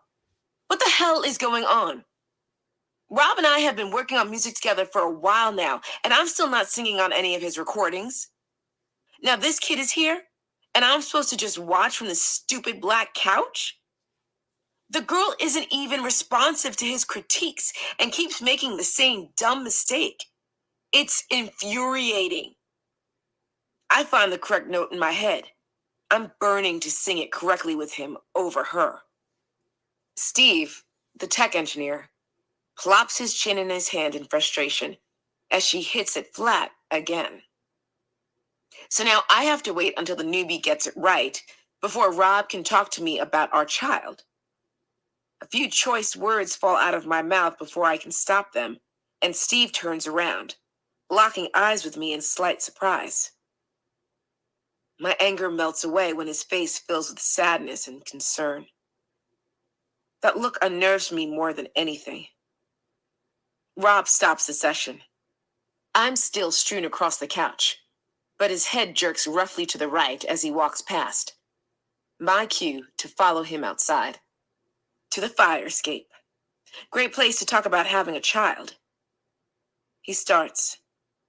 I don't think this is a good idea. No shit. unusually blunt for me. His face slackens in surprise.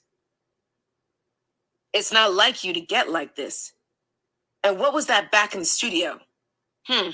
Well, watch which way you want me to get. I can't do this. I need to get the words out before they make me sick. I don't believe in abortion, you know? I grew up Catholic. There's too many. Rob, I can't. I can't do it. Salty tears spill out of my eyes, smudging makeup down my cheeks. He's kneading his hands together, his thumb tracing his palm hard, like he's rubbing something sticky off.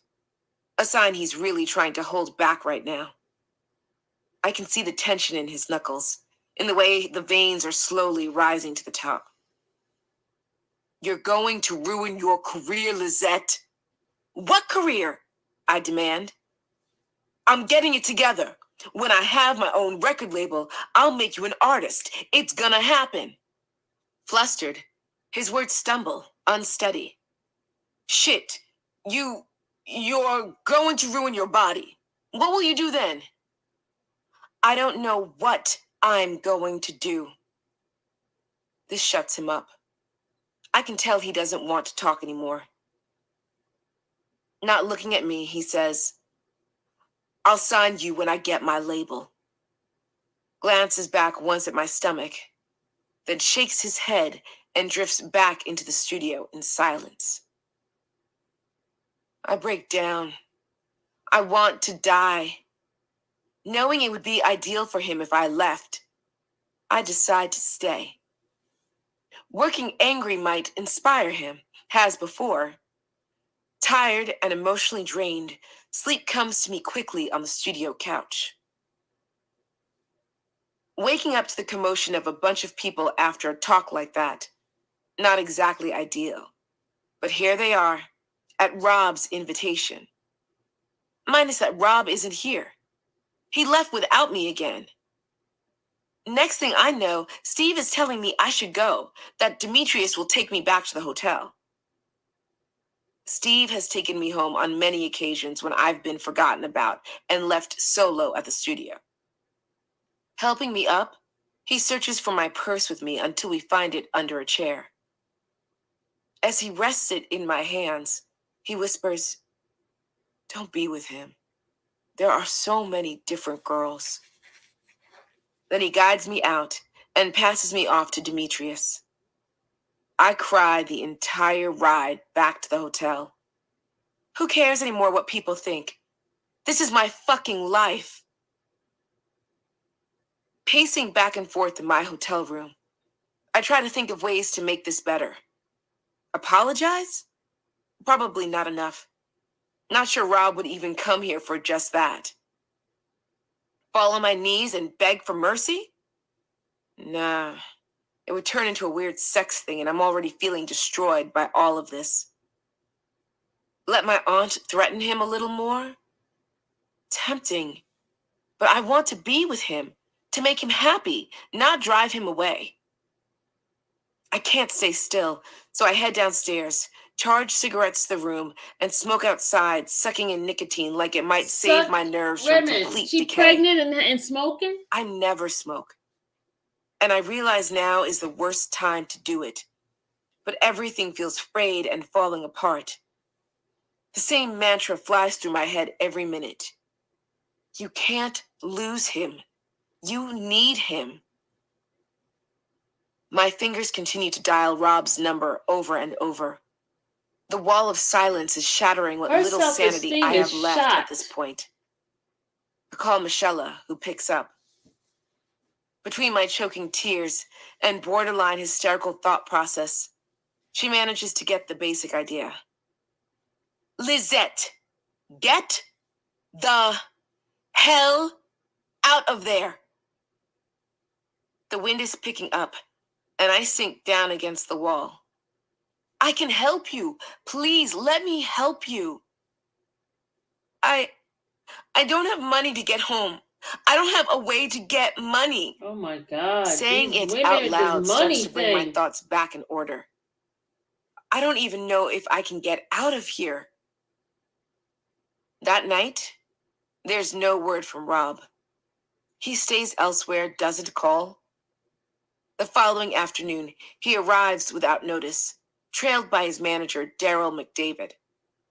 A single knock at the door is the only indication of their presence before barging in. They seem ready for something big. The spiel Rob throws at me is basically the same as the other night, so I interrupt. You told me you would help me with a music career, and you didn't. You can't use that supposed career that never happened as a reason now to get what works best for you. Unsurprisingly, this remark sends the conversation spiraling into a full-on fight. Daryl gently tugs on his arm, pulling him out to the hallway to calm down. Despite tiptoeing a tad closer, I can't make out their low voices.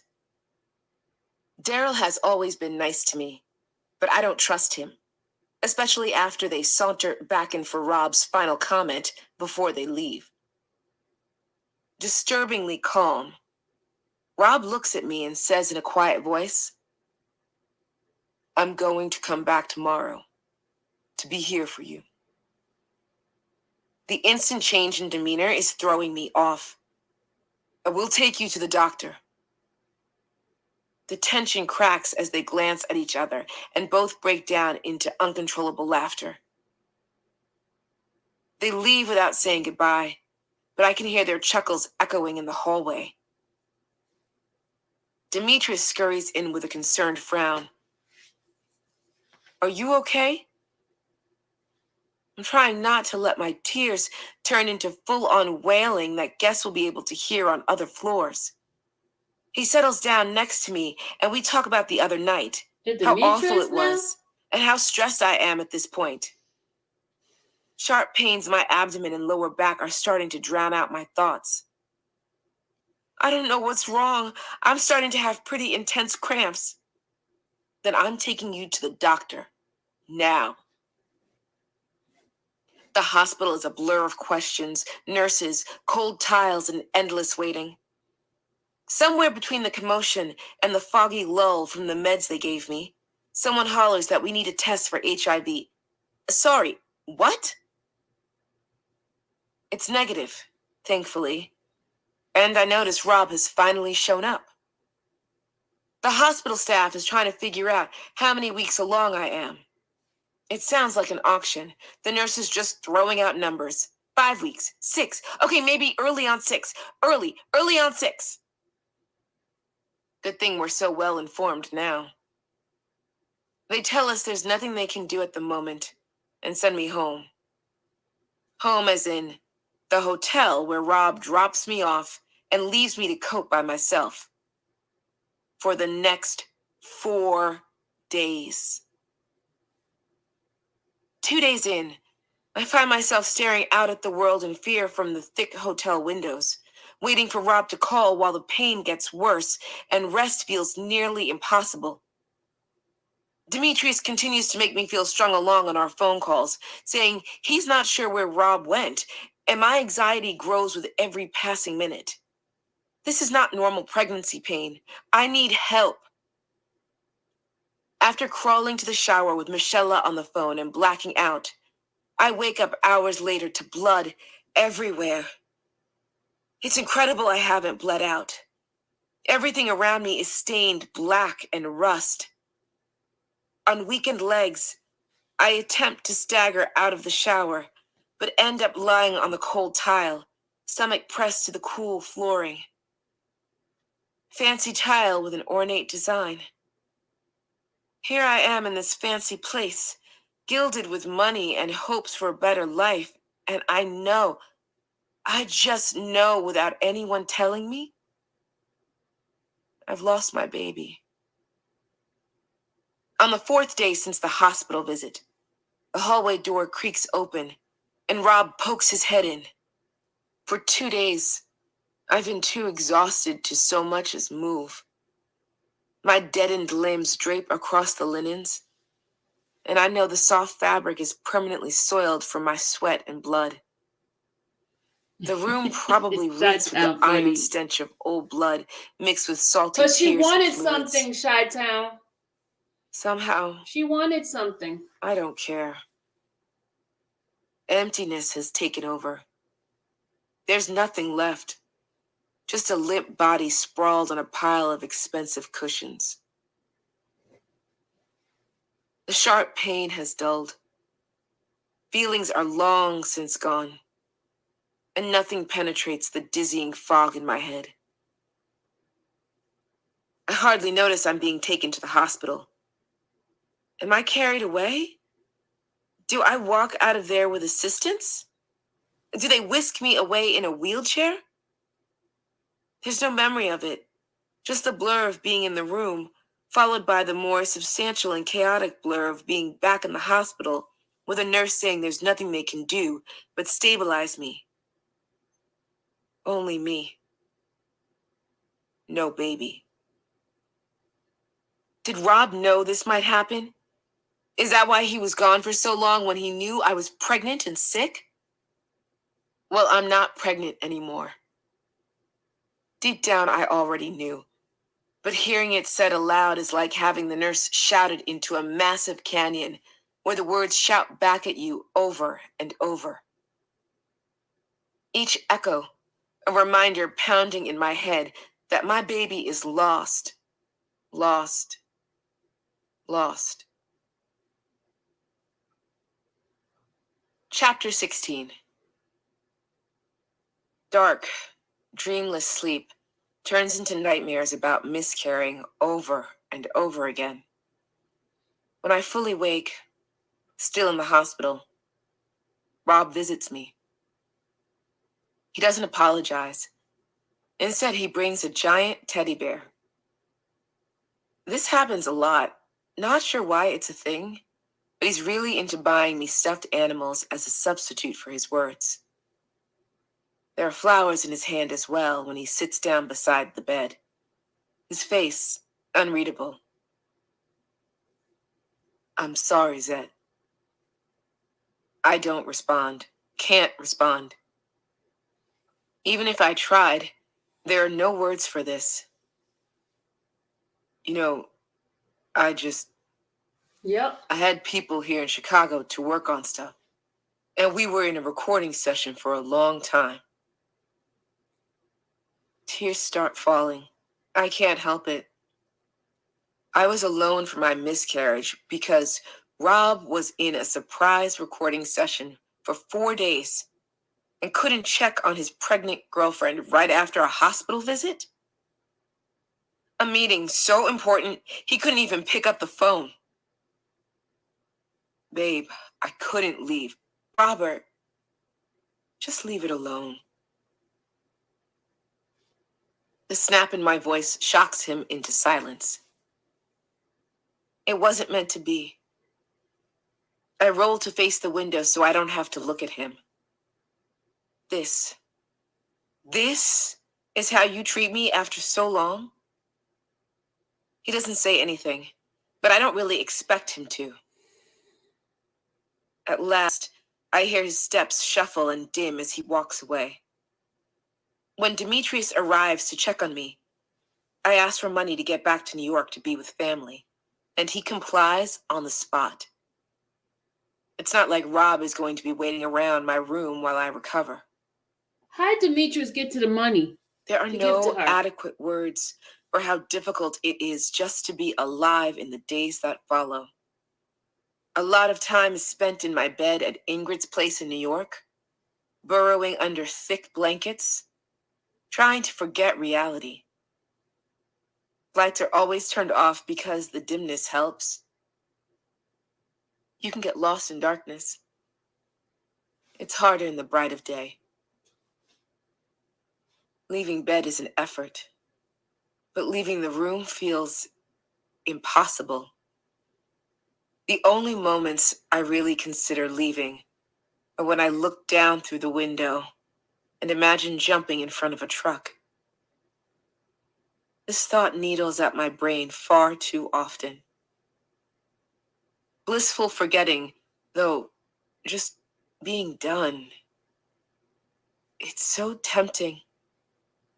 If I had more energy, I would probably be more proactive about it. As it is, I rarely leave the safety of bed and even sit down in the shower. Teetering over to the bathroom requires enormous effort. Sitting down halfway to the door helps, or lying down for a moment isn't so bad. I need to get back to work, help out with the bills, get my own place. Every day, suicide looks more and more promising as all the delayed responsibilities tumble over me like a wave. My chest hurts as though my heart actually broke that day in the hospital. Entire nights of sobbing leave me feeling dry, like the moisture in my head is all gone and there's nothing left to give.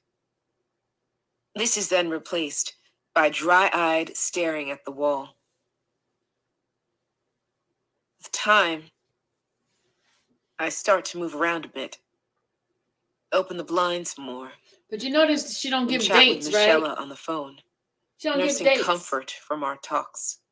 Because she knows Thoughts she's about lying. dying are still frequent, but the sharpness of the fantasies has dulled.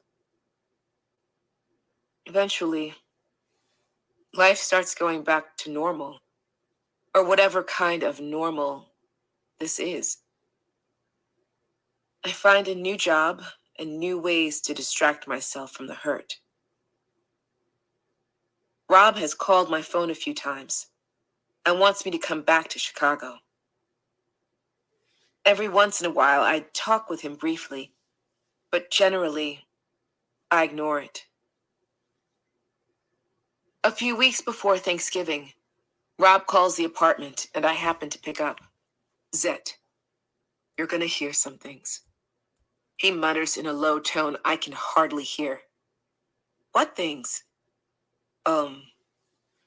Bad things. Is he crying? Just tell me what's going on, Rob.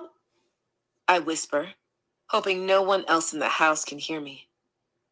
Just promise me you'll stick by me. I promise. What? He hangs up.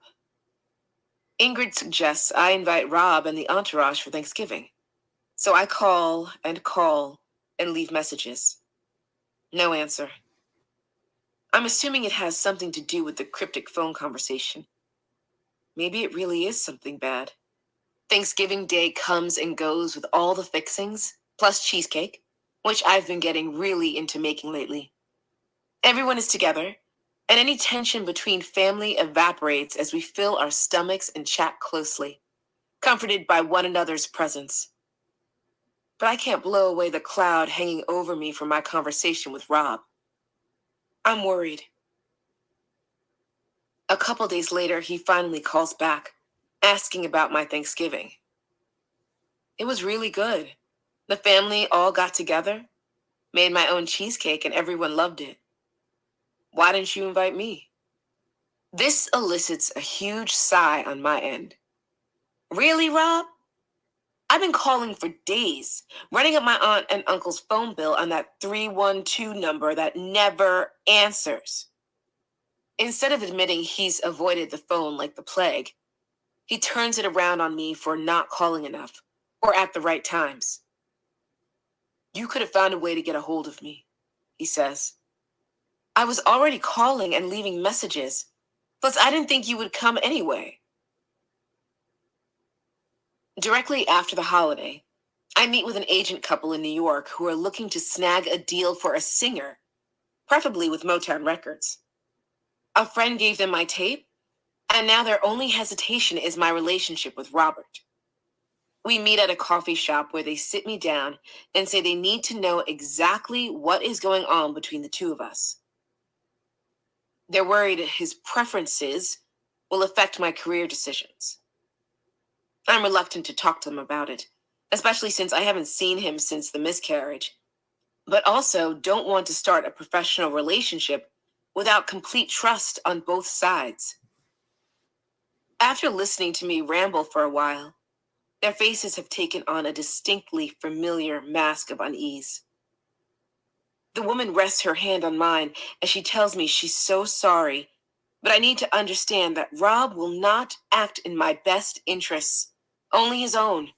And it would be better for me to get out now instead of later down the road. Judgment sinks into my skin as I try to sort through my emotions and explain my past decisions. I start to break down, insisting as the tears start streaming that he isn't all bad. Lizette, Exactly, has he ever Dom. truly done anything for your career? Oh my God. To help you? The question catches me by surprise. I see you struggling to get by, and there's nothing wrong with that, but R. Kelly is R. Kelly. And everyone in the industry knows what he likes and knows he does things for himself first and foremost. Now my sobbing is in full effect and I'm stuttering, trying to get words out to deny it, but I can't. Sounds like Demetrius. We want to help you. We set up a meeting for you with Motown Records, and they're very interested. These two are right. I need to do this myself and shake off the expectation that Rob is going to sign me. Also, to make sure he doesn't prevent me from taking my chance when I have it. Nodding, I agreed to not see Robert anymore.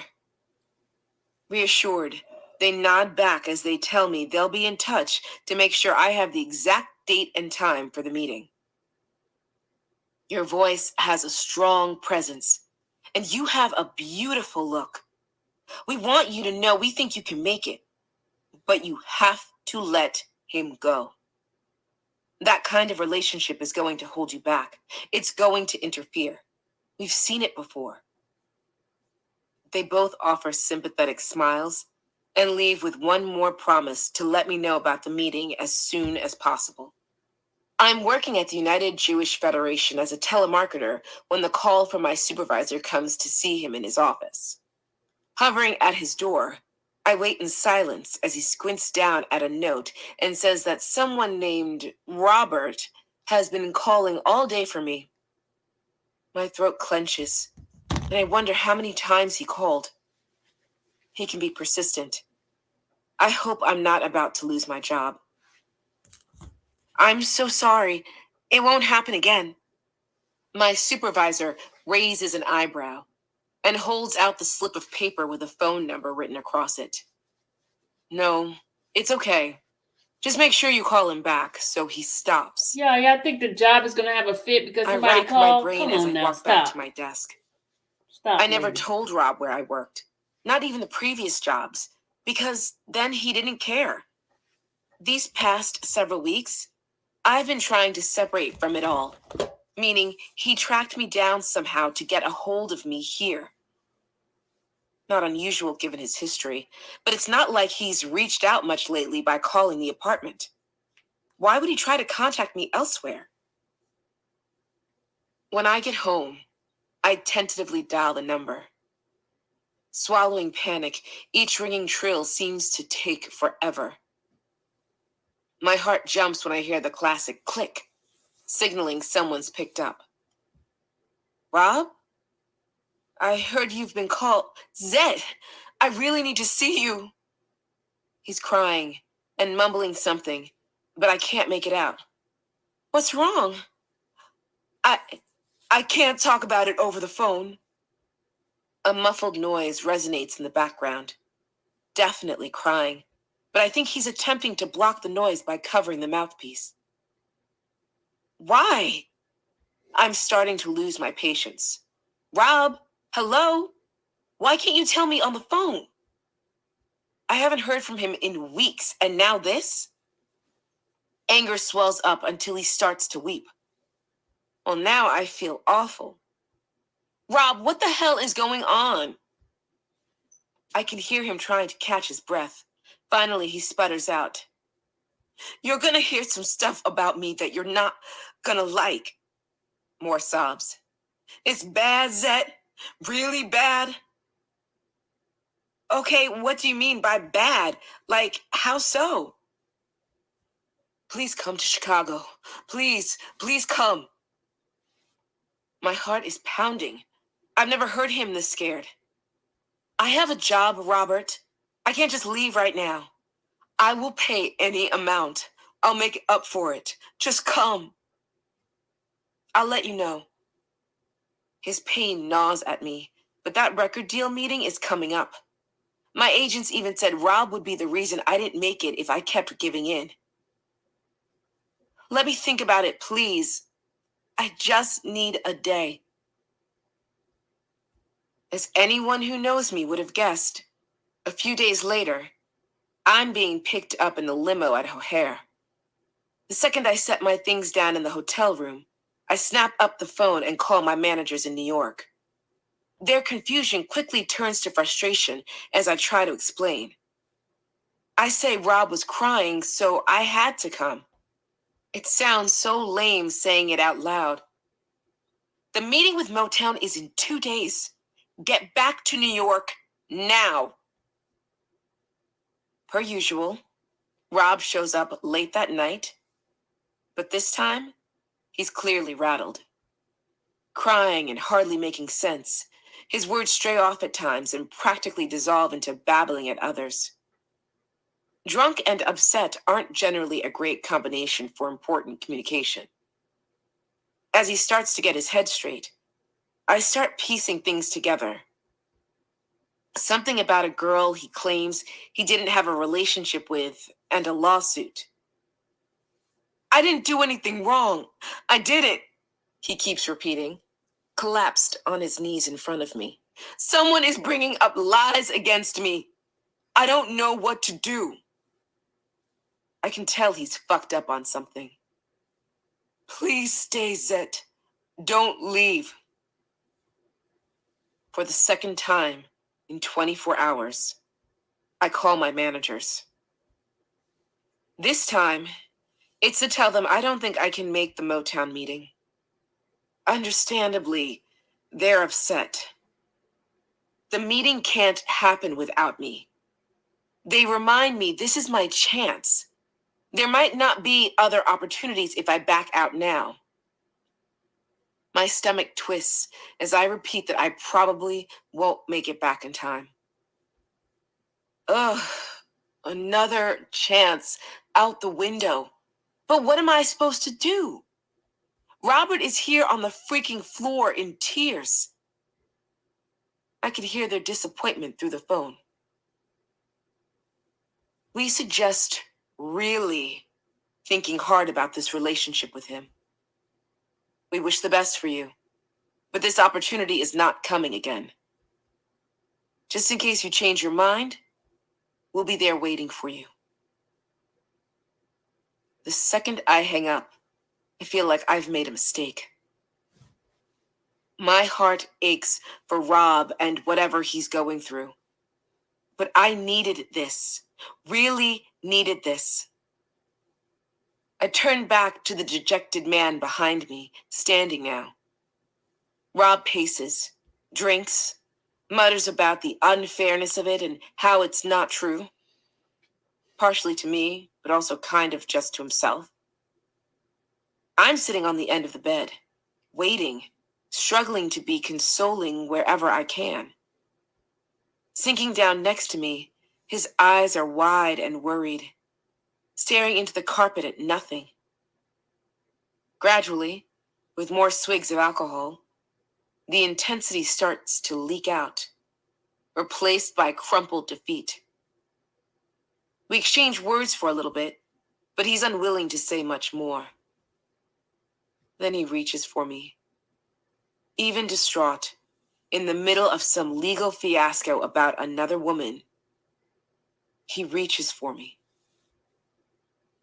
When he's finished, he heads off to the studio, leaving me alone in the dark. The weekend is a torturous combination of being there for Rob emotionally and physically, then being left in the room to worry, knowing I missed my shot at a record deal. By the end of the weekend, I'm livid. He didn't need me that badly. He probably needs a lot of women comforting him right now. I leave Chicago angry at him and myself. having given up one more chance to make it on my own. Chapter 17. Rob still has houses in Chicago that Sylvia, he you owns funny. or rents, but never puts me up in them. Instead, he swaps me around the same group of hotels. Sometimes my stay in the city is split between separate hotels, starting in one and ending in another. He keeps me away from his personal life, saying it's for my own good, to protect me. I'm not allowed to leave the hotels without permission, sometimes not even the room. It's been this way for a while. Most times I do leave, Rob hears about it somehow. Some little bird twittering in his ear. Someone sitting in the lobby probably being paid to let him know if I'm up to something. Rob starts insisting I call him Daddy in private and ask for permission to charge his card to eat. He knows I don't have anything else. I can't pay for it on my own. I see young women at the hotel all the time. Still at an age you can refer to them as girls, no parents, hanging around in expensive lobbies in Chicago. They linger, dressed up and faces painted on, clearly waiting for someone. Deep down, I know. I mean, how could I not?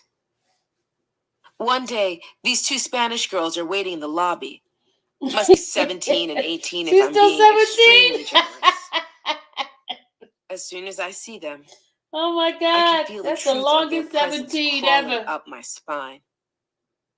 I start walking towards them, ready to ask who they're here for, but stop short and press the button for the elevator instead.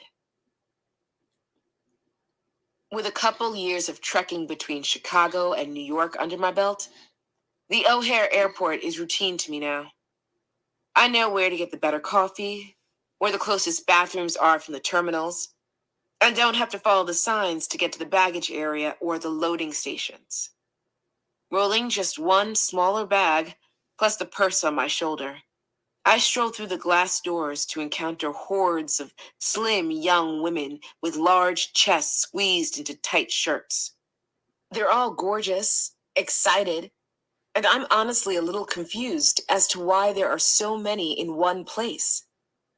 As I roam the pickup area looking for my ride, someone taps on my shoulder. Hey. A stern voice comes from a guy wearing all black and a headset, holding an additional cell phone and clipboard. We're all heading into those limos grouped right over there. If I can just check your name off so we know you're not missing, welcome to the mansion.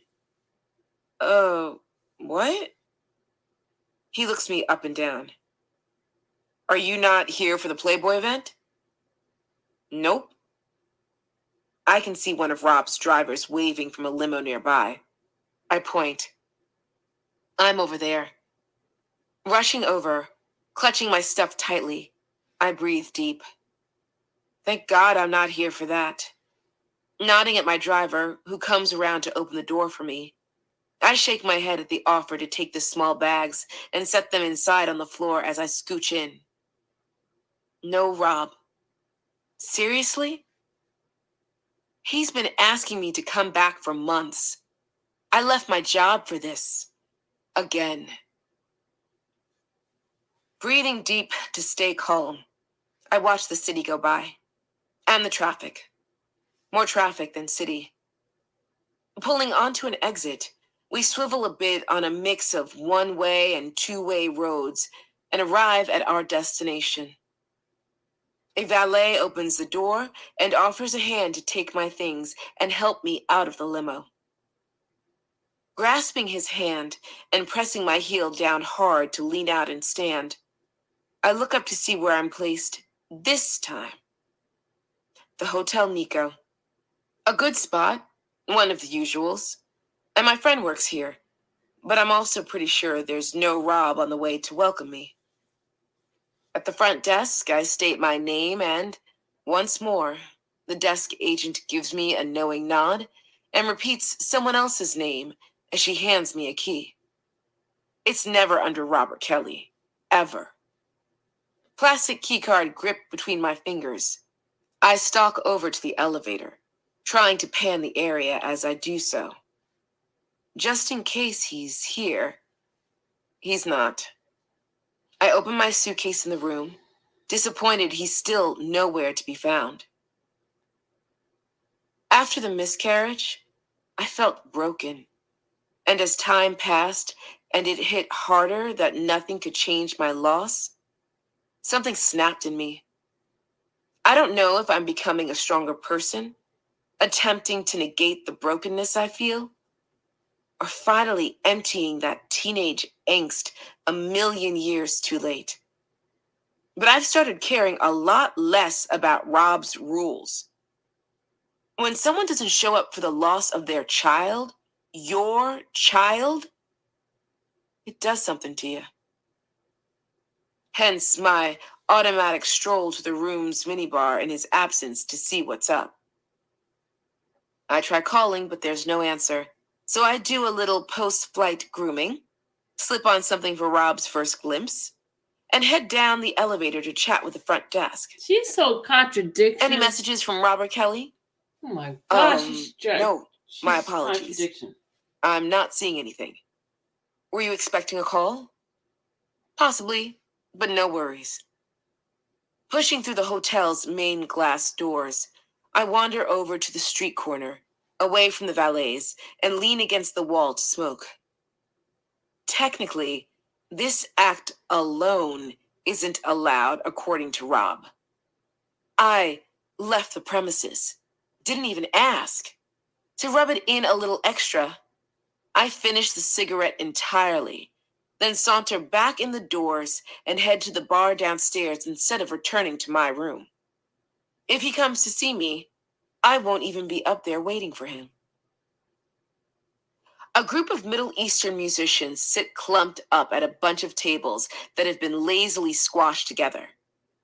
They're passing smokes, chattering over each other, and cheersing loudly. One of them waves me over, pulls up a chair next to him, and introduces himself. Turns out he's crazy rich, as in loaded like a Saudi prince. It's a little unclear if he's with the gathered band or just happens to be here. But we talk for a while, leading him to extend a dinner invitation. No, sorry, I'm waiting on someone. It's a struggle to push the words out. Feels like they're coming from someone else. I can't even tell if that tone in my voice is regret or despair. Exactly. Dumb.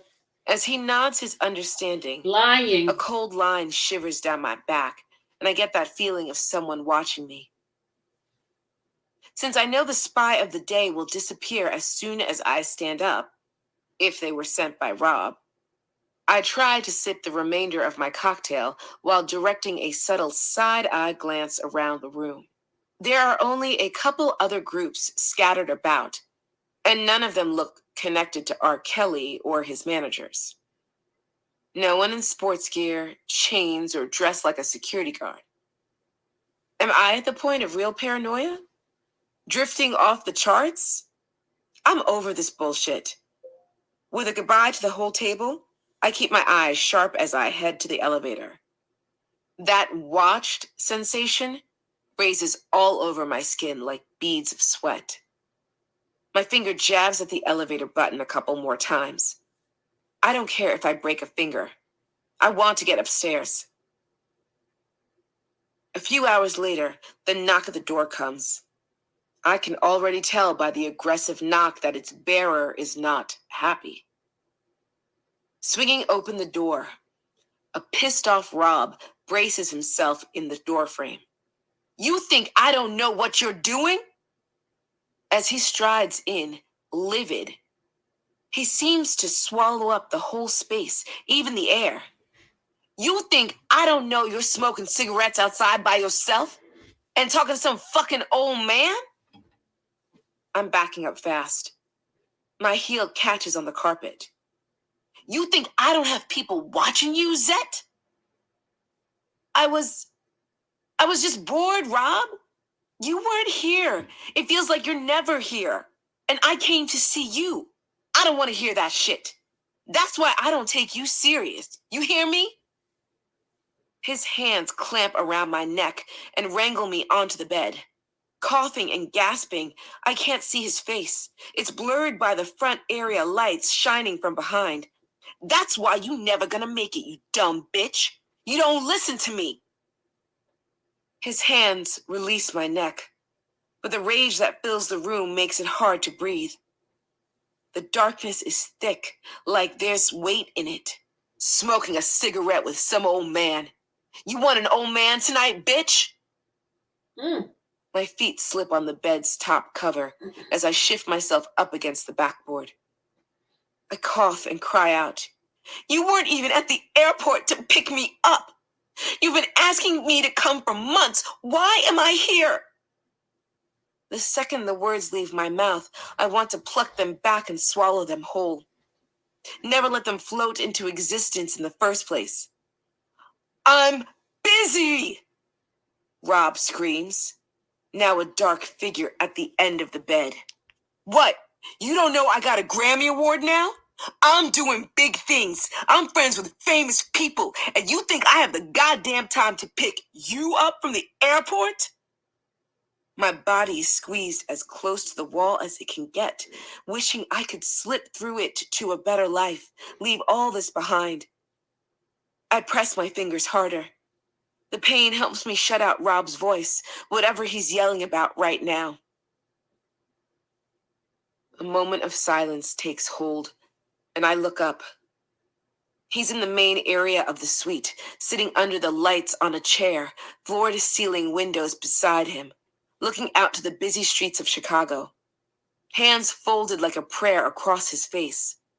He watches me as I cry, still huddled against the wall. Come over here, he says. I don't move. Come over here, Zet. There's a shard of sorrow in his words, maybe apology, that prompts me to stretch my legs and push myself off the bed to walk over to him. Good girl. He smiles. Kneel down.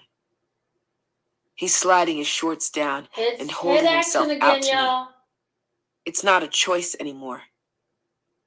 I give him head, and he finishes on my face. My head dips down as Rob sighs and pushes a hand towel at me. Wiping at my cheeks, I stumble to the bathroom to shower the feelings off. The grime, the humiliation, the knowing I don't have options. I made choices, and here I am. Freshly showered, I perch myself on the edge of the bed, still crying. I can't help it. Rob won't look at me. He drops cash on the side table and leaves without saying a word. Since I already left my job in New York, I decide to stay. Rob comes when he wants. If he's in a mood, I have to ask permission for every single thing I do. Using the bathroom or taking a shower suddenly means something's his go-ahead. wrong with her mentally. Seriously. Michelle thinks it's silly, and I should just go. But I don't want the fight that would come. Or the punishment. Something's mentally wrong with her. Every act of defiance comes with consequences. And I've been wiping my face with towels and crying myself to sleep too much lately. If I defy the larger rules to stay within the hotel, preferably my room, when he's away, punishment comes in the form of abandonment. Rob doesn't return for a while, doesn't call, lets me wonder for days if he's going to come back at all. It's always because I left the room for food or went out on the sidewalk for a smoke, so it's not like leaving the hotel to prove a point is an option.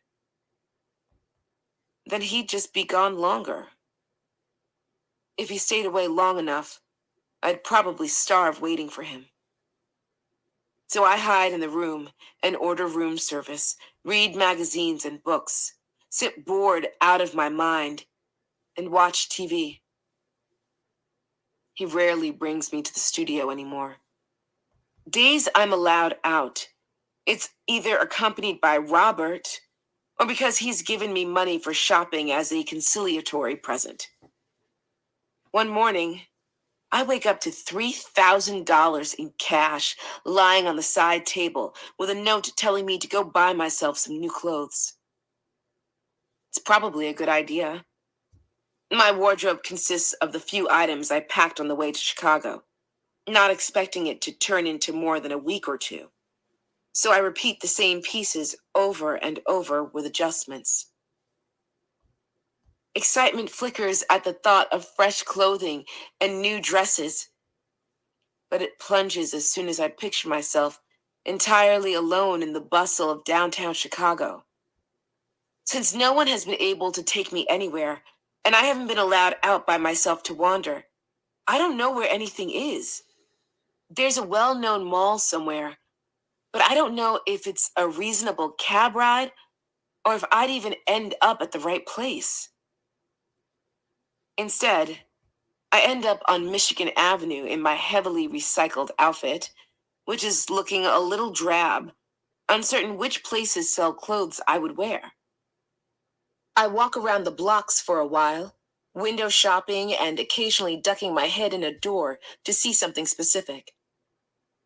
When I finally find a spot I like, I go inside to examine a jacket, only to be ushered out, Pretty Woman style.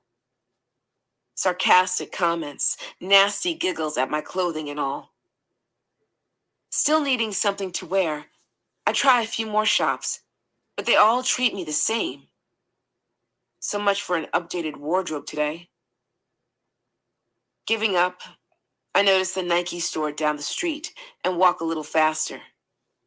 The familiarity inside is heaven. No one is giving me strange looks or making sure I don't touch anything. After circling the interior a few times, enjoying being in a different space, I buy a t-shirt for Rob and go back to the hotel, exhausted. I set the bills back on the side table and relax in front of the TV. A few hours later, when Rob shows up to see how it went, I hand him the t-shirt. He looks down at it. "You didn't buy anything for you?" I shake my head. He gives me a strange look, but then he's smiling and cuddling up next to me. Then we're having sex. Rob stops us temporarily to buy pay-per-view porn to watch on the screen while I get him off. It's been on before, but not quite this raunchy and not with an all-male cast. Maybe he secretly wants to date men. He does like toys in odd places. When it's over, and we're laying there on the bed, I try to bring it up all casual, which means I sound awkward as hell, and let him know he can tell me if he's gay or bisexual or whatever. It doesn't matter to me. Sitting up, he looks me straight in the eyes and says, "If you think I'm gay, then I'm gay." Then he shrugs, stands up, gets dressed, and leaves with a limp hand wave. The money is still sitting on the table next to me. I leave it. I don't know what to do with it. I've stayed at the Marriott so often over the years, I'm friends with some of the staff. Most nights, I sit by myself downstairs in the lobby and watch Michael Jordan walk in and out on his own escapades while I wait for friends to finish their shifts. They always give me the lowdown about everyone staying in the hotel. You can learn a lot about celebrities and important figures from front desk agents. You can learn a lot more from someone who works hotel room Tell me service. about it, Sylvie. Exactly. One evening, I agree to get drinks with two of the Marriott staff, a guy and a girl who both work the main lobby. They know full well that Rob always has people watching, so we don't leave the hotel. But we seek out a spot where we know it's harder to overhear. As soon as we've semi-escaped prying ears and are settled at a secluded table with cocktails, one of them turns to me, and puts a hand on my wrist.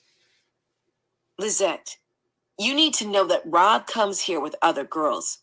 Like, they're here at the hotel right now. It shouldn't be this hard to breathe. Of course, part of me has always known, so my shock is surprising in itself. But hearing it out loud is like hearing your boyfriend admit he cheated on you. You might realize it's probably happening, but it doesn't make it hurt any less when it's confirmed. I gulp my drink to fend off the tears and raise my hand for another.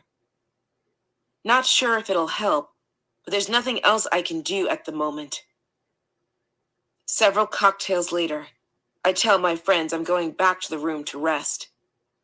Their pasted smiles assure me they know exactly why I'm heading up right now. To get a good and proper cry. I push myself out of my chair, give hugs, and stumble off towards the elevator. As I'm looking around for evidence of said girls, my eyes spot something familiar outside the front doors, by the valet station. My heels click as I strut faster, until I reach the door and rest a hand on the pristinely wiped glass. Robert's favorite car is sitting right there, the young valet just now getting inside to formally move it to the underground parking lot. Rob's definitely here at the hotel, just not with me. Now the waterworks are legit about to start, so I swivel around and march back to the elevators. The moment I'm alone, I let myself slump in defeat. You knew all along, didn't you? I managed to fumble the key into the door and let myself in before I crumbled to pieces. The devastation is like a vast black hole pulling at me, draining any bits of hope or happiness I'd been clinging to. Dragging myself to bed, I fall asleep with my clothes on, utterly exhausted from it all.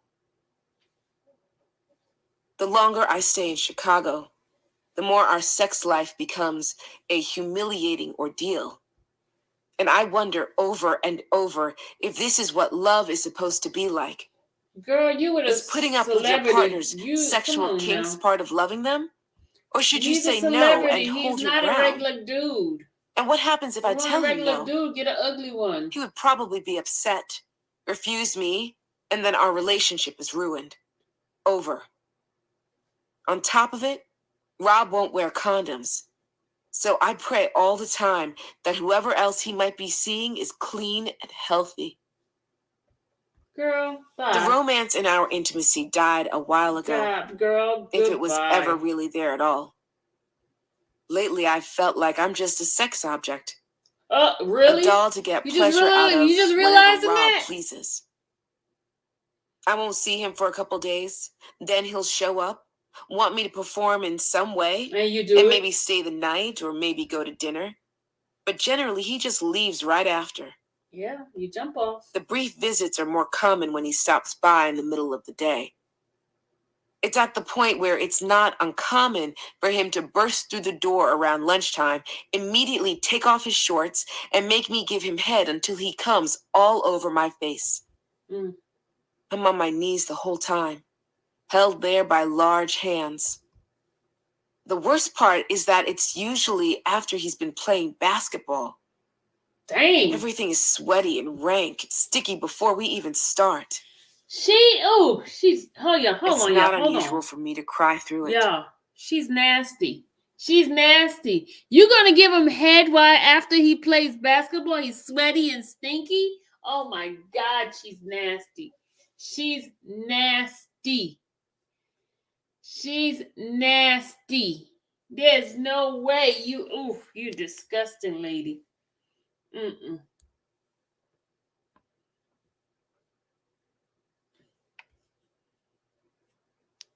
Y'all, seriously. She has low self-esteem that you would give head to somebody's stinking ding-dong. Really? Oh my God, that is so disgusting. You don't require him to take a shower? Oh my God, something's mentally wrong with you. It doesn't take a rocket scientist to tell. She is wrong. Oh Lord, well, I wouldn't have wrote that book. I wouldn't have wrote that book. Seriously, I wouldn't have wrote that book.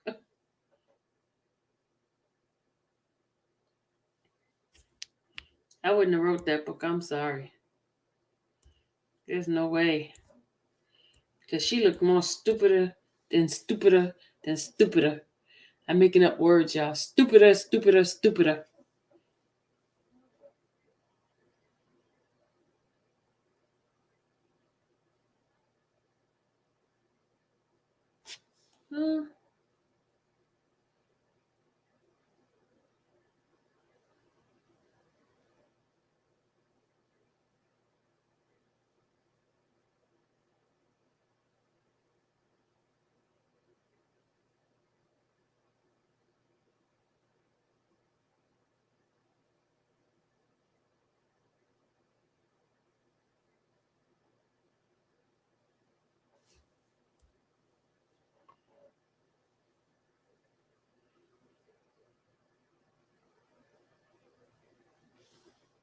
Decline. I don't want that. Sorry. Let me go back to playing this. My mistake. Which sounds weird, right? Sometimes he's really into it and doesn't seem to want to cater to me because he'll lose his high. Other times it's because I piss him off. I think that's when he enjoys the crying, like it proves he's making his point. Those days are super rough physically. I mean, it's always rough. That's just how he is. But those stretches are hard to get through. My scalp hurts afterward from the hair pulling. I cry after he leaves, I'm too. sorry, I don't mean to laugh. So at least it's good that he splits directly after Please getting his forgive me relief. for laughing, but she said her scalp hurt from the hair pulling. Lord have mercy.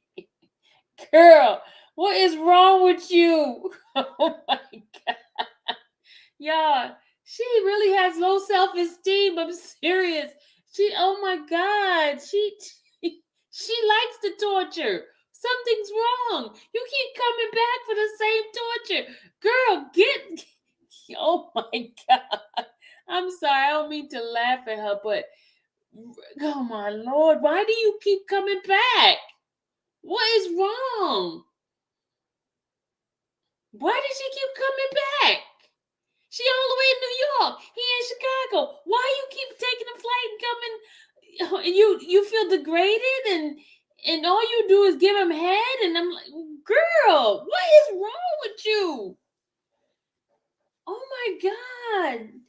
Oh, Lord, have mercy. Oh, Samantha, stop. She said, headmaster. Oh my God. Y'all, seriously. I would have never wrote this book. I would have took this to my grave. Because now people reading this book, they think you big dummy. We need to play that song. Big dummy. Where my song at? We need to play that song. Oh my God. Oh, what is going on with the self-esteem? Oh my God. Lady. Oh, wow. Okay, here we go.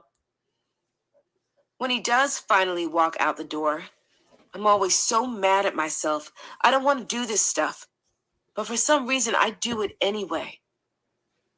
I'm not sure if I'm afraid of him or losing him, or if it's just ingrained in me that this is what you do for the person in your life.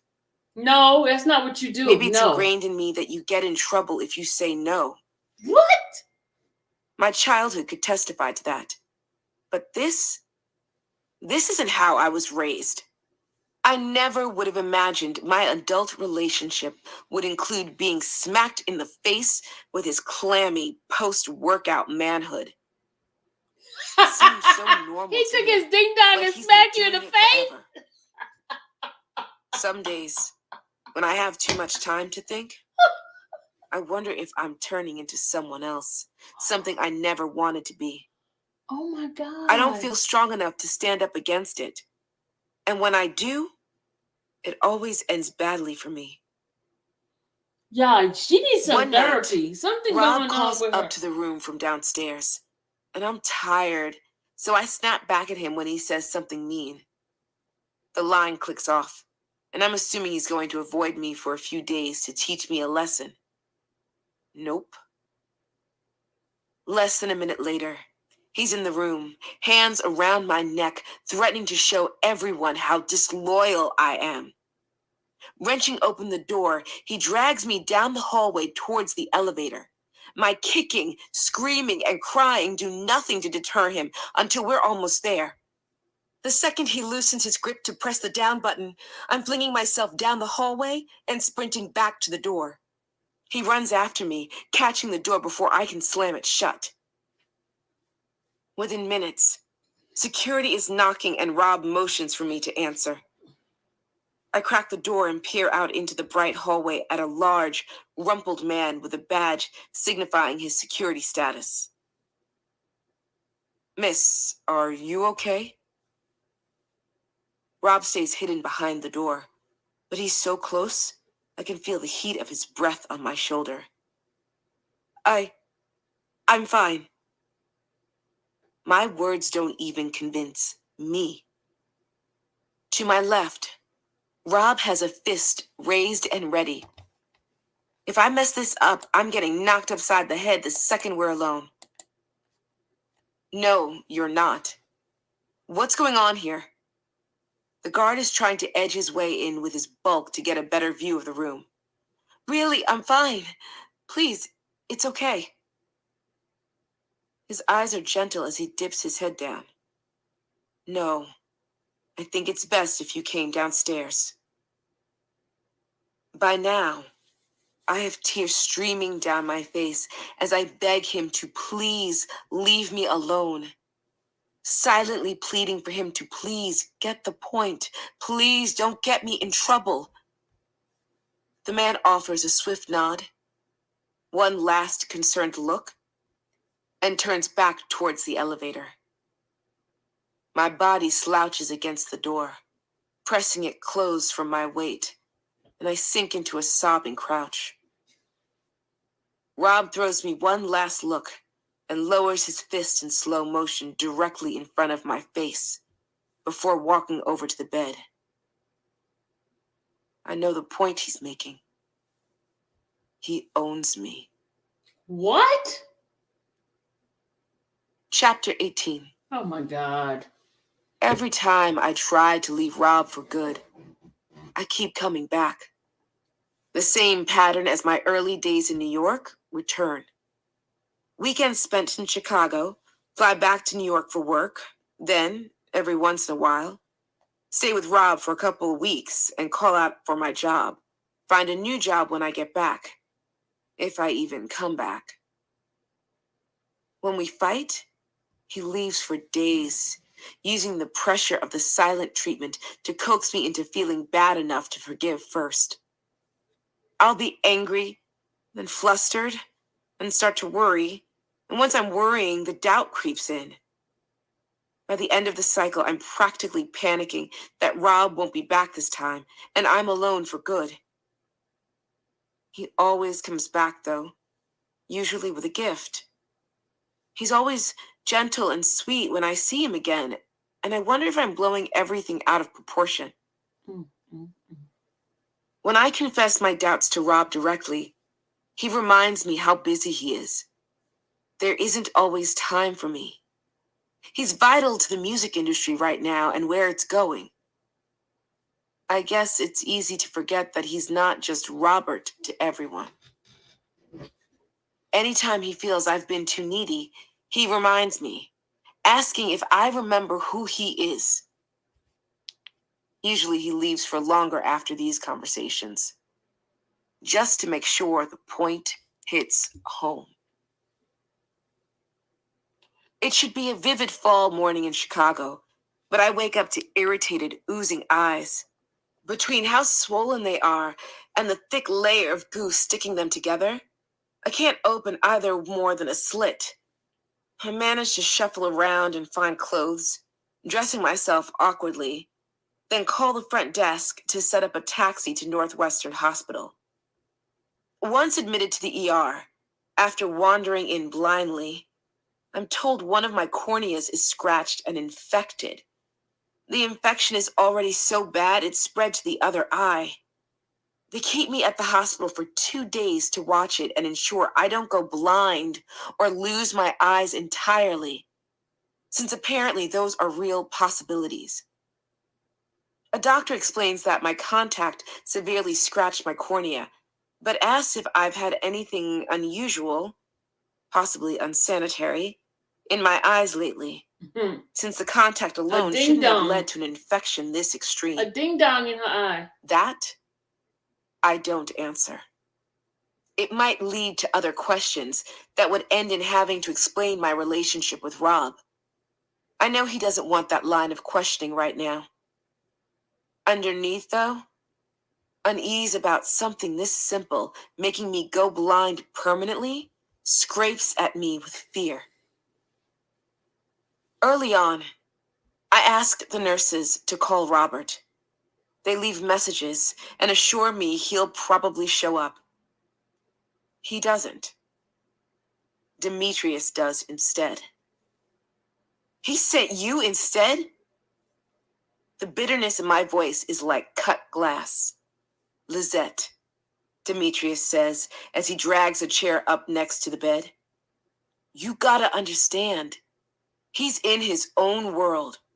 Rob's an artist, and he has to own it and do his thing. You know he loves you. Are you serious right now? This is not love. I don't know what to tell you. He's all about himself. You know that. I'm sorry he's not here. But I'm not gonna leave, okay? To be fair, even though Demetrius covers for Rob a lot, he also tries to help him, shape him into a better person. I don't think he knows the extent of Rob's twistedness. How could he? Rob isn't sticking his junk in Demetrius's face. Demetrius is allowed to leave the hotel, use the bathroom, and eat whenever he wants. I wonder what he thinks of me, or other women he's seen stick around Rob. Does he think I like staying inside all the time? How much does he let slide, and how many times does he choose to look away and not see what's happening in front of him? True to his word, Demetrius stays by my side while I'm stuck in the hospital. When he gets updates from Rob, he tells me. They are always the same. Rob is at the studio, working on something. As soon as the nurse grants me permission to leave, I tell Demetrius exactly what I need right now to keep going. I want to leave. For good. But I need money to do that. Please help get me some money so I can go. I just want to leave. Start over. The words hardly come out. I'm crying so hard. When they do, I'm stuttering enough to make my head rattle. From the way his intense expression shifts to melancholy and then half a smile, I know he hears me. He doesn't fight it, just nods and sets a hand on top of mine. In that moment, I realize he's probably been waiting for this, maybe even hoping for it. He does see what goes on, but he can't make decisions for me when I keep putting myself in the same position. Demetrius leaves the room to call Rob, and I slip off my crumpled hospital gown to pull on my own clothing again. Doubt snakes up my spine as I fold up the gown and set it on the bed. It's the right thing to do for me. The most important thing is taking care of myself. A deep inhale, and I pat the gown and turn to put on shoes. When a knock sounds at the door, Demetrius slowly pokes his head in. You're all set. I'm taking you back to the hotel to pick up your stuff, and then I have to go meet Rob. So you're picking up the money from Daryl. If you have any problems, just call me. I'll keep my phone close by. Packing my belongings doesn't take long, so I'm on the way to this random swanky hotel to pick up my get out of here and heal cash within an hour. I'm not sure if Demetrius discussed it with Rob in advance and settled on an amount, or if he's just helping me out of his own pocket. If he did tell him, Robert is clearly angry. Rob once set $3,000 on my bedside table to buy pants and shirts and dresses. But now it's $1,000 to recover from the last 4 years, a miscarriage, and a severe eye infection while restarting in another state. Maybe he knows I don't intend to come back this time, that I mean it. Either way, this is the only course I see to get home and heal. Because I don't have funds after being trapped in a room on and off for so long, not being able to work. The cab pulls up to a super glitzy hotel where 2 men offer slight bows on my way in.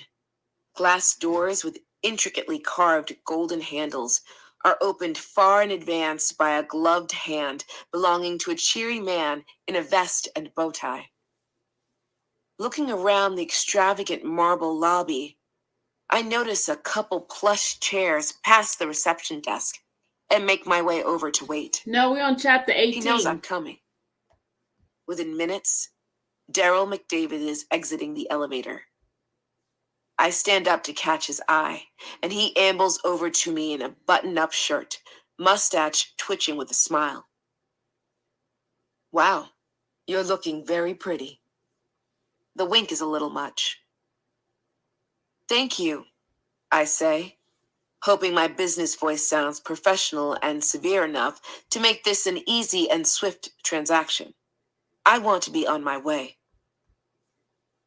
He chuckles a little, probably at my clear lack of appreciation for the comment, and hands over a wad of cash. Here you go, lovely. Thank you. Have a good day, Daryl attempts. But I'm already striding toward the door, ready to get the hell out of here and leave the life I have with Rob behind. Chapter 19. Back in the glorious heat of Miami, I'm collecting myself, putting all the little pieces of my life back together. There's a weird feeling of normalcy about all of it. After all the back and forth and waiting on Rob's generosity, it's an accomplishment to stand on my own 2 feet. Robert knows I don't want to see him anymore. He's tried calling. The first attempt to reach out was an apology of sorts. Zet, that song? You are not alone. That song is for you. You know that situation happened. Look at that song, y'all. And you lost the baby. And I know you've been on your own a lot, even as a kid. I wanted you to know that I'm thinking of you even when you're not in Chicago with me. Missed a few more calls. Then I got this one. Zet, I found the Lord. Sorry, what? I found God, Zet. And I'm about to head on the straight and narrow. Oh, cool. All that dark stuff I did in the past, it's gone and forgiven, and I'm done with it. I'm done doing bad things. I'm genuinely happy to hear that. Good for you, Rob. Yeah, just wanted you to know I'm on a new path. I let the next calls go. I need to finally move on and not let things linger. Otherwise, I get swept up again, and that can't happen this time around, whether he's changed by God or not. Then the bump shows up. It's a bump down there. Looks like razor burn to me. Being the hypochondriac that I am, when it's not looking better in a day, I call my longtime primary care physician, Dr. Jacobson. It seems like overkill to strip down and brace my feet into the cold stirrups for what's possibly just an ingrown hair. But the assurance it's being taken seriously is comforting.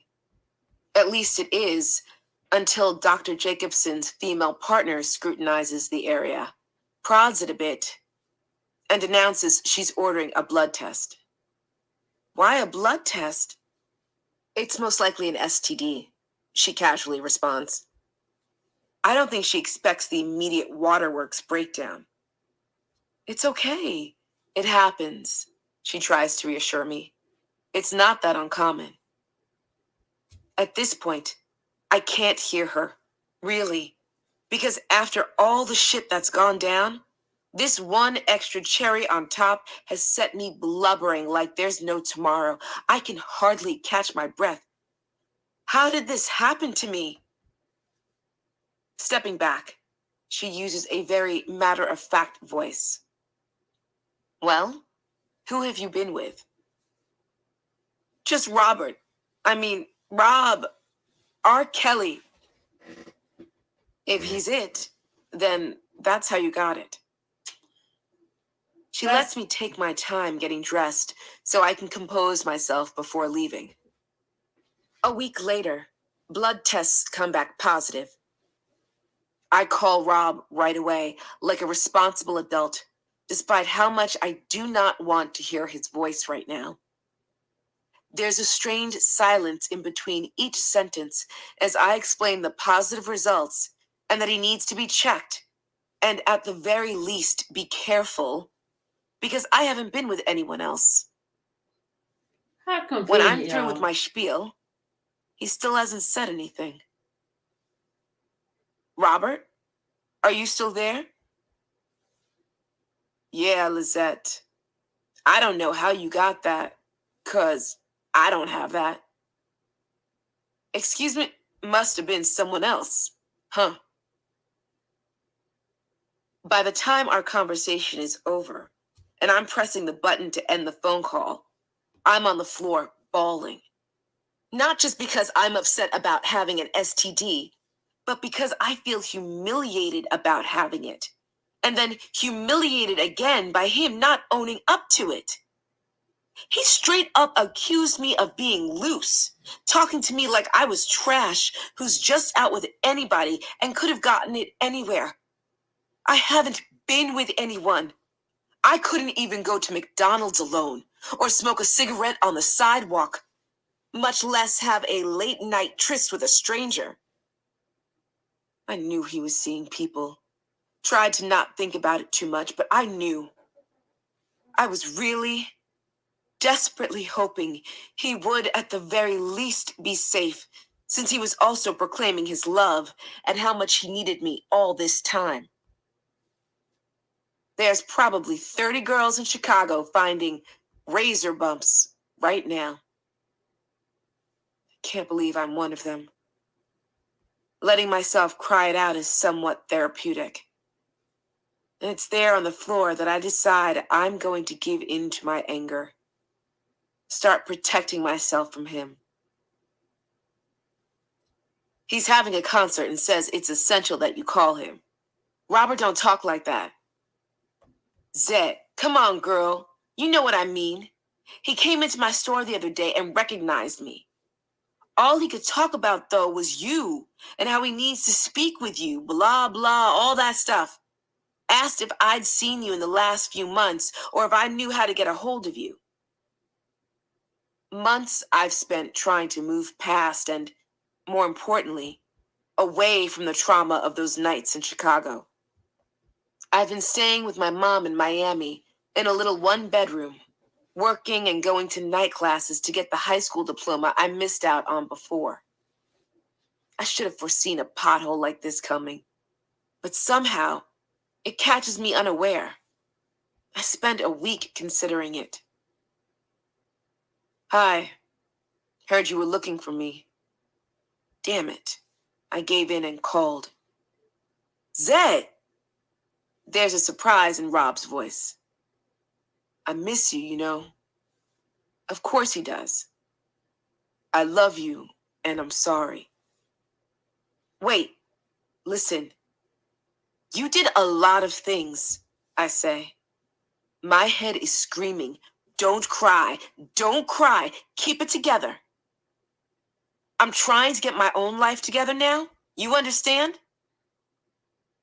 Right now, I'm staying at the Grand Bay Hotel in Coconut Grove. Can you just come over, please? I want to talk to you. Naturally, all of my resolve washes away immediately. Also, I'm curious if the dynamic will be different now that I've spent time away. Once I've taken my sweet time getting ready, I walk to the full-length mirror, scanning my body up and down. Everything is feeling good. I'm good. And there's no reason he should be able to hurt me again. She's addicted to him. This chica is real. Yes, that's my pep talk. And yes, it's necessary right now. Rob kisses me in welcome when I first enter the room. But my motivational speech in the mirror must have worked, because I stay strong through the entire conversation between us. My head is clear, my attitude respectfully nonchalant. I think I've got this. And then he invites me to his concert the next night. This throws me off. Not exactly on par with the fix up my life plans. Also, I'm not big on watching overdramatic fans drool over Rob. Initially, I say I'll think about it, but agree to go when Nicole offers to join me. I'm uncertain about the whole post-concert part of the night. Not sure what exactly my responses should be yet, if I'm being independent and true to myself. Still, I try to enjoy the moment, stay chill, listen as though it's just music, just another concert. The voices of these girls behind us butt into my attempt at Zen thoughts. I met him last night. Oh shit, really? Yeah, we got close. Laughter. They're pushing and pulling at each other's shoulders, snickering and rocking back and forth. Girl, of course I did. He invited us back tonight. Why do you think I'm here? I shake my head slightly. Up to the same old shit. The concert experience itself is awkward because he's singing all the songs I was there for, either playing around or giving feedback as he wrote them. Can't quite shout out, heard these before, can we move forward? Too many memories associated here. On the other hand, not a huge fan of going down this particular memory trail. Nicole and I look at each other. She gives me an empathetic smile. What do you want to do? With a groan, I admit, I don't know. He invited Jem and everyone to an after party. My eyes are focusing on a group in front of me, trying to push the shrieky voices of girls from earlier out of my head. Maybe if I squint hard enough. Me and him are friends. I really want to go, but I get it if you don't. She's so nice. My squinting moves to the lights. I know I'm avoiding making a decision. I can zone out if I stare into the brightness. It'll at least get rid of those girls' faces. Without fully realizing it, I respond, that's okay. I guess we can go or whatever. Just like my first concert, there is no going backstage after the concert for me. The girls behind us are probably back there right now, and I have zero interest in watching them fawn over him. Honestly, the idea makes me sick. Besides, I've already been everywhere in private with him. At this point, going backstage is a groupie charade. When we get outside, I call, and Rob tells us to meet him back at the hotel if we're not headed backstage. He'll send people to drop by and take us to the party once they're on their way. Since this time around I don't have a key, he says Demetrius can let us in the room to wait. As it's the same hotel I just met him at yesterday, I immediately head up towards the room from the other night. Luckily, Demetrius intercepts us along the way, saying no, Rob's got another room for us to wait in until he can stop by or send someone over. Guiding the way, Demetrius unlocks the door while we huddle outside a room on a floor I've never stayed in before. Unusual for Rob. Then he waves us inside. It's been hours. Rob hasn't showed, hasn't called, and no one has arrived to accompany us to the after party. The sting isn't supposed to be this bad when you're letting go. I'm moving forward and don't need this kind of uncertainty in my life. That's about as far as my self-reassurance goes. Nicole has to leave because she's currently taking care of her parents while they're in a transition period. I don't have a way home, and my mom would be pissed if I knocked on the door to be let in at 5 a.m. or something ridiculous that would wake her up in the dead of night. Waiting is looking like my best bet, even if it's solo for a while. It definitely looks like no one will be picking me up to join the party, which isn't so bad. I didn't really want to go to that anyway. I wonder briefly if Rob even remembers that I'm waiting for him here, in this random room that is not the room he was staying in the other night for our reunion chat. If he's not coming, I'll just stay here tonight and figure it out in the morning. There's not much else to do. Tears start rolling down hot and fast as I sit on the corner of the hotel bed. Swiping my eyes with the backs of my hands, I fold the top comforter down to lay back on the sheets, defeated tears leaving dark spots on the soft cream fabric. This has happened a million times before. It always makes me upset, but not like this.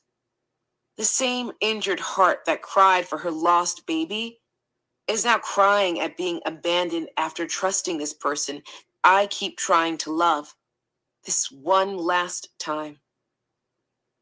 I can't continue hurting myself like this. I need to be over it. Completely over it. My breathing slows, and I finally lull into an unthinking gray zone that drifts into a light, fitful sleep. If I can't be unconscious, I can at least make it to tomorrow without being hurt any further. I am a damn fool. There are so many wonderful things about fancy hotels. The food is delicious, room service is great, beds are lusciously squishy and packed with pillows. The bars are splendid and offer top-shelf cocktails at exorbitant prices. Another endearing aspect of upscale hotels is that they tend to be fairly quiet. Unless you're in a suite that shares a door, the walls are thicker. There's more space between rooms. And people literally paid more for better rest. You can't generally hear much unless there's drunk guests arguing in the hall, tiny screaming children nearby, or they're having a full-out party next door. Screaming children do not wake me up from the other side of the shared, bolted door. But a woman's high-pitched voice does. Music reverberates against the walls, and shattering laughter pierces the nighttime silence. It's still insanely early, and I can hear the heavy door in the room next to mine opening and slamming shut. You know how when you've really been with someone for a while, you know their quirks, right? You know how their eyes scrunch when they laugh, or what their night breathing sounds like, or how they clutch their wine glass when they're thinking. You recognize their real laugh and their fake one. The throat clear that means they want to leave soon, please, and the please introduce me one. The door to the next room slams again, and I hear Rob clear his throat and laugh. Too many nights together to not be absolutely sure of that sound. Everything inside me freezes. It's like swallowing mud. All these emotions sit heavy on my chest and stomach. Turning to my purse, I extract my phone from the mess of lipstick, bobby pins, and random receipts, and call Nicole. It's so late. It's not even fair to be calling now, but she answers. Hello? Is this Lisette? Are you okay? My voice hardly squeaks out an audible response. Yeah. Slightly clearer. Yeah, it is. What's going on and what happened? Is Rob there with you? With a deep inhale, I press back the tears, the frustration, everything. Not because I care what she thinks, but because she needs to at least be able to understand what I'm saying. Yeah, uh, kind of. Robbie, it's stupid. I mean, he's next door fucking some other girls. What? I can hardly breathe. How do you know? This actually makes me laugh. A sad, throaty laugh muffled by hours of crying. Please, come on. Zet, you gotta check. Can't just be making assumptions. Glancing around me, I steer myself to the bathroom and pick up one of the water glasses set beside the sink, tossing the wrapper in the trash. Back at the wall, I press the cup against it with my ear against the glass bottom. It's him. His laugh breaks through the music, and his voice, though unintelligible, is undeniably his. From the tone, I can tell he's cracking jokes, and the girls are eating it up. The noises shift quickly from laughter and giggles to moans and squeals. I drop the phone and cry and cry and cry. It's not about the girls. It's really not. Obviously, there were always girls. I knew. But crumpled against the wall, listening to Robert with someone else is a different story. Hearing about your husband or boyfriend cheating on you is all up to your imagination. It's different when you're standing outside his office hearing the breathy cries. Those noises go straight through you. I forget Nicole is even on the phone, but her voice finally reaches me. Go knock on their door. She can't see me, but I'm shaking my head. My throat too tight to speak. Do it! Pressing one palm against the wall, I push myself up and stagger to the entry door, turn the handle carefully, and push it open. I'm standing half in and half out of my room, still sniffling, trying to compel myself to work up the nerve to go hammer on their door. I can't. I'm saved the effort of trying when it opens all on its own. Out stumbles Rob, white pants unzipped and pushed partly down. His drunk face confused but dumbly gleeful. The same face he was making the night I lost my virginity, after sniffing his way through the bathroom to energize. He only glances at me before stumbling back into the darkness behind him, where a naked woman appears briefly to slam the door shut. I go back into my room. The knock at the door 20 minutes later drives a shiver up my back, but I open it anyway. Rob comes in crying, falling on his knees to beg for forgiveness. Rage blows heat through my entire body, my head pounding with it. I'm done with you, I tell him. He shakes his head, still on the ground. No, Zet, I want to be with you. We can get a house, get married. It can still happen. I can't do it anymore. I can't. I don't believe you. We didn't even have to be together tonight. You just needed to not fuck it up by lying to me. You're having sex with so many girls, you're going to get me fucking sick. You already have. It's hard to get the words out. I'm not waiting around for you to get me sick for real. Still on the ground, looking up at me, he says, "No, you can't. You can stay in Chicago with me. You'll be my... Your what? Your what, Rob?" "Zep, please. You asked me once before to live in Chicago with you. I went. Look what happened. Look what you did. That's why we're here right now." He's groaning, holding his stomach like it hurts. "You always want me there for you, but you also always want to be with your friends. I lost mine. What else do I have at this point? My music career? Huh, that's a laugh. How do I get my life back at this point?" Pulling my legs out of reach of his groping hands, I say, "I'm leaving."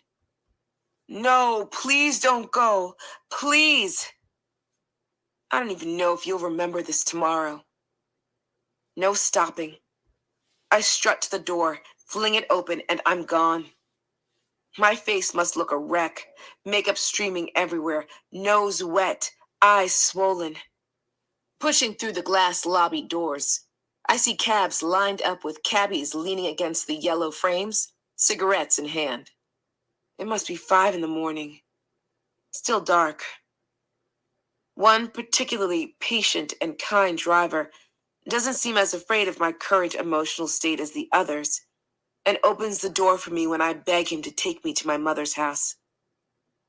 As I click the door shut, Rob appears out front, stumbling his way out of the lobby, eyes a little wild, clearly still messed up. "I don't have any money, but you see him? You know who that is, right?" I point at Robert. The driver nods. "I need to get away from him." As Rob staggers toward us, the cabbie shoots off like a dart. I'm on my way home.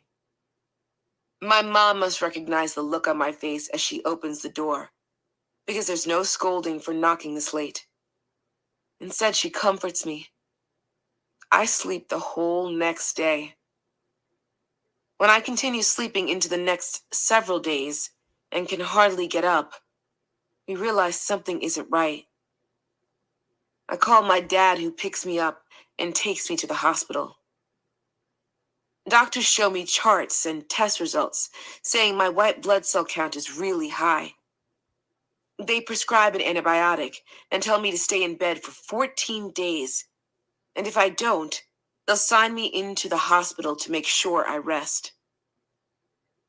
Not wanting to end up in the hospital, I stay in my mom's living room on her couch, watching television and hardly moving. When the news breaks that R. Kelly is canceling his next few shows, I call Demetrius in a panic. If Rob gave me something... "Hey, it's Lizette. What's going on with Rob? Heard he's out for a bit." "He's just not feeling well." His voice is clipped, distracted. "Yeah, I saw him recently, and I'm not doing well either." "Any idea what he's sick with?" "Not sure. I'm sorry, Lizette, I don't know what to tell you." Days go by, and instead of improving, my condition is getting worse. Meanwhile, my head is running a replay of, "I can't be sick right now," over and over. I actually have a job, and I'm working on life. This can't be now.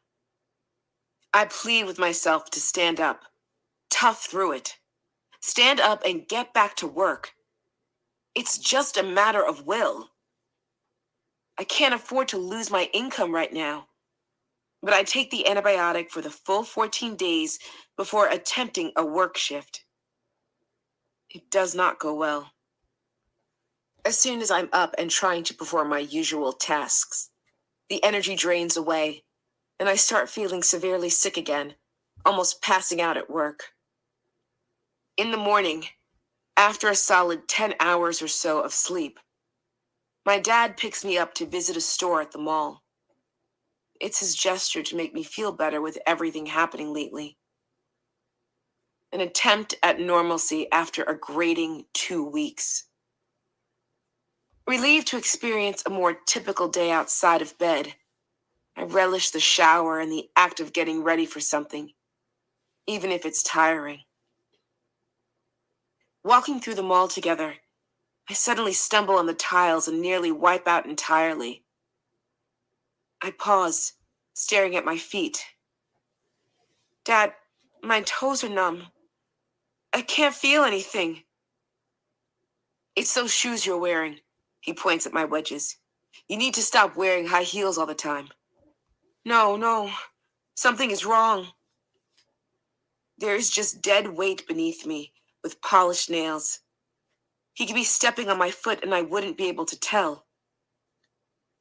Holding my arm, my dad helps me out of the mall and into the car, taking me back to my mom's house to rest. The next morning, I wake up struggling to breathe. Even sitting down, propped up appropriately for ideal chest expansion, I'm short of breath. My dad is working right now, and my mom can't handle hospitals, so I dial a friend's number. Despite gasping through the call, she gets the gist and soon is barging through the front door to take me to Parkway Hospital. I'm seen for the breathing issues, but released soon after. They ignore my recent need for antibiotics and my lifeless feet. When my face begins to go numb, and I start losing the ability to move my mouth altogether, my friend takes me in again. I'm admitted to the ER, but we hit an unexpected wall. Is there anything psychologically wrong with Lisette? A doctor asks her.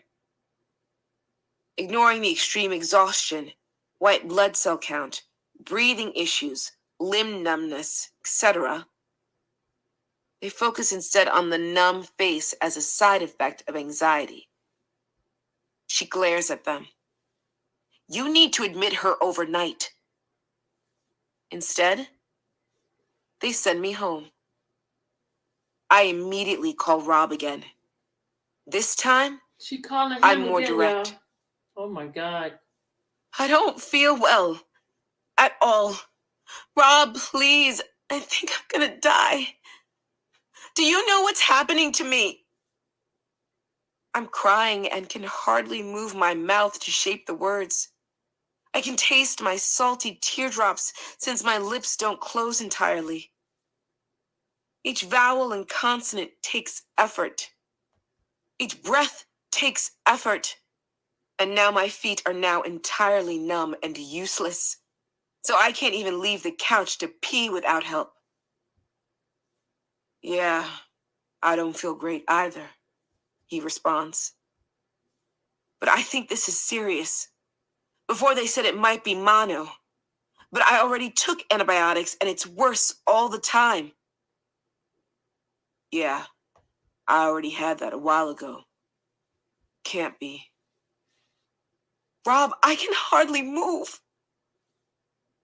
Then go tell your mother, your drunk mother, to take you to the hospital again. Heavy click. My mom hovers, but she won't take me to the emergency room. It's too much for her. There's past trauma. Instead, she's a helpful shadow that comes in and out to make sure there's soup, water, temperature taken, and that I'm still alive. She dials the phone for me so I can talk to my father. Daddy? It's hard to move my mouth. My cheeks feel stuck. Daddy, I can't breathe. I'm coming to get you. My father is not a big man, but when he rushes into the house, he takes one look, picks me up like a tiny child, and carries me out to the car. We head to Joe DiMaggio Hospital where, upon arrival, it doesn't take much for the nurses to realize it's dire. Maybe it's the whole my face doesn't work part, but this time I'm admitted to the ER right away. Once I'm hooked up with fluids and medicine, the doctor goes out to reassure my father that I'm stabilized for the moment. It's a good thing you got her here right away. The doctor carries on as he flips through my records. If you hadn't brought your daughter in within the next couple hours, she would have died in that house. We have her scheduled to see a neurologist as soon as possible. Neurological tests reveal I've developed Guillain-Barré syndrome, triggered by the mononucleosis. My immune system is attacking my nerve cells, causing muscle weakness and numbness, which is quickly turning to paralysis. My body isn't responding well, especially after so much time spent untreated. The neurologist pulls my dad aside in the hallway. I'm really sorry to tell you this, but your daughter is not going to make it. We'll do everything we can, but you should start letting the people who care know it might be their last opportunity to see her. She's not dead, Josh. How long? She's on the plane right Not now. long. I'm sorry to say this, but I recommend putting funeral preparations in order soon. My father breaks down, hand against the wall, knees sinking to the tile. I pass long days in the hospital just conscious enough to know this will be my deathbed. Everyone else knows too. Looking into my father's eyes, I can tell he's mentally preparing to lose me, to box up his emotions in order to cope. Unbeknownst to me, when he leaves, he's scrambling to get everything properly set up for when the time comes. Dazed and exhausted beyond belief, responding whatsoever takes too much effort. Hardly aware of my surroundings, there's no reassurance to provide on my part.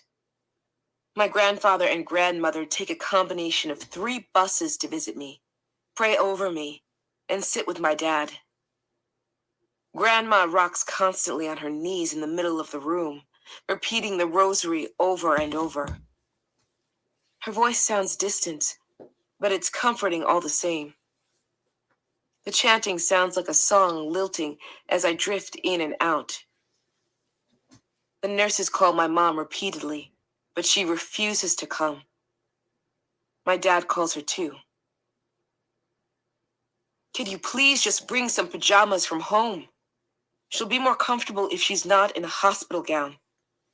We're only trying to make her comfortable, please. Rob calls my mom's place where no one answers, so he calls my dad's, and my stepsister Louisa picked up. Hey, is Lizette okay? My sister's almost dead, you asshole. Where are you? She's in the ICU after seeing your stupid face.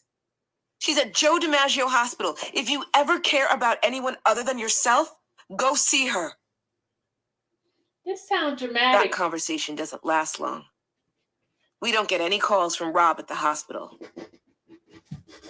Against all odds, I start to recover. The hospital discharges me after 2.5 weeks in the ICU, and I'm allowed to go home. This time, my dad brings me to his place to recover. He tells me neither he nor my mother want me talking to Robert ever again. No one heard from him since the one phone call, but he sent a check to my mom, who forwarded it on for me. $1,000. $1,000 for nearly dying. Hell, it might be $1,000 for thinking I was dead. That's what my life is worth. My parents want me to sue him, call the police, and press charges. When Rob finally does chat with my dad, they figure something out, but I can't imagine what is said to Rob. He won't tell me. Neither of them. Soon after, Rob calls me to say I'm going to be okay, that he sent my mom money. I tell him I know.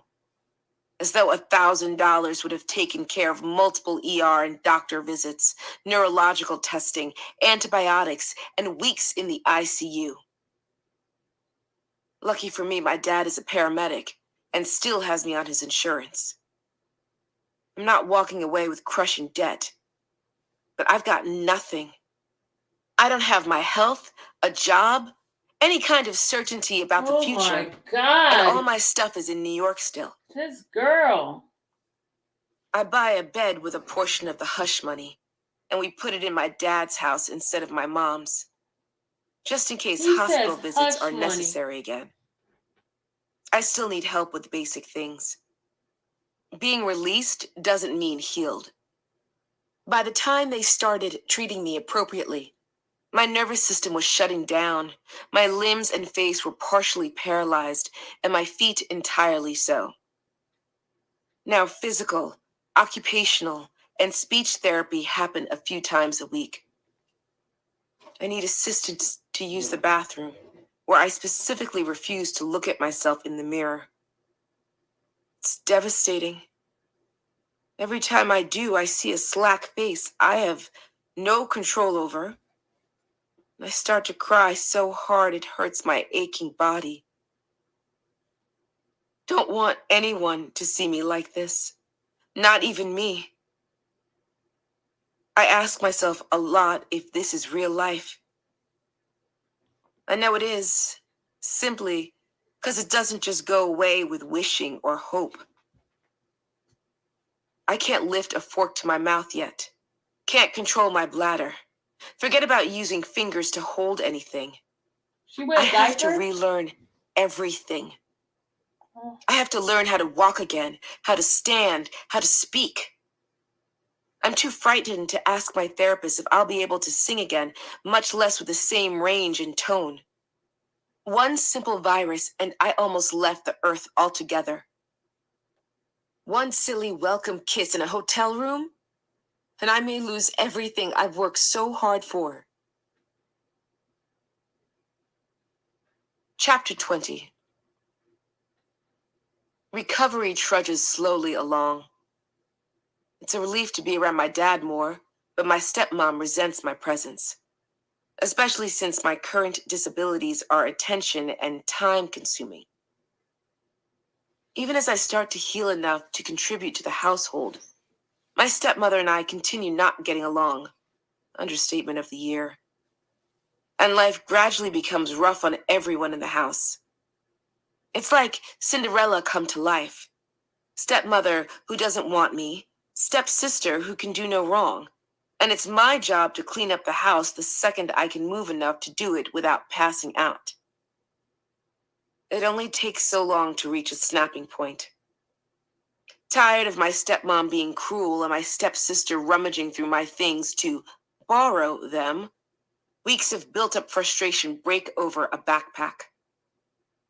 A Donna Karen backpack, to be specific. Leaving Rob behind in Chicago, I left nearly all my things in New York to seek Miami sunshine refuge in a rush. Everything I own I carried back with me, and it's not much. When my backpack is missing from my room and found slung over my stepsister's shoulders, everything tumbles out in a rage all at once. I don't have the energy for a proper soapbox moment, but I point out that I've been sick, and I'm still sick. I'm tired all the time. I'm done asking for respect, and I'm not going to clean up after everyone. No way will I continue letting myself be treated terribly by someone who claims to love my father and is supposed to be family. Not to be outdone. She My got a lot going stepmom on, gets in y'all. my She face needs some and therapy. straight screams that I have to leave. Stepping back, I turn to my father and say, "Daddy, I have to go now." I pack up what little I have, minus my brand new mattress, which pains me a bit. Tell Louisa to hand over the backpack and head to my Catholic Grandma Felicia's crowded home. Grandma Felicia is a saint. Her house is always available, and her hands are always ready to tend to the unfortunately less loved or less successful on the family tree. Anyone going through a hard time knows they will be welcomed with open arms. This does mean that her place is often packed with relatives in need and makes for a chaotic home base. So I pick up a job as fast as possible, fighting fatigue every step of the way, at Cedars Hospital in Miami, receiving labs for testing. My first major goal? My own place. In a short couple months, life is looking up in a sweet little apartment paid for by saving up paychecks. I have my own car to get around, and man, does it feel good to be working again and putting a life together. Until the blasted phone call comes, because of course it does. Those damn phone calls. It always comes down to one damn phone call, one tiny speck of connection that throws you off your routine. My close friend Rhea is dating Rob's cousin Mac, and the two moved up to Chicago together a couple years ago. She called with the good news that she's pregnant and asked if I can come to the baby shower. This is not the upsetting phone call. This is a fabulous phone call. I'm thrilled for her and excited to be financially stable enough to pay my way for a mini trip to Chicago after everything that's happened over the last few years. Naturally, when I arrive, she's one of those beautiful, glowing, pregnant women that no one can get enough of. The time spent together is lighthearted, and being away from Miami for a bit is like taking a gulp of fresh air. Feels like it's been forever. The phone call that upsets me is the one that comes on the last day of my trip. The phone is being held out to me, with Rob waiting on the other end. I stare at the phone as though Mac is holding a slug. I don't want to. I don't want to talk to him. Come on. It's one conversation. We didn't tell you before, but he's been trying to get a hold of you. He sighs at my glare. Please. It's his last opportunity knowing where you are, since you leave tomorrow. Fine. I take the phone and walk as far away as the cord lets me. Hi, how are you? Rob's voice is eager.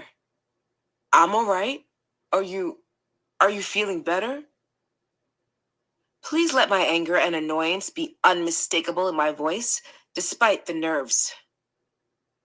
Much better. Thanks for finally asking. Why does it matter? Because I'm in Atlantic City and I'm heading back to Chicago tomorrow if you wanted to stay. A laugh almost bursts out.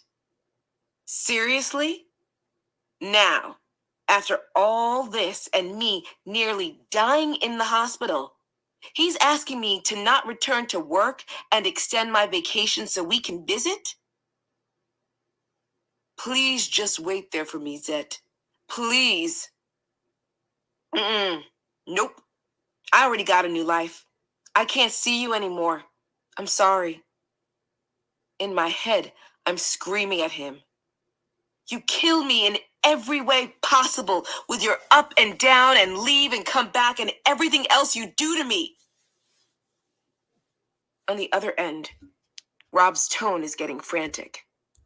Asking turns into begging, turns into absolute pleading in a matter of seconds. Please, I'll pay you to live here. You won't have to work. Excuse me? I have a nice job. I don't need you, and I don't need to be a star anymore. I want a normal life. Please just wait. There's a crack in his voice. I'll get you out of there. I'll take you wherever you want to go. No. I hang the phone up myself so no one can convince me otherwise and leave the room quickly. True to my word, the next day I'm on a plane back to Miami, thinking I've finally found my resolve. I can say no to him after all. Turns out that doesn't last. He knows he opened a door. Rob continues calling their house after the baby shower, until I agree they can pass along my number. Then he calls me relentlessly. A month later, when it comes up again, I ask my friend Nicole to come with me. Strength in numbers, right? It's just a vacation. One little visit. A free trip to Chicago. That's what I tell myself. And I don't want to go alone. Nicole follows me through my eerily familiar flight routine and memorized O'Hare walk out to the waiting limo. I long ago stopped expecting Rob to pick me up, regardless of the begging level it takes for me to come. The drive is nicer with another person, and we're at the hotel sooner than I think. Once again, I'm in a beautiful room. Large windows look out on the city. A spacious main area leads to 2 bedrooms and an expansive bathroom with an extravagant shower meant to feel like rainwater.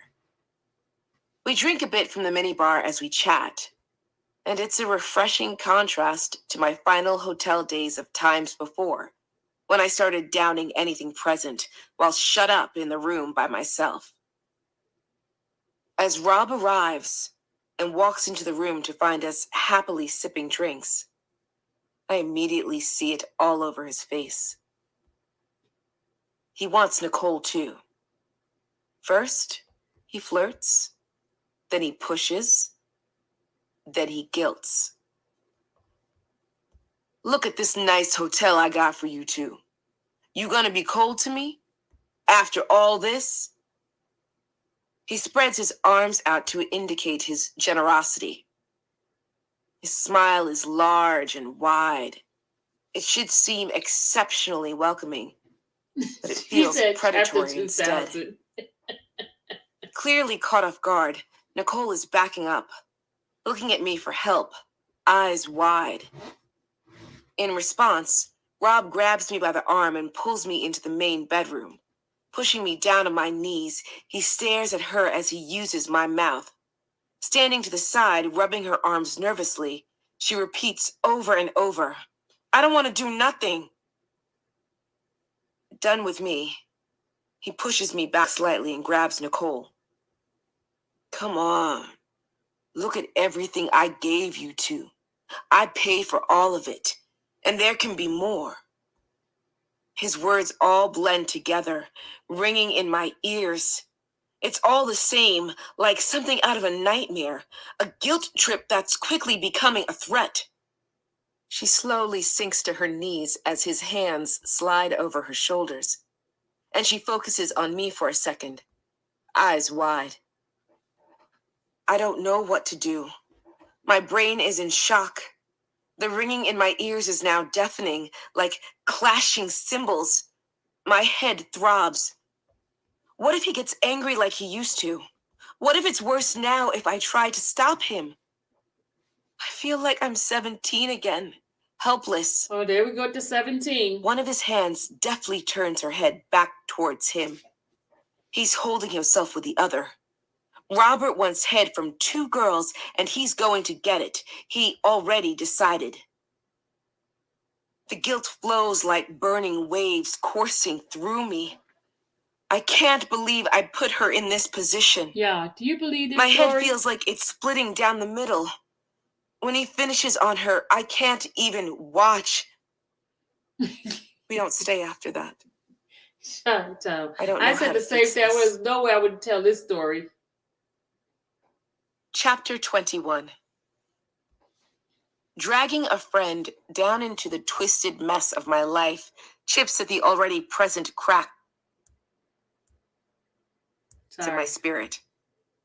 Returning to Miami for good, I pour myself into finding steady work, moving on entirely, and letting go of the past. All of it. No more answering the phone for more chances. Everything with Rob has to be over. Picking myself up from my former life comes with strings of its own. It was all I knew. I'd been 17 when it started, still Oh a my kid. God, to go to 17. Sure, you hope for fairy tale love or committed, ordinary marriage. But what happens when you've been conditioned to someone else being steadily in control? Someone else taking the lead with punishment for rebellion, followed by extreme acts of affection for a devotion that never makes you think twice. Welcome to the story, Craig. I met Craig in high school, a friend of a friend, 3 years older, and living on his own off his parents' wealth. We stayed friends through a lot of the madness and my back and forth between cities. Enamored with me early on, he tried everything he could to get me away from Robert. Probably both for my own good and his, to be honest. When I moved to New York after graduation, he showed up in the city, begging me to return to Miami with him and leave Robert behind. I remember leaning against a train window, New York fog coating the buildings and trees. Seated next to me, Craig has been trying to bring up this conversation forever, and I find the dull gray outside far more welcome than his words. That guy doesn't love you. I try not to look at him. The truth is like deep water underneath you. You know it's there, but as long as you keep paddling along, you can pretend it isn't. I wish I could jump into that sea of mist rushing past the window right now and float away from here, from this. You're just a prostitute to him, Lisi. Each word pelts me like a rock. The sting makes my eyes water, so the view outside the window becomes a blurry wash of dirty gray. Will you come to Miami, please? Come back with me. I can't look at him. My mind wanders to the day my mom threw me out. Craig was there, solid, understanding, lumbering around picking up the garbage bags off the ratty lawn after my mother tossed all my belongings in them and dumped the tied-off plastic bags in the yard. Craig picked me up the same way he'd picked up the bags, never questioning, never complaining, just doing what he felt was good for me. I still can't say yes to him, though, so I say no. When I return, broken, to Miami, I eventually run into Craig through longtime mutual friends. It's been years, and the sight of him stuns me. He's reinvented himself, lost weight, created this whole new confident vibe that's fun to be around. I know as the love of his younger life, I broke his heart years before. But he's so good to me even now. It feels like none of it ever happened. His attention is present and sweet, and all he seems to want is to be with me and around me. After being left in solitude in hotel rooms for so long, my loneliness happily laps up the affection. It's incredible. There's someone there for me again. Someone who cares about my eating habits, how my dress fits, which colors bring out my eyes, and who offers advice on their favorite looks. The validation is refreshing. Being cared for again is filling so many holes after feeling so drained. Craig buys me new clothes, makes sure I'm eating healthy, and offers poignant reminders when I fall into old, unhealthy routines. All our time is spent together. I'm delightfully coddled through all of it, and I quickly, emphasis on the quick, move in with him at the house his parents provide. It feels like I'm running breathlessly into a new life headlong. For the first time in years, my decisions don't revolve around Rob, and this alone feels like an accomplishment. I let Rob drift to the back of my mind so I can keep taking in this new existence without reservations. With renewed energy, I start working again. The first job turns out to be too much of a commute, so I switch to a position at a nursing home where I'm needed all day. It's long hours, but I enjoy the work. After giving up the prospect of my own money for so long between New York and Chicago, it's empowering to say I'm earning something for myself now. Craig isn't a huge fan of me being away all day, But I'm relieved to be out and about instead of shut in alone. In the evenings, I come home to cozy up with him on the couch, and before I know it, I'm married. Immediately, it seems, I'm pregnant for the second time in my life. It's somewhat of a shock to me since I've been super careful. But I like my life right now. I don't want it to change. Staring at the kitchen table, I try to brainstorm ways through this. I hide it from my parents, but they find out anyway. My mother gets straight to the point. You've got to have an abortion if you're not ready. I don't believe in them. Then it looks like you're raising babies with this man, Lisi. Raising an eyebrow, she picks up her glass of wine and heads to the porch. Life doesn't just change because of the mornings spent slumped on the bathroom floor, or the weird craving combinations that stress out my husband. Life changes because Craig changes. We go on a cruise meant to relax and appreciate the good life. But his altered mood is hard to ignore in the supposedly restful atmosphere. Instead of enjoying each other, he's starting to get snappy, pushy, kind of mean. Occasionally, I catch him talking up random women on the deck or at the bar. Uh-oh. She got problems When with I them don't too, follow huh? his lead on what to eat or wear or do, it's an argument, the silent treatment, or being left alone in the room altogether with a warning to only come out when I'm ready to be agreeable. Oh, Lord, y'all. Something wrong Am I with being her. rebellious due to new motherly instincts? Oh, my Or was God. our y'all. relationship always like this? The uncertainty eats at me. Sitting on the deck, lost in thoughts, it dawns on me that I've let Craig guide my everyday life for a while now. It doesn't seem to me like I'm really being so different, though. Maybe it's the pressure of the coming baby and a new focus for me. By the time we leave the cruise ship, things are bad. Craig has started hitting me when he's upset. Oh, Lord. Doesn't matter where on my body, doesn't matter that I'm pregnant. What's going I on keep with working, her? my only relief from the tension, while he stays home. Something's wrong with His her. family regularly deposits Y'all, money into his accounts. seriously. Sharing with me becomes scarce. After waiting in hotel rooms for Rob to feed me before I starved, I decided I never wanted to be stuck in that situation again. So even though I'm living in Craig's place, I keep a private stash. Not all of it, so he won't get suspicious. A rainy day hoard of bills, in case everything goes wrong. The birth of 2 beautiful twins is a welcome distraction from all the shit going on. A perfect pair, a boy and a girl. Oh, she got twins? We carry them gently home from the hospital, settle them in fresh cribs, carefully close the door to their room, and Craig beats me silly. All I can think is, childbirth hurt more.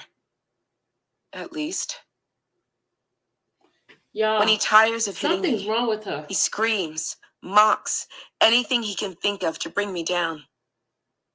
I squat on the floor, holding my stomach, still loose from pregnancy, still sore from popping out 2 babies in the last 48 hours. Over and over, I tell myself not to black out. Who knows what would happen if I did? It's 2001. The twins are old enough to start showing their unique To personalities, give a date, y'all. and the abuse from my husband is escalating fast. Continuing to work while managing infant twins is rough, but I know I will need to get them out of the situation at some point, not to mention the approaching need to get me out of this at some point. Between working and working more, saving and putting away as much as possible. Not sure how Craig is making his extra funds, but they seem to be limitless. I managed to buy a townhouse in Miami on a street called Ives Dairy Road. It's solely in my name. A huge accomplishment for me. But we move into the new place together. The summer heat brings depression with it. There isn't enough time to have my own career anymore. Oh So my days are God. spent inside, missing the outside world from the window and taking care of the babies without any real break. Like many new mothers, the zero relief aspect is draining me. And who knows where Craig goes anymore? He leaves and returns randomly. Just like with Robert, I know there are other women. I know I should get out of it. Fear is my constant companion and cage. Craig's longtime friend Karima becomes my closest confidant since being back in Miami. She keeps me relatively sane during this roller coaster relationship. One day she surprises me by asking if I want to go to Cameo, where we partied as underage teens with our fake IDs. Oh, it's Apparently, that there's fake a big ID, event huh? happening with lots of the people we used to know.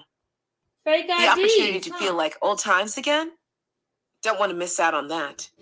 I'm dying to go, but it means convincing Craig to stay in and watch the kids. Not an easy task. The discord has only gotten worse. Last month, he punched me in the face while we were driving for talking back. As he put it, I'm gonna clip your wings, Lizette. Thankfully, my face has healed enough that a few swabs of makeup can make it disappear for a single outing.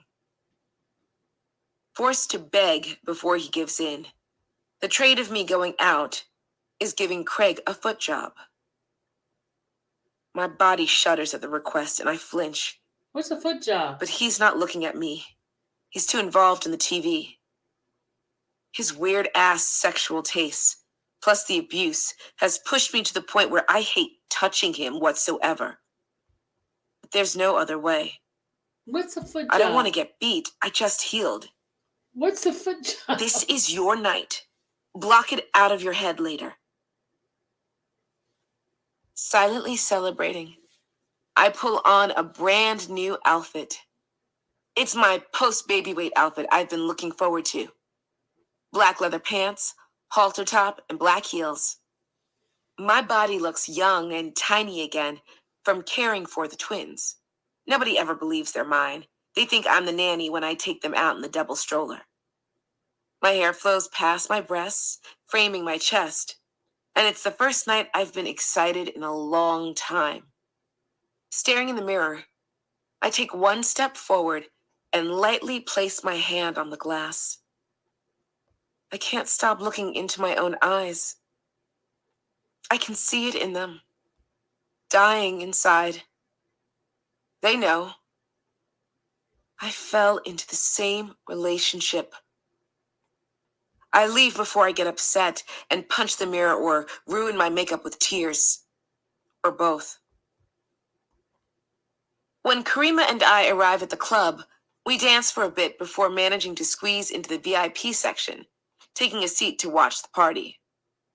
Karima's rubbing her feet and complaining about how they're already hurting when she notices we're sitting next to Queen Latifah. Not even taking her hand off her foot, she smiles and calls out, "Hey, Queen!" Then continues her ankle massage as she turns back to me. Dumb heels. "Suck it up, girl," I tell her. I had to put in effort to get this night off. Her eyes get sad, and I look away. "Karima, please. I want to stay out for a while. I need it." She nods, and we stay. It's a big weekend in Miami. All the celebs are in town for the How Can I Be Down? Urban Music Conference. Recognizable, famous faces are packing into bar tops and dance floors everywhere. Taking advantage of being able to have one recklessly happy night, I dance, get tipsy, and soak up the energetic vibes of the partygoers around me. By the time 1:30 in the morning hits, Karima is insisting we leave. Sore feet switch to dead, painful feet. And shots aren't helping enough anymore. We exit Cameo's doors just as a large tour bus pulls right in front of the club, blocking our way across the street. Everything flashes hot and cold and my feet stall. They won't move. Move, feet! Karima, I say. It's Rob. That's his tour bus. My voice is shaking. Come on, you're being paranoid. It is not. Yes, it is. Just as the last words leave my mouth, a few guys hop out the side door, followed by Mac, and then him. R. Kelly steps off the bus, straightening his outfit and glancing around, keeping that suave demeanor going the whole time. He's dressed in black with diamonds all over, flashing in the distant club lights that filter through the windows.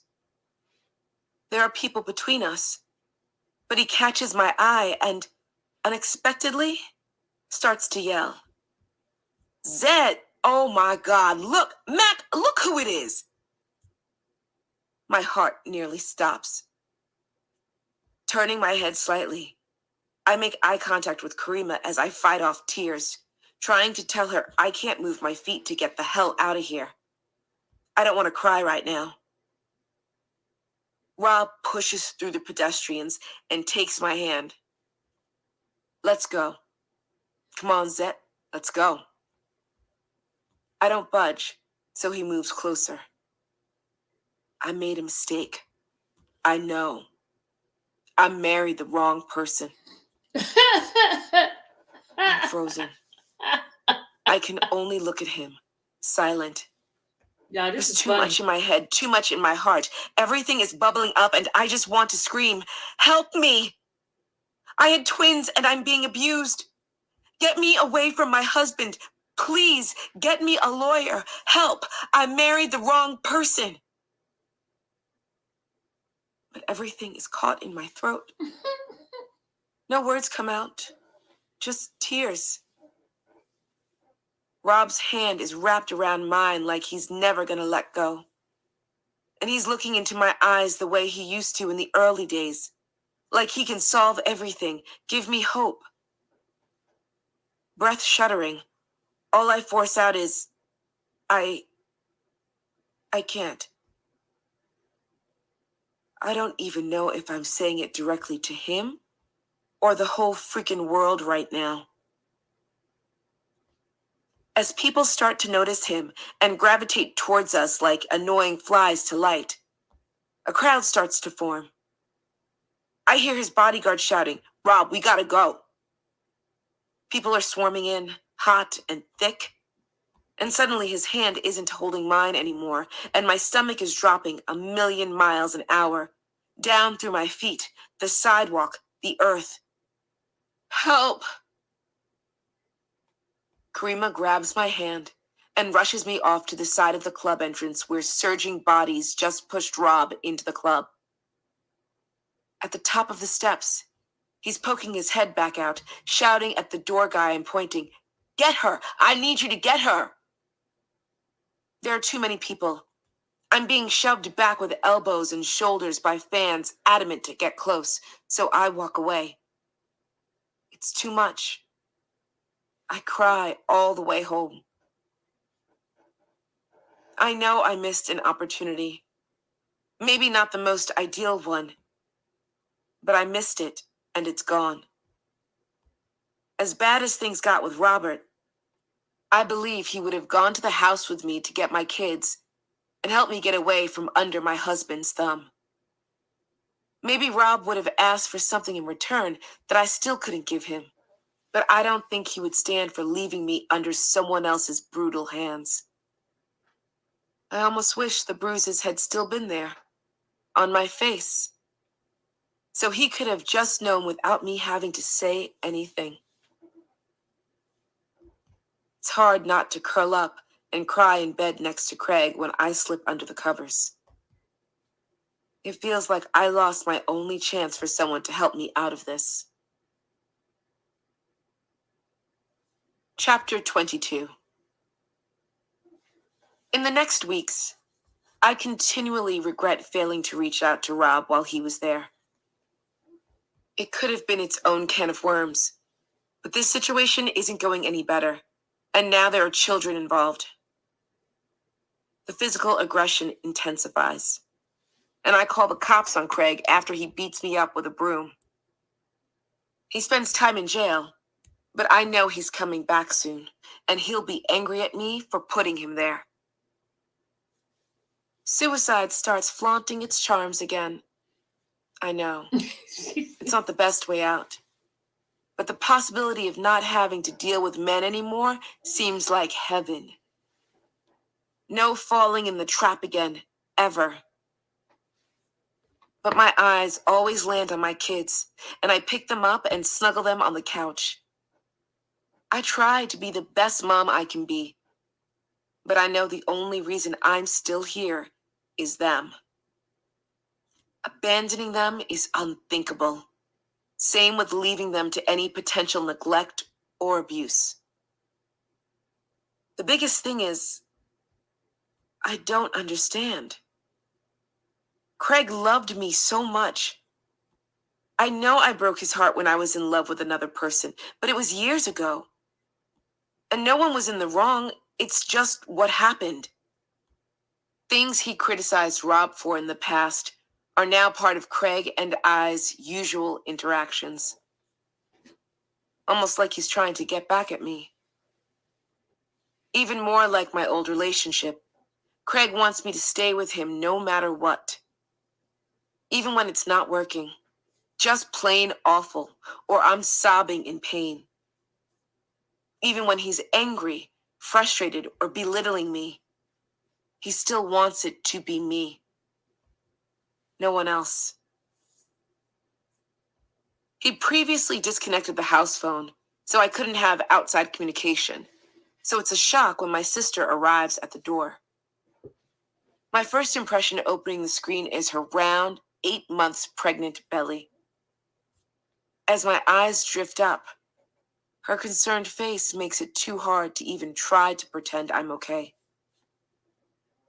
She's been worried. Says she had a dream about me where I was dying, and for some reason, the dream ate at her and she couldn't let it go. When Craig ambles over, putting a hand on my shoulder, and asks why she's here, my sister doesn't take jack shit from him. I know you hit her. She's my sister, and we're going. She's leaving now. I thought he was going to hit her, pregnant and all. As I tuck the twins into her car, she stands at the door front, blocking him from leaving. You're staying here, she says to Craig. You can keep playing house by yourself, but you're not going to kill my sister. I leave with almost nothing. I take my babies, the car seats, and a few changes of clothes in a small bag, and we escape to New York. My relief doesn't last long. Craig serves me papers across state lines saying I abandoned the property in Florida, which is illegal in the state. The judge who orders me back to resolve it sets in place his own functional boundaries, so we'll work it out. Meaning, the judge puts Craig on the first floor and me on the second until everything is in order. I spend each evening hoping it's not the night I'm beaten so badly I never make it out again. I'm responsible for the mortgage because my name is on the loan. Even though he's wealthy and has his own place from his parents, he's forcing pressure on this, all to make a point. I've had enough and I want out.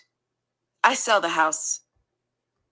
Naturally, he takes most of it and gives me a little in between a back and forth court hell drama that also involves the custody of our kids. I try not to think of it as a scorecard, but it feels like I've let 2 partners down. It couldn't be enough, or I didn't do it right, so they tried to fix me and failed. Impressions of moments are hard to change. Sometimes the reminiscence becomes better and clearer than the moment itself. I still remember my hairstyle the night Robert pulled me out to the fire escape to talk about my pregnancy and how he didn't want a child.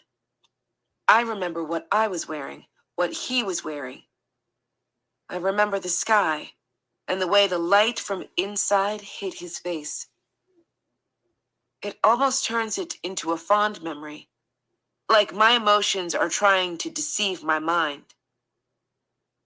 My memories with Craig are like that too.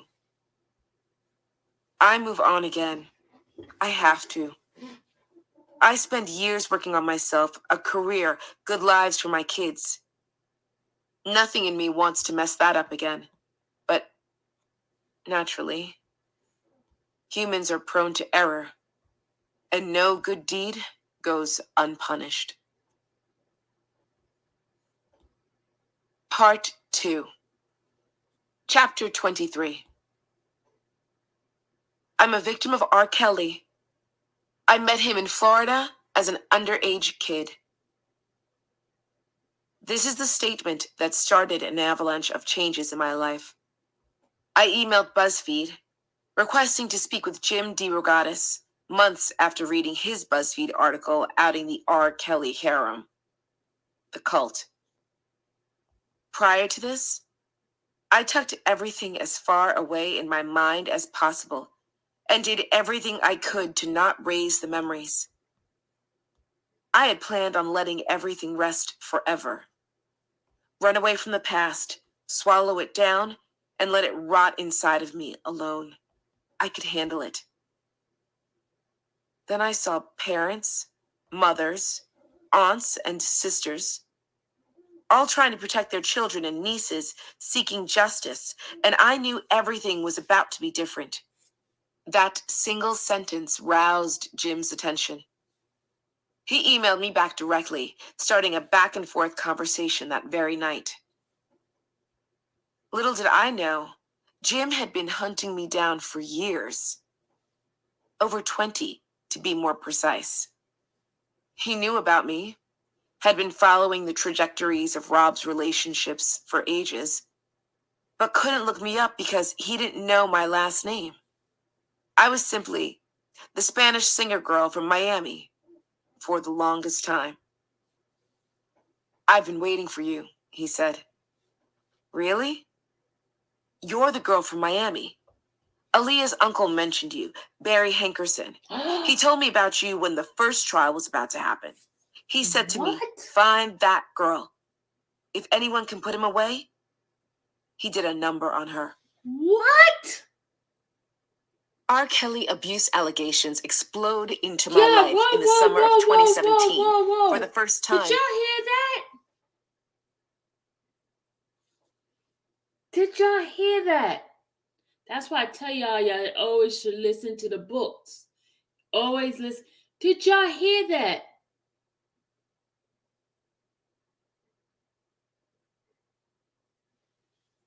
Wow, did you hear that? If anyone could put him away, it's her. She, oh my God.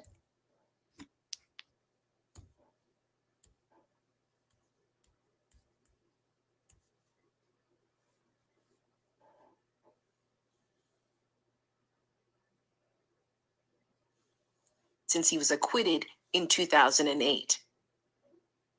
It all starts with BuzzFeed's July 2017 article, Inside the Pied Piper of R&B's Cult, written by a man named Jim DeRogatis. 3 women output him away, Go back. but couldn't look me up because he didn't know my last name.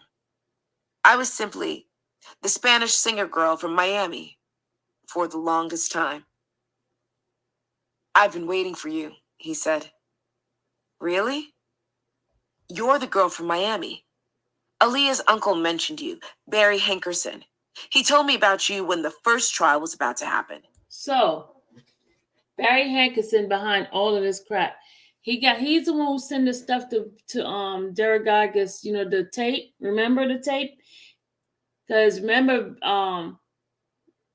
Demetrius also said he gave Barry the marriage certificate, supposedly Barry sent it to the Jive Was it Jive? Was it Jive? What was it? Yeah, Jive. Not Jive. What was the name of the place? Yeah, he's behind all of this. Yup. He's the one. Yup. Yup. He said to me, "Find that girl. If anyone can put him away," he did a number on her. R. Kelly abuse allegations explode into my life in the summer of 2017 for the first time since he was acquitted in 2008. It all starts with BuzzFeed's July 2017 article, "Inside the Pied Piper of R&B's Cult," written by a man named Jim DeRogatis. 3 women out R. Kelly in print for his supposed guest house, where he keeps multiple females under complete control through coercion, abuse, and strict rules denying them access to friends and family. My stomach sinks deeper as I read further. By the end of the article, I'm on the floor, shaking. It's too familiar. Not entirely surprising, but that's still some messed up shit.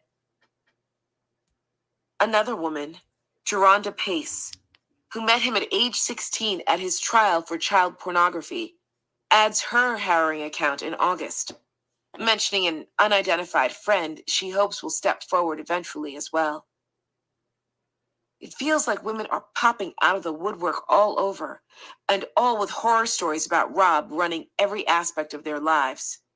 For years, I've focused solely on letting the dirt with Rob slide off my back, distancing it as much as I can so it can scar over and heal into some form of acceptance.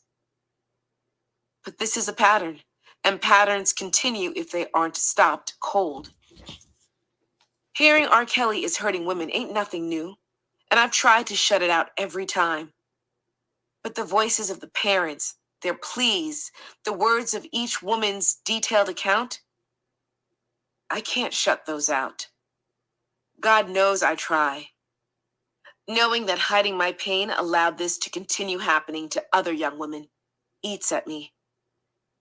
I did it for self-preservation, but in the end, it meant other girls had to experience the same level of stuff that wrecked me.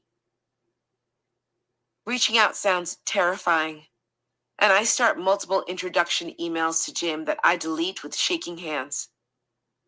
This cannot in any way be about ruining the man I once loved and gave everything to.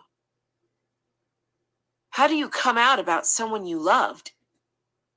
Not just in a private police case, but to the world because of his fame. It's not fair for any heart to ever have to do this. It feels like betrayal. I read and reread the articles, my stomach knotting tighter and tighter. It was so long ago. What help am I now? You know, Lizette. Stop kidding yourself. I'm another voice, another pillar of support, another victim to stand with the others and validate their pain and everything they've lost. Everyone involved in this circle of abuse should know they are not alone. See other survivors and not feel silly for caving to Robert for so long. He's compelling.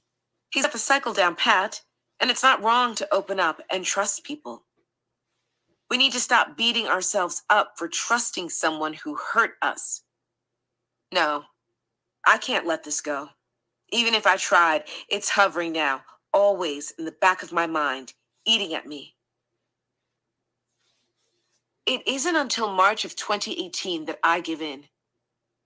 Life is busy, and I'm working for Benihana as the project coordinator on a construction site, dealing with new business renovations. I have a beautiful apartment that overlooks the coast, both beach and ocean, in Aventura, Florida. The same place I met Rob. Huh, the irony. I go to work in a convertible Fiat, my kids are in private school, and I'm in a healthy relationship with a new boyfriend. We've been together 4 years already and continue to get along well.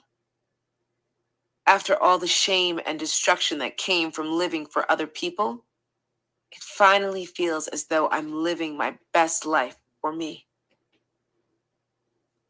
Despite my reservations, the moment comes when I press send on the message to DeRogatis. Then I crack open a bottle of wine, trying not to full out panic. Things don't go smoothly just because I reach out. Establishing that connection is not a moment of relief, as if the words are now out in the universe and I can go to bed and sleep soundly.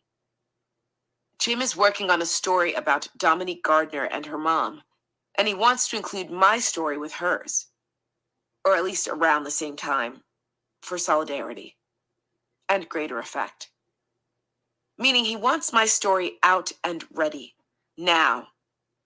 It's hard to rush re-experiencing and reliving trauma to a stranger. At the same time, they were all hurt by the same man, and they were strong enough. Freaking heroes, to be honest. We need each other. All of us were by ourselves, trying to figure it out alone for too long. Work on the article starts with a bunch of questions, including, can he talk to Michelle? And can he speak with my mom? Michelle? Easy. Done. My mother? Leave it alone, Lizette. It's not important anymore. Mom, I'm letting you know they're calling whether you say yes or not. I never ask you to do anything for me. Can you please just do this? It doesn't have to be long. He wants to confirm a few details. Pleading and coaxing go on for a while, and eventually she succumbs to at least answering the phone.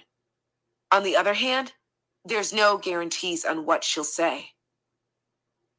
By the time the request for photos comes in, it's May, and my small family has already resettled in an adorable cottage smack dab in the middle of Little Havana.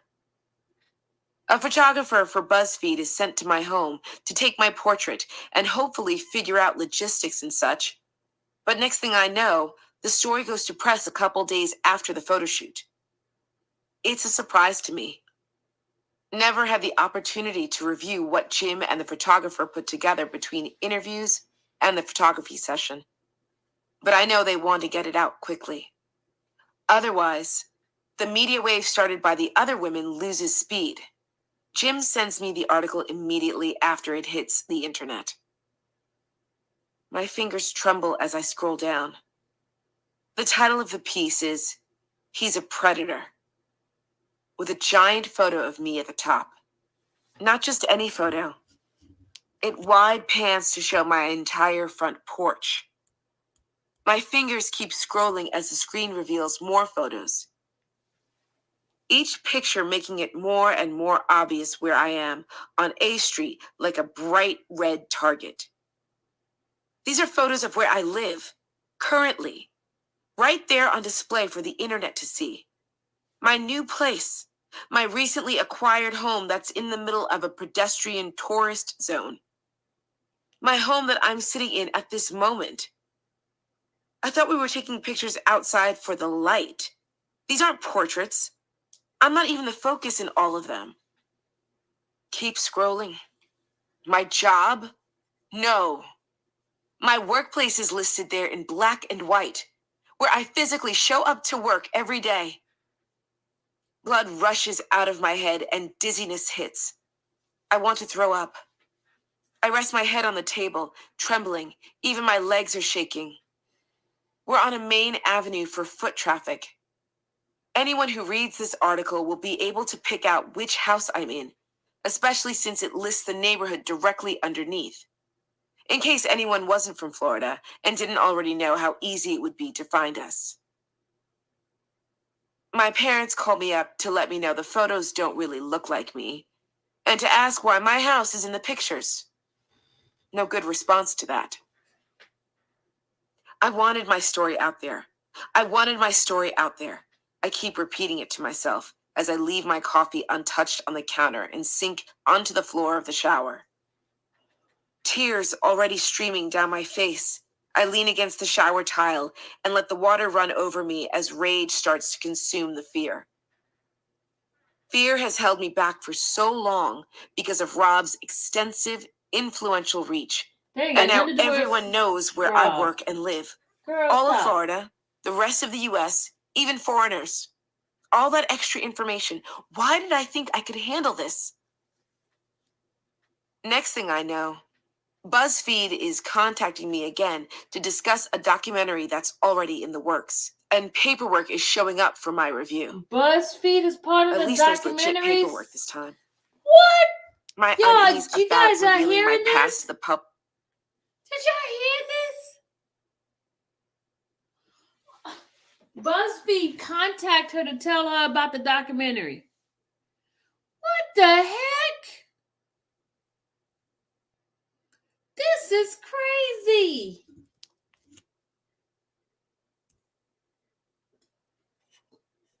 The plot thickens. Like, tripled with that last surprise. I spoke up to not have to live in fear anymore. And now I absolutely live in fear of my compromised safety. At the same time, standing with the other survivors seems bigger, more important. A documentary could have a real impact. And if they're putting our faces and personalities on the screen, they must have some kind of plan in place to assure our safety. This isn't a production that would release without lasting repercussions. I take my time reading through every slip of paper. No requests or demands for videos of my home, just checking. Despite the voice in the back of my head saying it's too much, it'll affect the rest of my life, and there's no reverse button, I remind myself of all the women it's going to help. It's not just me. That's the whole point. I can't think only about me.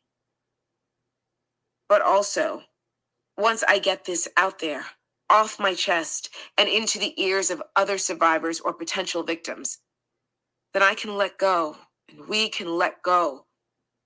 And the world will be infinitely brighter for the women who won't experience the same pain I did. I keep reminding myself, BuzzFeed wants to help. They're requesting a signature right off the bat, no waiting. My jaw clenches with worry as I put my pen to paper, but I sign. I've missed too many opportunities by not directing the course of my own life. Right after the article releases, we start having attempted break-ins in Little Havana, and I'm afraid to both leave the house and stay in it. Watching the front door jiggle becomes a night watch sort of duty. My twins are traumatized, wanting to sleep anywhere but here. Everything is happening so fast, and everyone says they want to hear my story to make sure I'm heard by the world. When I signed for the BuzzFeed documentary, I'm told someone named Lyric Cabral will be in charge of the project and working with the survivors. I get a message from her about archive needs, and she says she'll be in touch. Finally, a contact point I can talk to consistently. Curiosity plunges me quickly into the depths of the internet, where I discover she's an Emmy Award-winning documentarian, notable for a film called Kara. Hooray! Someone legit who knows what they're doing. When Lyric reaches out, she requests all kinds of random physical evidence of my former life Now to I add remember to the name archive Lyric. she's Remember, setting up. remember Cash was talking about lyrics? Remember Cash was mentioning the girl Lyric.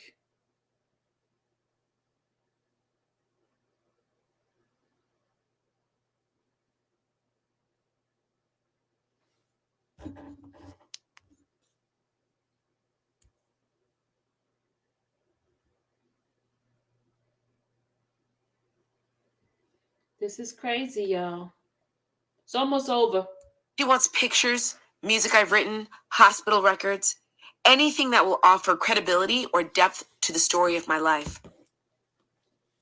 My response probably isn't what she wants to hear. Okay, my mom has most of that stuff, but I'll warn you, she ain't giving up shit because she's a narcissist. Silence on the other end. I'll work on it.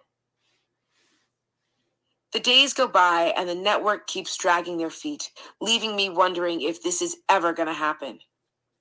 The film is supposed to be produced by BuzzFeed in partnership with Hulu, meaning it's going big until one substantial problem comes up. Hulu forms a marketing pact with Madison Square Gardens.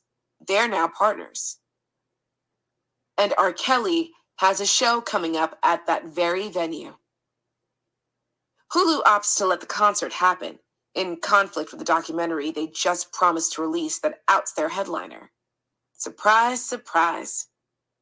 BuzzFeed shows a soul and pulls out, citing a conflict of interest on Hulu's part.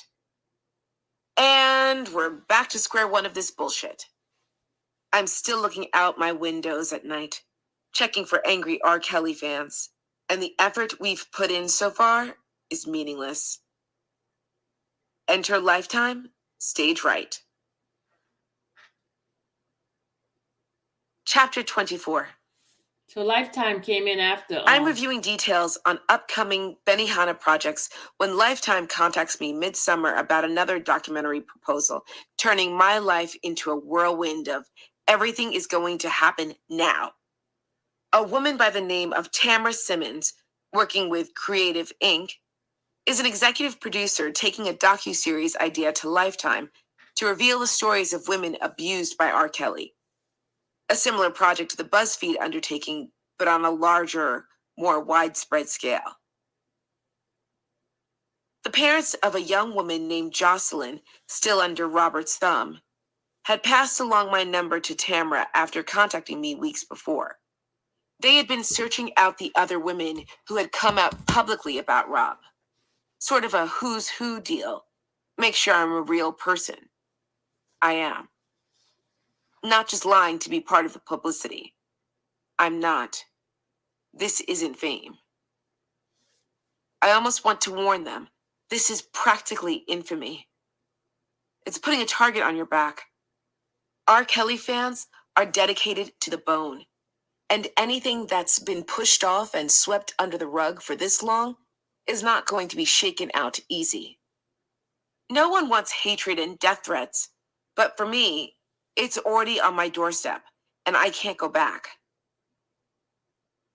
Jocelyn's parents are going to be in the documentary, and I understand why. It's their way of trying to reach her.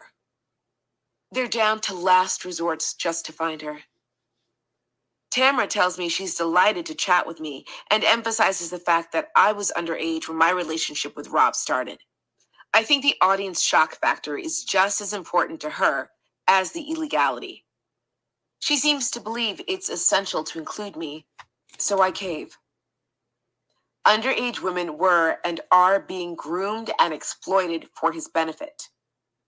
Caving seems like a good thing. I'm okay with caving today. Full paperwork arrives with a noted caveat. All the company has is $1,000 left in the budget to pay me. I'm not really sure how this aspect is normally approached or what I should be expecting financially to discuss my rape and abuse. Is that on the film. same $1,000 that Rob It gave seems you? almost unethical to ask. I was thinking less about a chunk sum and more along the lines of them taking care of expenses like travel, appropriate clothing, hotel stays, and contributing to counseling, mental health care, and personal safety during all this. Hadn't really thought hard about a proper paycheck before. $1,000 is significant, right? Honestly, I have no idea. Whatever. I'm helping other women, and that's really the key here. It's basically the same as volunteering to speak to survivors at an assembly, right? Just on a grander scale? From what I've heard, this whole project is for the greater good. Not wanting to miss anything this essential for change, I shrug and sign. $1,000 will have to do. It's more than not having it, and I assume it means the producers are working on a minimal budget. Amid all the documents, various contacts, emails, and whatever other madness takes place as everyone attempts to coordinate and contact each other, the word lawyer never comes up. Much less, hey, maybe get a lawyer to make sure all the details are taken care of for you. Or, so there are no surprises. Or, just because it's a good idea in general when your face goes on screen for something controversial. Cheers. We care about your well being. Get someone to help you out already because we won't have the time or resources. That last one would have been extra nice. Before I know it, I'm being flown out to LA and settled into a hotel room amid a flurry of activity. It feels like I've hardly dropped my suitcase in my designated room, and I'm being called to show for hair and makeup.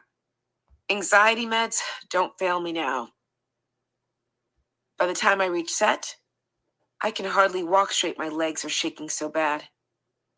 This production team is trying to get stuff done quick, and you can feel it in the air. The atmosphere is hurried. Fast movement, quick changes, get in and out, get here now, fingers snapping for the assistant's attention, and so on. I can feel the pressure and tension rolling off everyone I meet. If my nerves completely fray and explode into pieces right now, at least I'll know I went with good intentions. Since I'm not really savvy on how to dress to talk about my abusive relationship, who is? I'm in a safe pair of jeans with a black top. Seated in a back dressing area, waiting, everything about my former relationship starts leaking into my stream of thoughts. Our first seat at the piano in the studio. Jumping the gate in heels with Michelle, my shame in the bell tower. Rob's absence at the ICU. 3 times. It's a flood I can't turn off. Thankfully, the entrance of a kind-faced woman tears me away slightly, giving my nerves a little relief. Hi, Lizette. I'm Dream Hampton. It's nice to meet you. She reaches out a hand, which I shake. I'm here to work with you on styling for your interview. As Dream chats and bustles around a bit, my shoulders start to loosen. I didn't realize I was clenching them so hard, trying to pull back into an imaginary shell. My brief hiatus from the avalanche of memories, though, helps me smile back and loosen slightly. It doesn't last long. I thought you said you had pictures of you and Robert. Tamara Simmons, executive producer, barges into the space shouting and glares at me as though I tricked her. I never said that because, Robert kept me a secret. Why would he let me take pictures? He was married most of the time. The rage eye contact hasn't stopped yet, so I keep going. Like, he would make me put my head down in cars so no one could take a photo. He didn't want evidence. But at the time, I thought it was a privacy thing. Now the emotions are starting to bubble up again as my anxiety seizes control and starts smearing more coherent thoughts into a blur of fear and panic. Please, you're not even on the chair yet. Don't have a panic attack now. Clutching my chair, I distantly hear Dream telling Tamara to calm down. Don't get into her like that. It's not her fault. Come on, give us some space. Tamara, don't treat her like this. That's not why she's here.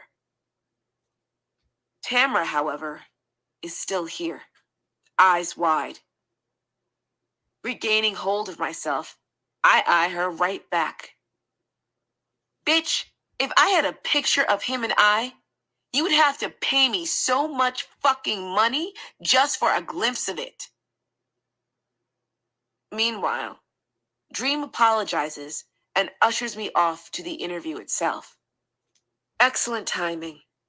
Now that my resolve is cracked, and my nerves are on the verge of shattering into confetti. Occupying the interview chair is like climbing a mountain. I can't get enough breath, my heart is pounding, and it's exhausting. I break down a lot, tearing up, and walking away from the chair is a continual yet steady pattern for keeping it together. My entire being is in flight mode and ready to bolt. So some kind of adrenaline-based survival Lizette takes over and keeps spitting out words even when internal me can't handle it. Then my brain starts shutting down before we're even halfway through, which is when my memory starts skipping. And by the end, it's all a blur. My little scrap of self-protection awareness bit down so hard to protect me from my own story, I can barely remember the specific words used. Just the hangover feeling it all leaves behind. Bits and pieces break through, as though poking the trauma again made it rise up and try to erase itself unsuccessfully. My mind built a shield to protect me, but it's making me feel stuck in darkness instead. As I try to push myself out of my seat at the end, my swollen eyes Yeah, can I'm getting hardly stay sleepy. open, and I'm not sure my Guys, I'm getting sleepy. Did y'all still want to listen to this? I could leave it on for y'all. I'm getting sleepy.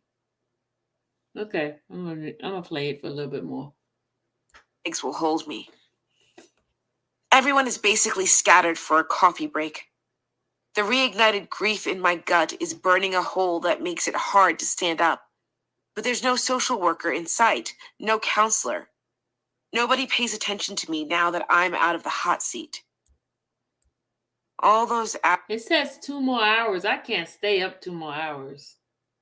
We'll just finish this chapter 24, and then we're going to stop, okay? hours in a chair for that long, reliving things I haven't spoken about in over 20 years. Things that changed the course of my entire life. And there's no one to address the trauma? No counselor? I would happily take a therapy dog, therapy mini horse, herbal tea. Wobbly and disoriented, I totter back to where I left my things. I hear Dream's voice behind me. You know, I know a lawyer. Hanging my head so I don't have to make eye contact, I continue shuffling through my purse. When will all this embarrassing shit stop already? She keeps talking. That part about the STD, that's not okay. You should have had a lawyer for that kind of stuff. I appreciate the kind intentions, the caring, but there are so many things I should have had a lawyer for with Rob. How does a lawyer cover all of them now, this late? Not to mention, I don't want to relive this outpouring of trauma again. Not in a courtroom full of people. Tell the world I got an STD from R. Kelly? That he stole my virginity before I turned 18. Explain the many, many times I felt I didn't have any control over my own life? I already lived and relived that nightmare. I don't want it to have another life. That's why I'm here. Get it out and done. Yeah. My mouth attempts a smile, but I know it looks fake. Strained. I'm probably not going to pursue that specifically with Robert right now. Going public from behind the lens is pushing my limits. God damn, these tears coming back up again. I already have to live with the STD and the fact that it comes out when I'm stressed and all. Dream offers me an empathetic smile and glances down at her schedule before she turns and walks out, stopping a couple feet outside the door. She's clearly stopping a passing assistant when I hear her ask, "Oh, is Demetrius here?" My heart drops. No, no, no, no, no. They wouldn't! They wouldn't do this to us, to me. Not directly after I had to go through all that. No. These motherfuckers do not have Demetrius Smith, R. Kelly's main man, who was there for all of it. Everything I went through. Here in this building, at the same time. Tremors rock my hands. Why is this happening? Just to remind me what it's like to feel like a stupid little girl again? Gasping for a full breath, I slip out the side of the stylist tent, and scurry to an area out of the main premises. Far enough, I probably can't run into anyone. 10 or so cigarettes later, I'm together enough to force myself back in the mix to find a ride back to the hotel. Once inside my room, I can't hold back the sobs anymore. It feels like everything is caving in. My head and limbs prickle with anxiety, and electricity that at least reminds me I'm still alive. With time, my body wears itself out, and I drift into a dull buzz, reminiscent of a hangover. My soul feels scraped out, and my head aches. Black clouds settle over me, and I consider never leaving the room again, just letting it end here. Picking up the phone and explaining the pain sounds like energy I don't have. Besides, there's no one. No one here to talk to, no one to call. My therapists are far away, and no one from set offered numbers for just in case after reliving all that pain. Locking my door, I fall into an uneasy sleep, knowing Demetrius is close by, telling his portion of the same stories. I think she had sex with No one thought to Demetrius. tell me in advance or split our days up? Does Tamara not get it? Our production team doesn't seem to understand PTSD. My mind keeps racing as I dip in and out of sleep. The next day, I get up early and fly back to Florida with relief. It doesn't take a rocket scientist to realize opening up that rabbit hole of torment wasn't worth $1,000. But get this, I don't even get $1,000. When I arrive back home, I receive a check for $500, followed by a phone call saying I need to come back to reshoot the interview with a different host. The other half of the payment will arrive only on completion of the documentary, providing that happens. And the $1,000 doesn't account for taxes. Huh. You big Already on the dum-dum. verge of a breakdown, I'm trying to pull it together. Since returning to Miami, I haven't heard from anyone involved in the docuseries other than the alert about repeating the interview process. You big dum-dum. Not so much as a thank you or, how are you holding up? Questions about having to repeat the process are generally brushed aside, and my flight out is scheduled for a second time. This one in August. She's a While big I was dum-dum. away, disturbances on our property increased. The harassment has everyone on edge. That initial bout of negative attention directly after the article had already left us weary and stressed. Enough is enough. My hands are slick as I pick up my phone to dial my rep. The unreality of it all vibrates in the back of my head like a drone, evolving into what's about to be a killer headache. By the time someone answers, my hands are shaking so hard I have to set the phone down on the counter and tap a few times to hit the spot that engages speaker mode. Hey, those photos on that BuzzFeed article? They show my house. Everyone knows where I live. We need them taken down. We don't feel safe. I'm breathing hard, leaning against the counter with my head in my hands. She attempts to call me with reassurance that she'll talk to Jim DeRogatis. BuzzFeed confirms they'll try to pull some of the photos down. The obvious ones, at least. Not the most comforting news, but there's not much else I can do. It's recommended I keep checking the site for updates. With a mumble of resignation, and possibly a curse under my breath, I leave DeRogatis alone to wait for the updated site. The next several hours are spent reloading browsers with a glass of wine in hand and panic calling close friends. True to their word, they pull photos, but not enough. Besides, at this point, so many people have already seen them. The cottage is distinct enough to pick out from the street without much effort. This place is marked. As the days slink by, it feels like Pandora's box opens in my chest. All the emotions, the hurt, the memories, those tiny splinters of awful moments you've almost forgotten about that live under your skin, all come crashing over me. I've put so much effort into sugarcoating different scenarios and decisions so I could live with them. Even during filming, I didn't realize quite how much I was still hurting. The ache that comes with these memories turns into a cloud of dark despair. I can hardly interact with people, much less leave the house. The phone call from Lifetime telling me I need to come back and do everything from scratch sounds like torture.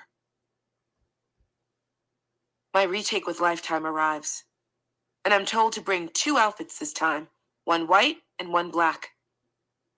Between recently moving, purging for a smaller living space, and all the madness lately, I don't have exactly what I need on the spot, but it'll work. I have an alternate outfit packed as well, just in case. The white getup is easy.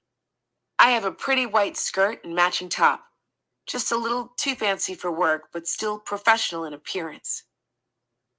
I don't own the right kind of all-black outfit, but I can mix and match, so it's still black and white, or wear black pants. Into my suitcase, I tuck a long, soft black shirt, almost long enough to be a dress, followed by a white skirt to, make sure the extras are definitely covered.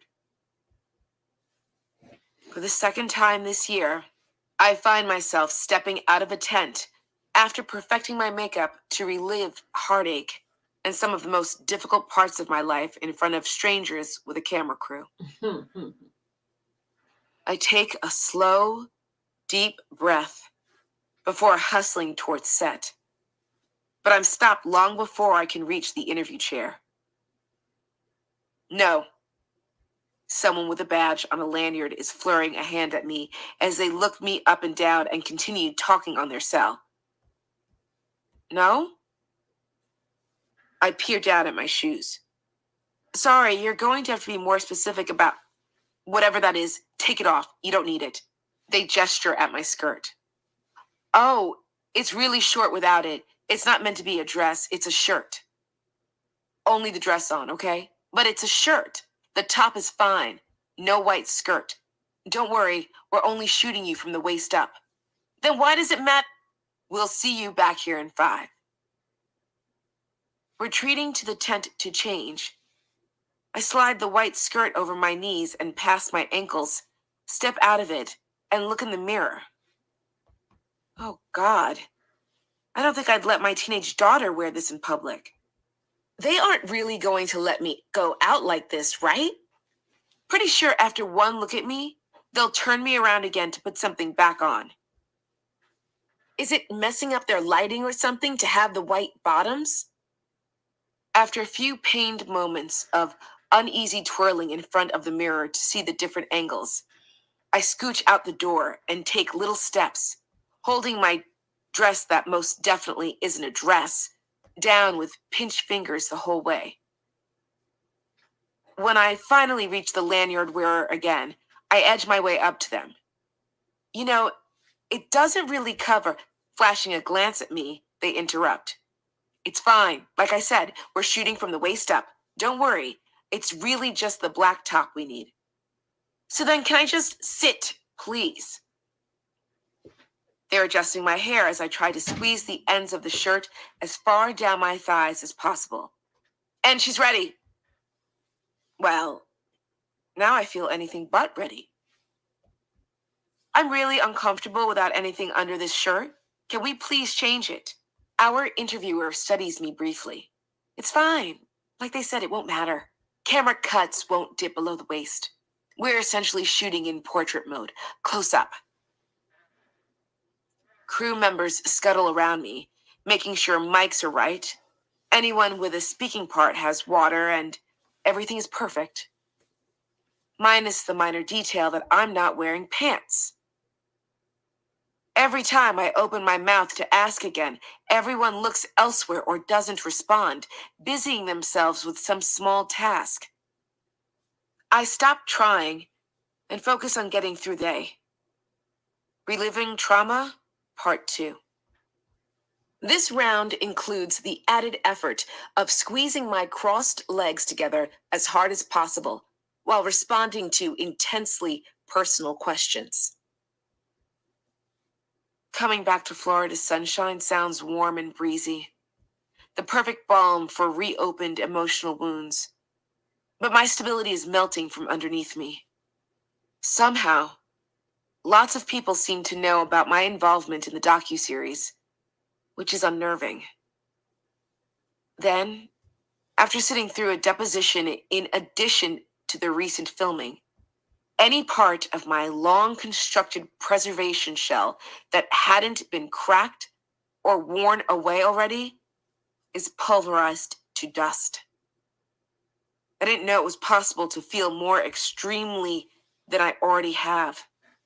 But the emotions and memories slam down on me, cracking through level after level of pain. This is when I start the process of losing everything. Chapter 25. It's hard to face truth when you've spent years sugarcoating reality to keep getting through your day. At this point, I've painted so many layers over the past. Pry them back now? Hell no! Except I already started the process, and now these raw memories are bulging at the seams, threatening to tear apart the life I've built.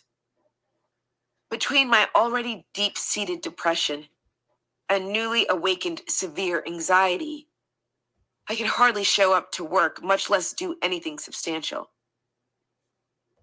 Not long after the second filming, I undergo a surgery which requires heavy doses of medication on top of what I'm already taking for depression and anxiety. When I start feeling too sick and overwhelmed to function in daily life, I have to go see my doctor again to balance everything out.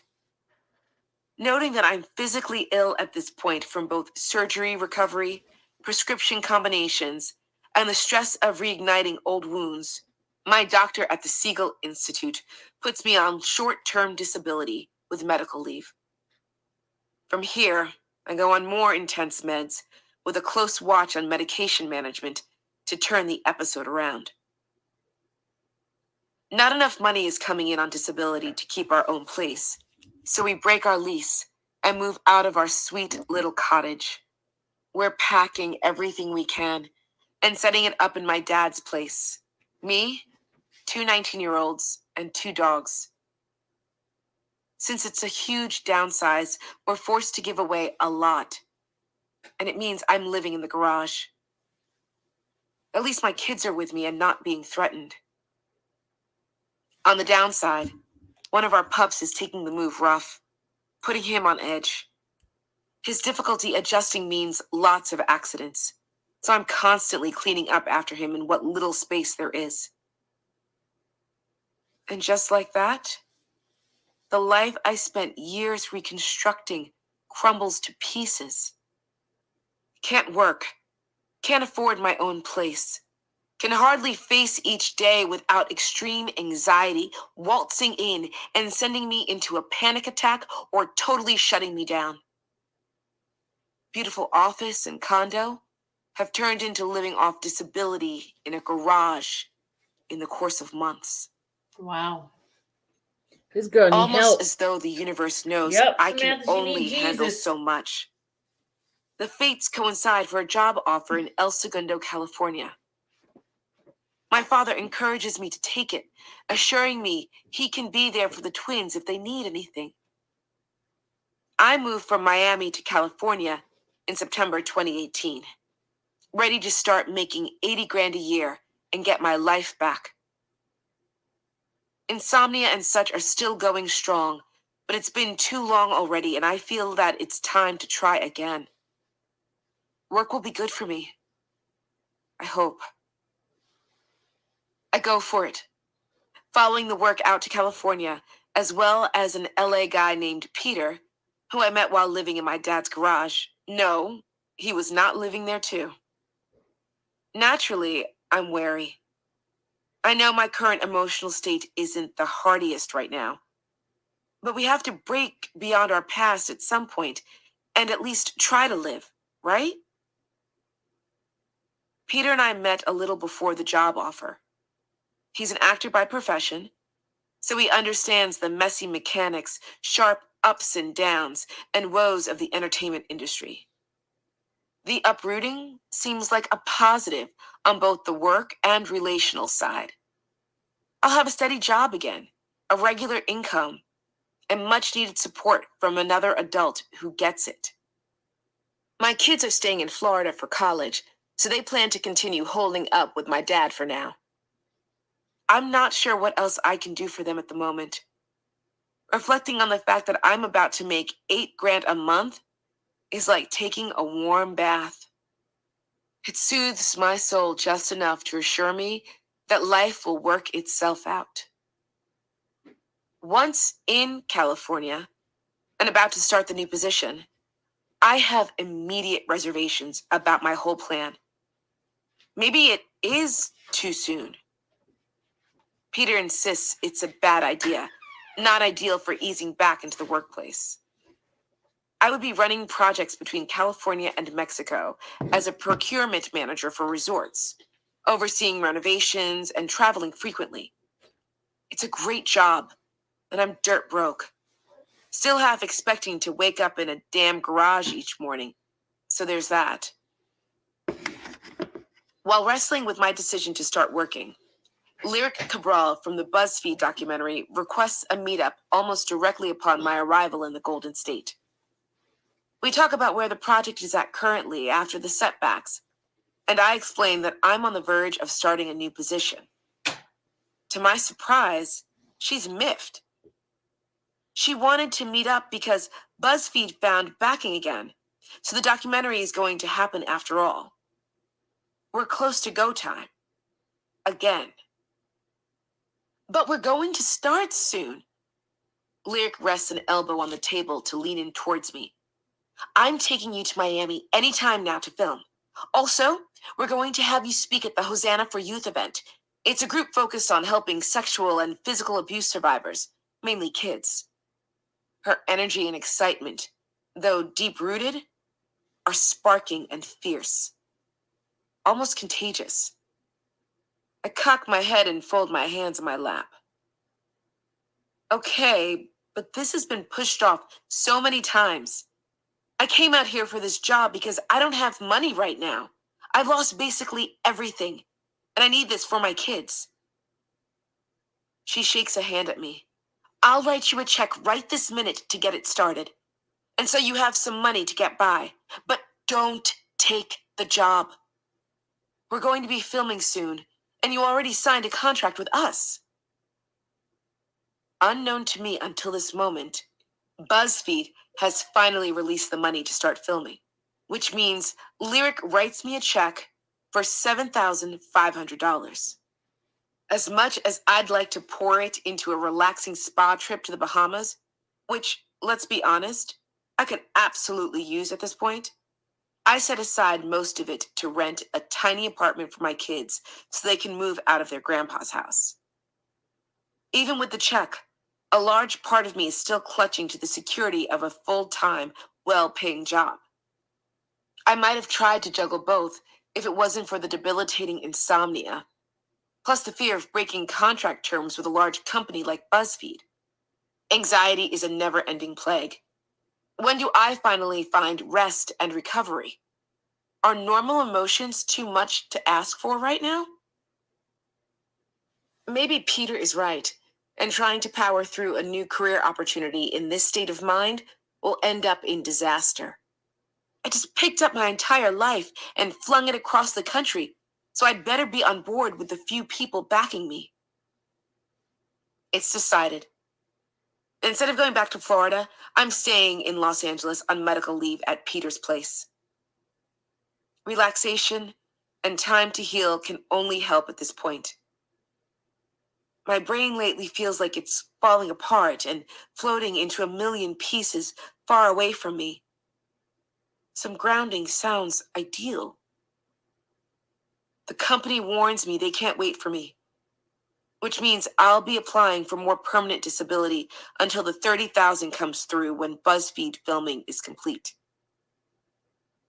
I apply for long-term disability after chatting with my doctor, but I'm informed there's going to be a wait before the next check since I'm switching over from short-term to long-term. Within weeks, Lyric informs me the first shoot is canceled. I miss out on the management position, and since BuzzFeed didn't shoot with me, the next set of funds aren't released. What's left of the 7,500 is all I have left to my name until things are straightened out again. However, that worry is increasingly pushed to the bottom of my stress list because the Lifetime docuseries, Surviving R. Kelly, is about to premiere. Chapter 26. My nerves are riding high as can be. Okay, y'all, I'm gonna stop. I can't do it no more. I can't do it no more. I'm so sleepy. We got about roughly how many minutes left? We have about 1 hour and 43 minutes left. We're gonna continue this tomorrow on the backup channel, okay? Guys, I'm so freaking sleepy. I can't take it no more. I can't. Mimi, I can't stop laughing either. I'm sorry, but something's wrong with her, y'all. Something's wrong. Oh my God, Lord, forgive me for laughing. Oh my God. Oh my God. Should I could Tiffany says, is this a joke? Y'all, when do you see any victim of R. Kelly in this whole thing here?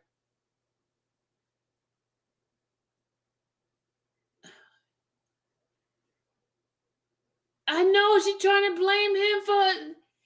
Oh my God. She lied. Oh my God. I don't even know where to begin. I think her and Demetrius had something going on for real.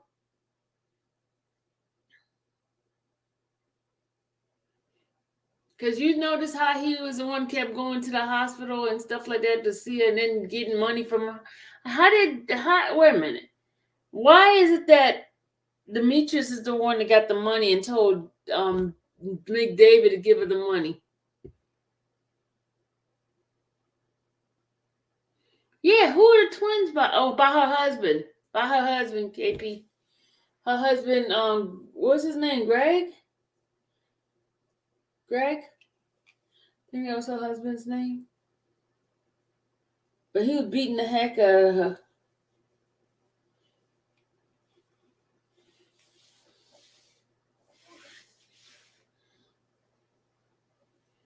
Craig. Yeah, I think she was sleeping with Demetrius because it was so weird how Demetrius is the one that took her to the doctor's thing too when she was miscarriaging.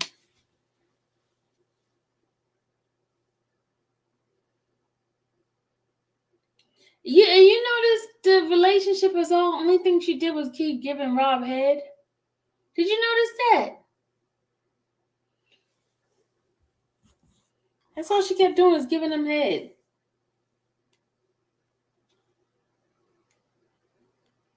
That's the only kind of sex he had with her.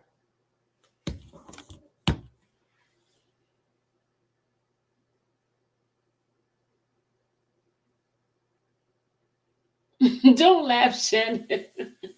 Y'all want to finish listening to the rest of this crap? I can't do another hour and 43 minutes of this.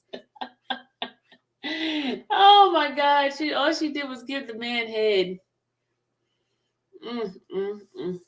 Can we continue? I'll finish it tomorrow. Man, there's no way I would have put that book out. There's no way I put that book out. Oh my God. That book is degrading. Oh my goodness. It didn't show no victim. It showed degrading.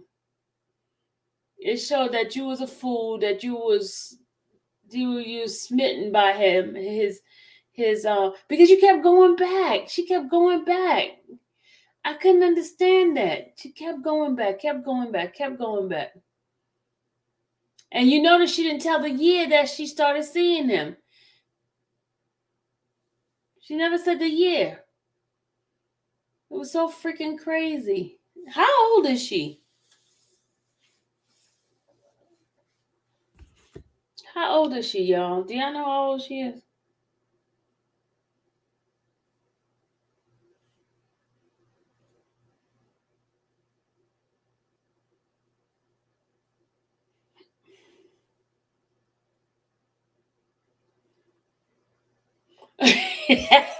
Teresa's crazy. Tracy, crazy. She said 17.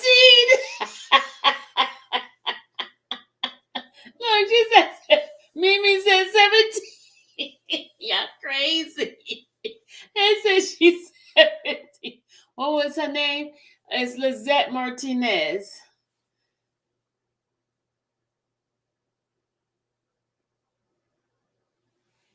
Let me stop.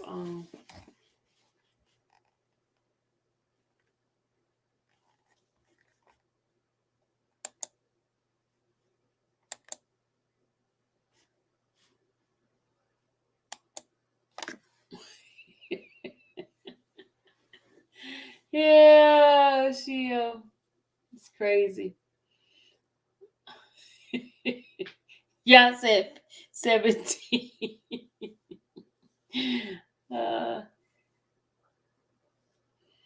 This is crazy. This is crazy. No, I'm sorry. I'm not trying to be cynical and I'm not trying to be mean, but this whole story, y'all, she was broke. From the time she met this man, she saw a meal ticket.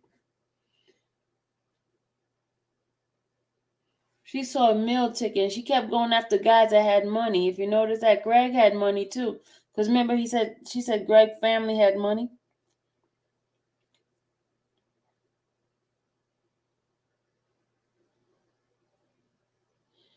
She had mono.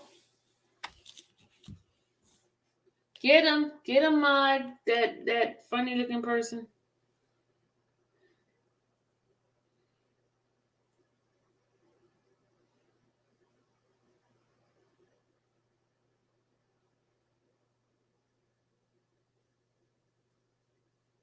Oh, she just posted a few minutes ago. She says, I can't lie.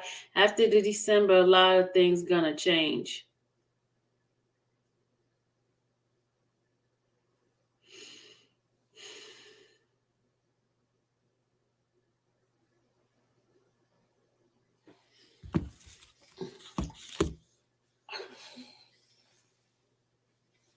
They gave her $1,000 and then they didn't give her the whole $1,000. She had to get half and then get to go back and get the other half. She's such a dumb. There's no way. I hope she getting some real money off of this book because let me tell you something. The way she put all her stuff out like this, there's no way I would.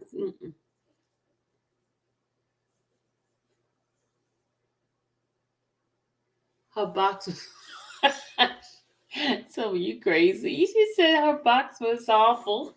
But her mouth action was okay, I guess.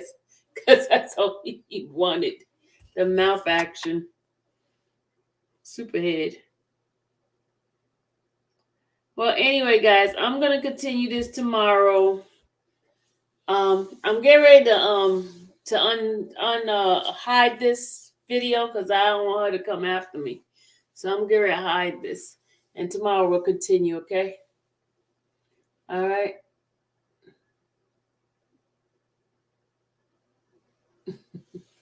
So I'm gonna hide this because you know how they are. This is a book that she wrote, and Oh, it come after me. Oh. So I'm gonna hide this. Capiche? All right.